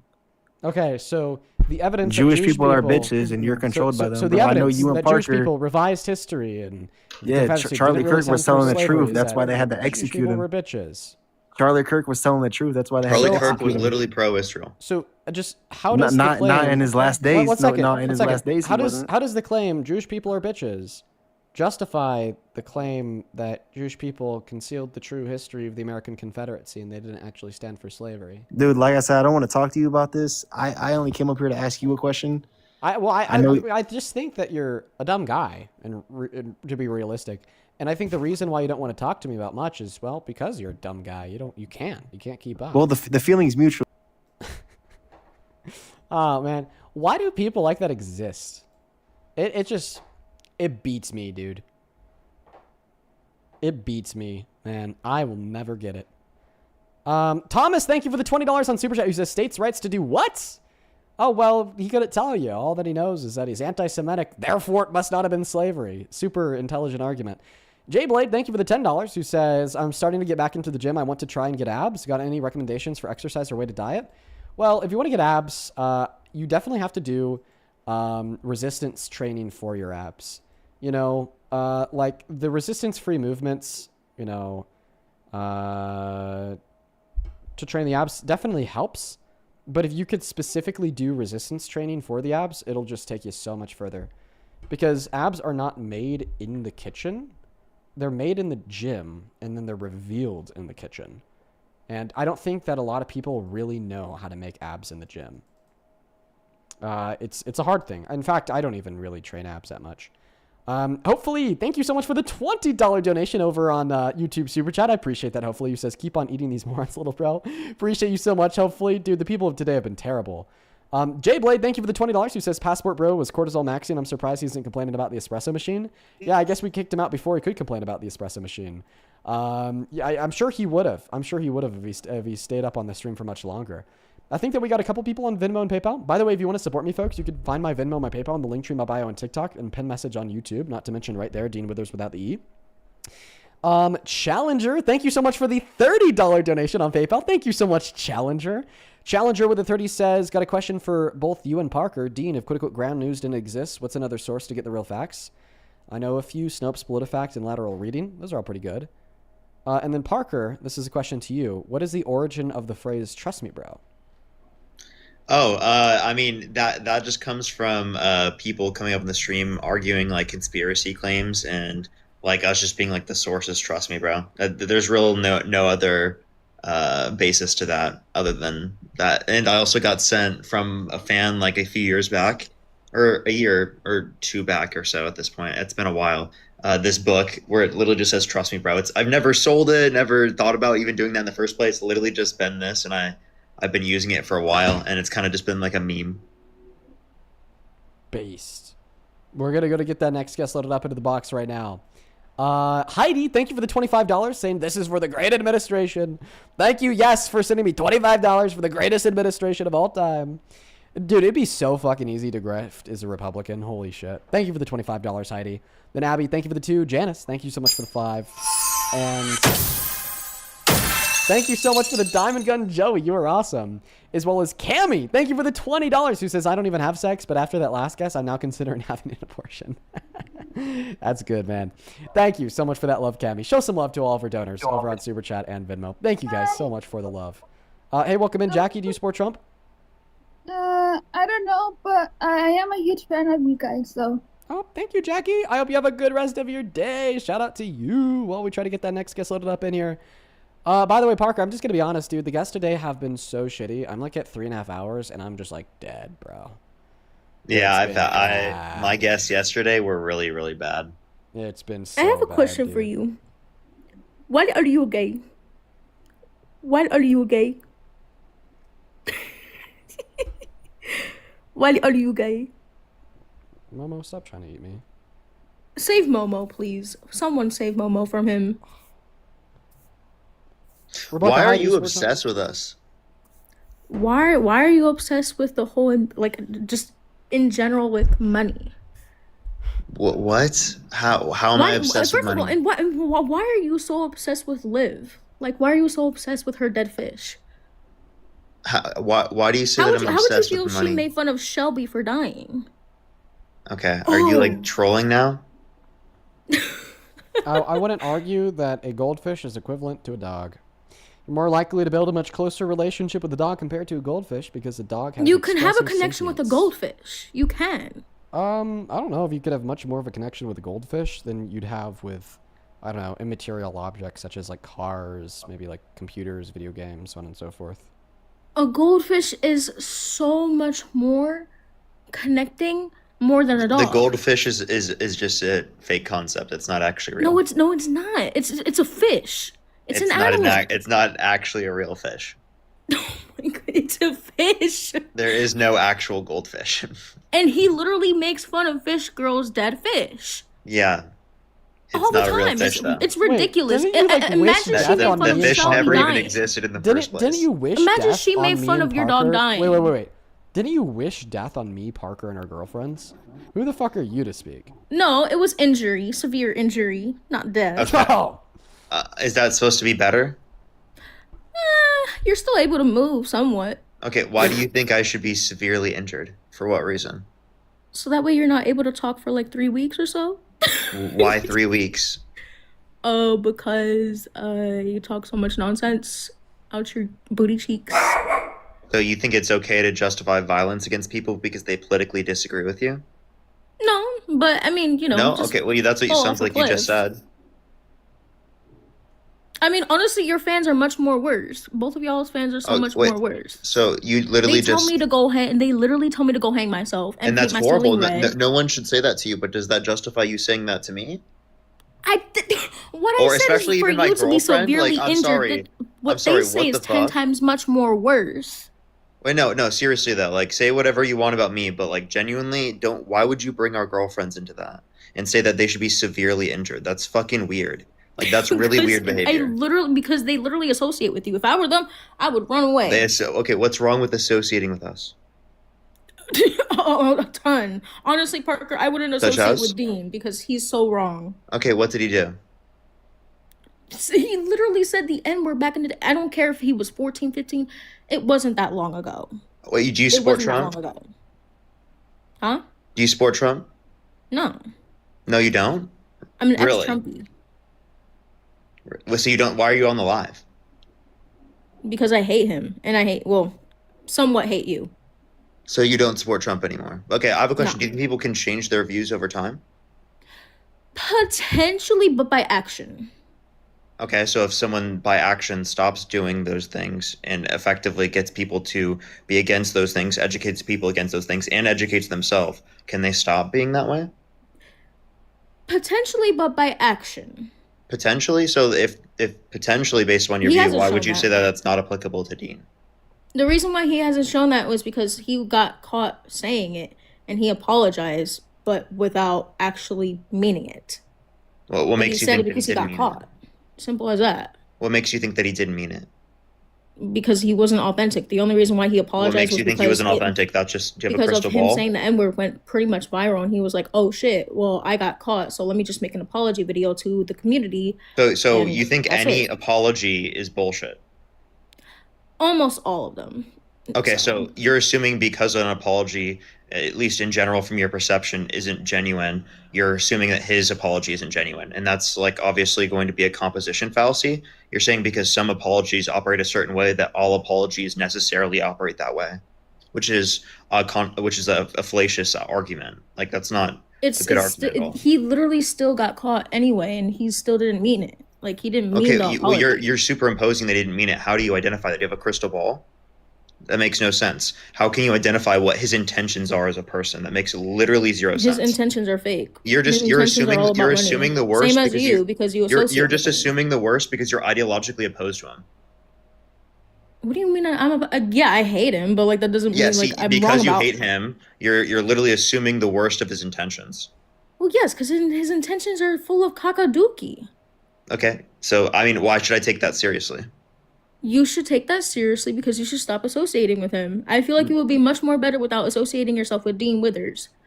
I'm gonna keep associating with Dean. That's literally guilty by association. Okay, if you want to say that's guilty by association because I think that people can become better and change over time. He's then, not a good friend. Yeah, he is. How are you gonna know whether or not he's a good friend? He's not a good homie. He's not a good homie. He's not a good broski. How do you He know? probably doesn't hop on the game with you anymore. Do you hang out with him? No, thank God. I would hate that. Okay, so then how would you know? He literally advocates for animal abuse. He's not even vegan. Are you vegan? No, but like, don't you care about like, animals getting don't you care about animals getting slaughtered? Oh, come on. Stop. Oh my That God. is so ridiculous. Don't you care You're not about even animals vegan. getting slaughtered? Are you for real? You're not even vegan and you said that? He literally hates sea animals. Wait, he hates fish. Rebecca, how could you say that and not be vegan? That makes zero sense. Like, he literally hates fish. Rebecca, you're not vegan. Do you support okay, animal but abuse? You can agree that he makes fun of a dead fish. I have a question. So that makes him... Rebecca, I have a question. Do you support animal abuse? No. Okay, so if you're not vegan and you said because you're not vegan, that means you support animal abuse, that means you support animal abuse. He supports animal slaughter. That would be you as well. Insane. That would be you as well then. Dude, she's so fucking incoherent. My cat is smart. Rebecca, are you trolling right now? My cat is smart. I'm not trolling. Can you give me an actual argument, please? I genuinely think someone should save Momo. Someone should save Momo because honestly, Momo is in trouble. Just like look at her. She's so totally unserious. She's Momo look needs at to be Momo right here. She's like so under stress, right? She's like so clearly being mistreated. Parker also makes fun of it. You literally just made fun of a fish Look at Momo on the bottom of your phone screen. She's like so clearly being mistreated right now, right? Someone should go save her. Oh yeah, someone come save Momo. Did Momo eat the fish? Did Momo eat the fish, Dean? I don't know. Did Momo eat your fucking brain, dude? Because both are missing. I think so. Because both are missing, Rebecca.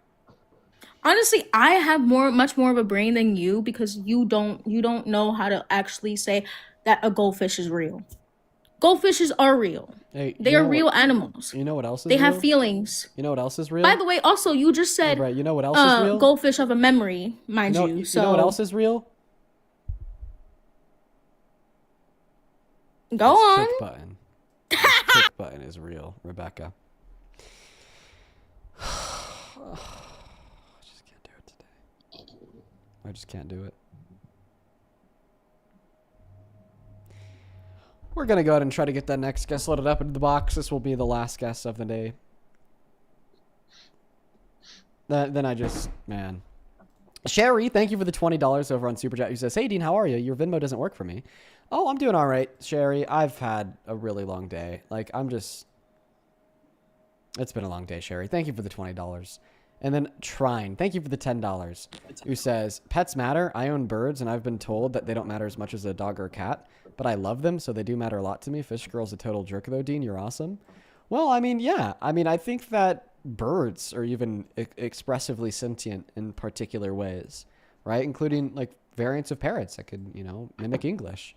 But I don't think that goldfish are expressively sentient to a high enough degree to build an emotional connection to a human any more than, like, inanimate objects, if that makes any sense, right? Like, I think that humans can build types of connections with inanimate objects, like cars, video games, characters in TV shows, like houses, paintings, so on and so forth. And I just think that, that's like the level of connection that could be experienced between a human and a goldfish.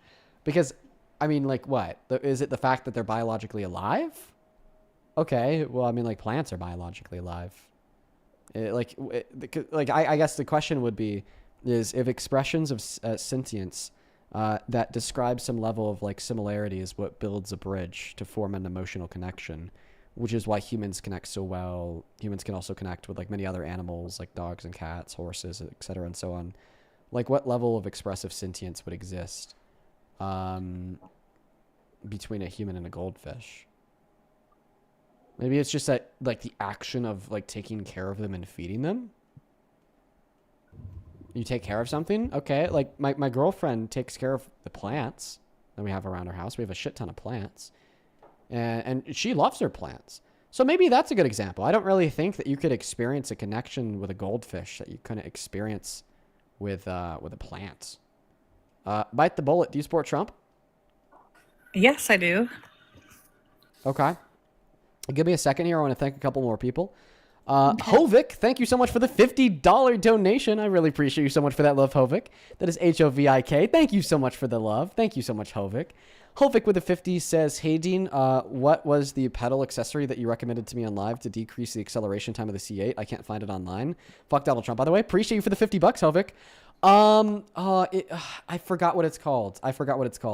I had the name of it when I told you on live because I was just watching a video about it, but I forget what it's called. I'll try to find that. Thank you for the $50, Hovik. Same thing to, let's see here. Elena, thank you for the 50 cents. And then Isaac, thank you for the $20, who says, hey, Dean, as a serviceman, it just drives me crazy. People that openly speak about the war and have never left the country or served. Keep fighting the good fight, Dean. Thank you for what you do. Well, thank you for the service. Thank you for your service, Isaac. I hope that you're doing all right in this very uncertain and scary time for our servicemen and women. Thank you so much. Same thing to Thomas. Thank you for the $20. Who says Momo doesn't need saving. If someone is willing to have a cat despite allergies, that is peak pet ownership. So real, Thomas. Momo is very, very loved. And then Thick Frog, thank you for the $10 as well. I appreciate you. On Venmo, thank you so much, Kirsten, for the $5. Hannah, thank you for the $10. She says, I've watched your streams almost every day for a year, and I just wanted to thank you for putting up with these idiots. Well, thank you, Hannah, and I appreciate you for tuning in so much. Then Kamani, thank you for the $10 as well. He says, hey, Dean, I know that today's been hard, but don't forget about your one guest earlier today who you turned away from Trump. Yes, that was awesome. That was such a productive conversation. That was great, man. And then Alex, thank you for the $5 as well. Go ahead and take it away, Bite the Bullet. Tell us how the hell you still support this maniac. Well, he's been doing a lot of, I want to say, chess moves, and that's what a lot of other people are saying. Okay, so what are the chess moves with, like, Iran? I got a quick question. I just want to ask you about the chess moves with Iran, because he said that we're starting the war over an imminent nuclear threat that was proven to have been a lie, okay, by Tulsi Gabbard. So what was the chess move in line about the reason why we started the war? Okay, then he went to war with him. He claimed that he wanted a regime change and that we're going to send them back to the Stone Ages. But now he's saying that we have done regime change and we've achieved all of our military objectives, but they're certainly not in the Stone Ages, and the RGC still exists. So, like, what's the chess move with, like, falsely claiming to have regime changed the RGC? And then he brokered a ceasefire agreement with Iran and Israel that left Lebanon out, which then caused that ceasefire to be broken by Israel in, like, the first 3 seconds, which then led to the Strait of Hormuz being shut down by Iran for another 2 weeks. Okay. But then he included Lebanon in the ceasefire agreement, so they reopened the strait, but then he imposed a naval blockade on Iranian ports that then caused them to re-implement the strait. Like, what's the chess move there? Like, what's the chess move with, like, any of these things? So are you saying that there is no uranium over there? Am I saying that there's no uranium over there? I think there is. I think there's some uranium in Iran. So what's the chess moves? That's the biggest part, you say, of nuclear. That's what we're going after over there, is the uranium. They're producing 60% of it. But quick question for you. You said you were allergic to cats. Yeah. How are you able to be around the cat? I'm asking this for a very personal reason. Via allergy exposure and a special type of cat food that has a protein from egg yolk that helps to reduce the allergic content of the cat's saliva. I will have to look that up. Yeah. But back to that. So yeah, I mean, they were producing 60%, which is that's far beyond of anything needed for energy. Okay, so yeah, because they started enriching uranium to build nuclear weapons once Donald Trump pulled us outside of the JCPOA. So in other words, Donald Trump greenlit Iran, okay, into building nuclear weapons. So you can't force someone to do something that they're not supposed to be doing in the first place. Exactly, and we didn't force them. We incentivized them to via an agreement that mutually benefited them through economic enrichment. Yeah, I haven't heard of that economic. I haven't heard that before. I mean, yeah, the getting rid of the sanctions, along with like there was a good deed in terms of a deal where we acknowledged that we stole from them, and then we were going to pay them back for what we stole from them plus interest. And that specifically established a unprecedented level of surveillance over their nuclear enrichment facilities, where, again, we've met more objectives under the JCPOA through that negotiation than what we've met under Trump's war so far. And we're in a worse circumstance where the Strait of Hormuz is closed again. I feel like social media is definitely controlled. I don't get all of this information on myself. I can try and research and look it up. But like the stuff that you're telling me, I haven't actually heard before. I will need to look into that. But no, I think that he's doing what is necessary. No matter what, even if somebody did something that was, so what is he doing even if that's he necessary, did, though? Tell yes, us. getting rid of the uranium. Okay, so then you think that Donald Trump is a shitty president because he pulled us outside of a deal that ensured the necessary of Iran not enriching uranium to weapons grade, right? Do you think that he may have pulled that out in order to get another negotiation in? Because that, I believe that negotiation, that was supposed to be expiring. No. Because he pulled us out of the agreement, never restarted negotiation, and then he left office. Fuck, as far as he knew, he could die. He could never run again. He could lose the election if he did run again. No. I mean, that kind of goes under the whole thing of like, what if a bomb falls on your head? As he said, there's a bunch of what it shows is that he wasn't looking to renegotiate the JCPOA because he pulled us out in his first term, then he never started renegotiation attempts, and then he was kicked out of office. He immediately started renegotiation with Iran. Show me that. Along with the entire No. Prove that to me. Oh, well, I can't really change my screen from my phone. So then tell me, what did he want to renegotiate? What was so bad about the JCPOA that he had to pull us out and renegotiate it? It's a good question. I'm not quite sure. Probably because he's wanting to achieve a longer span of the not being able to enrich uranium. Bro, so then what was the span under the JCPOA? I think it was 5 years left. I know that's false because we're still under the JCPOA still would have been in place today. Also, if you want to make an agreement last longer, you don't pull out of the agreement. Yeah, you extend actively- that agreement. You extend the agreement. Yeah, like I want a longer contract, so I'm actually gonna leave the team that I'm playing for and completely get rid of the contract. Yeah. Like, what? By the way, Parker, you want to go live? I'm like... Yeah, I can hop on. here. Batman. I'll send you right here. Alrighty, bro. Alrighty, I'll see you. Thank you, Yeah. man. Of course. Thank you for being up here. Of course, bro. I'm not, my heart's not in it anymore, chat. Like, specifically for tonight, after all of the very crazy guests that we've talked to today. My heart's not in it right now. And usually when my heart's not in it, I just end so I don't get burnt out. I'm unfortunately probably going to do that here soon. It's just like the people that we talked today, guys. They were just too crazy. It's just like, fuck, dude. You they seem were burnt out nuts. all the time. Like, not in a bad way, just exhausted. Because Well, I'm always a little bit probably bad exhausted, headaches. but like, you know, well, it's because of you fuckers. You still support a maniac I'm who not. raped a woman, admitted to sexual exploitation, So, threatened to genocide how do 90 you million know people. he raped a woman? Because he it's was what a court never proved. charged with rape. It's what a court proved that he raped Eugene Carroll. No, that doesn't prove anything. The fact that a court proves something doesn't prove anything. Okay. No, fuck. she sued him Yeah. And for she defamation. won. She sued him for defamation and for for sexual defamation, and abuse that's what slash you rape. guys are pulling out of it. No, I'm pulling. Okay. Look, I'm so not is saying it, that is it he your didn't. claim that the only thing the jury found him guilty of was defamation? So, well, I'm not saying that's the Okay, only so thing then they you found know him- that the jury Brett, also found him guilty of sexual abuse? Tell me the evidence that they had on that. Well, Wasn't why it are we just Eugene acting like Carroll? moments ago you didn't try to trick me into believing that it had nothing to do with sexual abuse whatsoever? But now that you know that I know my shit about that court case, now you're just like Oh, no, you covertly don't. trying to like Well, work around can the you fact please tell that me the what court. the evidence was? This is what exhausts me. You made a bullshit claim. I'm trying to respond to it, and then you try to shift the goalpost. No. I want you to address the bullshit claim that you made. You tried to posit that she only sued him for defamation, nothing to do with sexual abuse, nothing to do with rape, nothing to do with sexual violence or misconduct. Okay? That was a claim that you tried to make. But then I quickly responded to you by correcting you, then noting the fact that yes, she was able to hold him liable and sue him and find him guilty for sexual abuse or rape. And then you just said, oh, well, what's the evidence? Can you admit that you were wrong when you posited that she only sued him for defamation?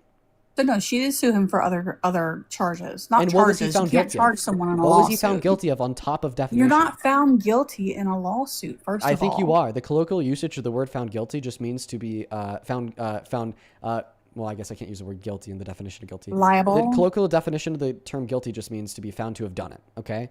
And when you're held liable for something inside of a civil court, that is synonymous to being found guilty of something because you're found to have done it. So, do you agree? in other Disagree? words, now, I'm sorry. No, I mean, I want to talk about the evidence. If you know this case so well, what was the evidence? Wait, if I'm guilty of, I don't know, eating chocolate cake for breakfast, am I just telling you that I ate chocolate cake for breakfast? I'm responsible for eating chocolate cake for breakfast? What if somebody is telling you that you ate vanilla cake for breakfast?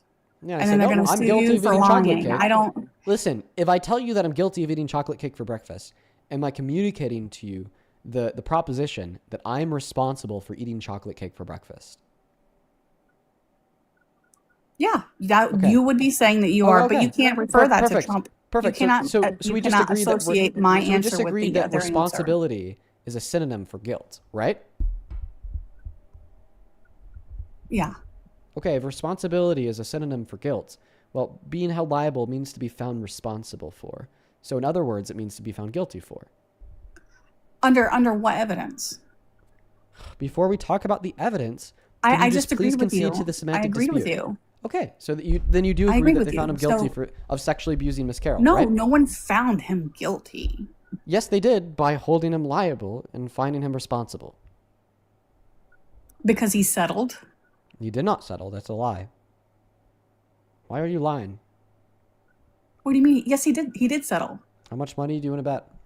I think it was like 8 million. How much money do you win a bet? Oh God, not this again. How much? I'm not betting anything right now. Damn it! I wanted to get rich. Okay, Gas give me the evidence. gas is too high right now. Because of Trump. But- Give me the evidence that he settled with Eugene Carroll. The evidence that he settled. I mean, it's It's everywhere on the internet. Okay, First so of then all. it should be really easy for Yeah. you to find. So find it. I can't talk whenever I switch my screen. Okay, that's fine. I don't really want to hear your voice too much, so just take a moment without come on. talking, Yeah. go Google it, and find the evidence. But okay, well, I tried to ask you what evidence there was before you Yeah, moved sure. on to After- the sum. No, because now you're making the claim that he settled, and that's false. Give me the evidence he I settled. guarantee you, 60 million. Somebody said that there's 60 million. So just give me a source that claims he settled, please. I don't know. You have to look in the comments. They're giving you the answer. Comments aren't a source. What the fuck? I know. Would you like my evidence that he didn't settle? Sure. The jury verdict form is evidence that he didn't settle, because you're not found guilty from a jury's verdict when you settle. When before a when trial. you sue someone, when you're suing someone, Dude, you do don't you settle agree- with money. Do you agree? Yes, you do. Do you agree that if you settle with somebody in reference to a lawsuit, a jury doesn't find you guilty?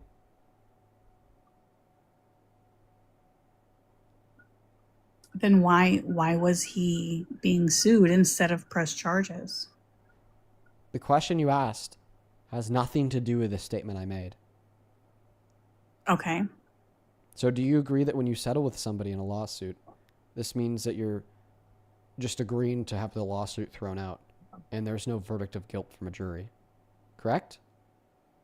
I mean, that doesn't admit guilt, first of all. But I know settling exactly. in So a a lawsuit, settlement is throwing out the case without admittance of guilt, right? right? Pretty much. Okay, You're wanting me to answer these so questions. for the cases where there's settlements, You're there won't really be a good jury at verdict this. form indicating guilt, right? Yeah. Okay, so here's a jury verdict form indicating guilt, which means he didn't settle, because he instead took it to trial, argued his innocence, and lost.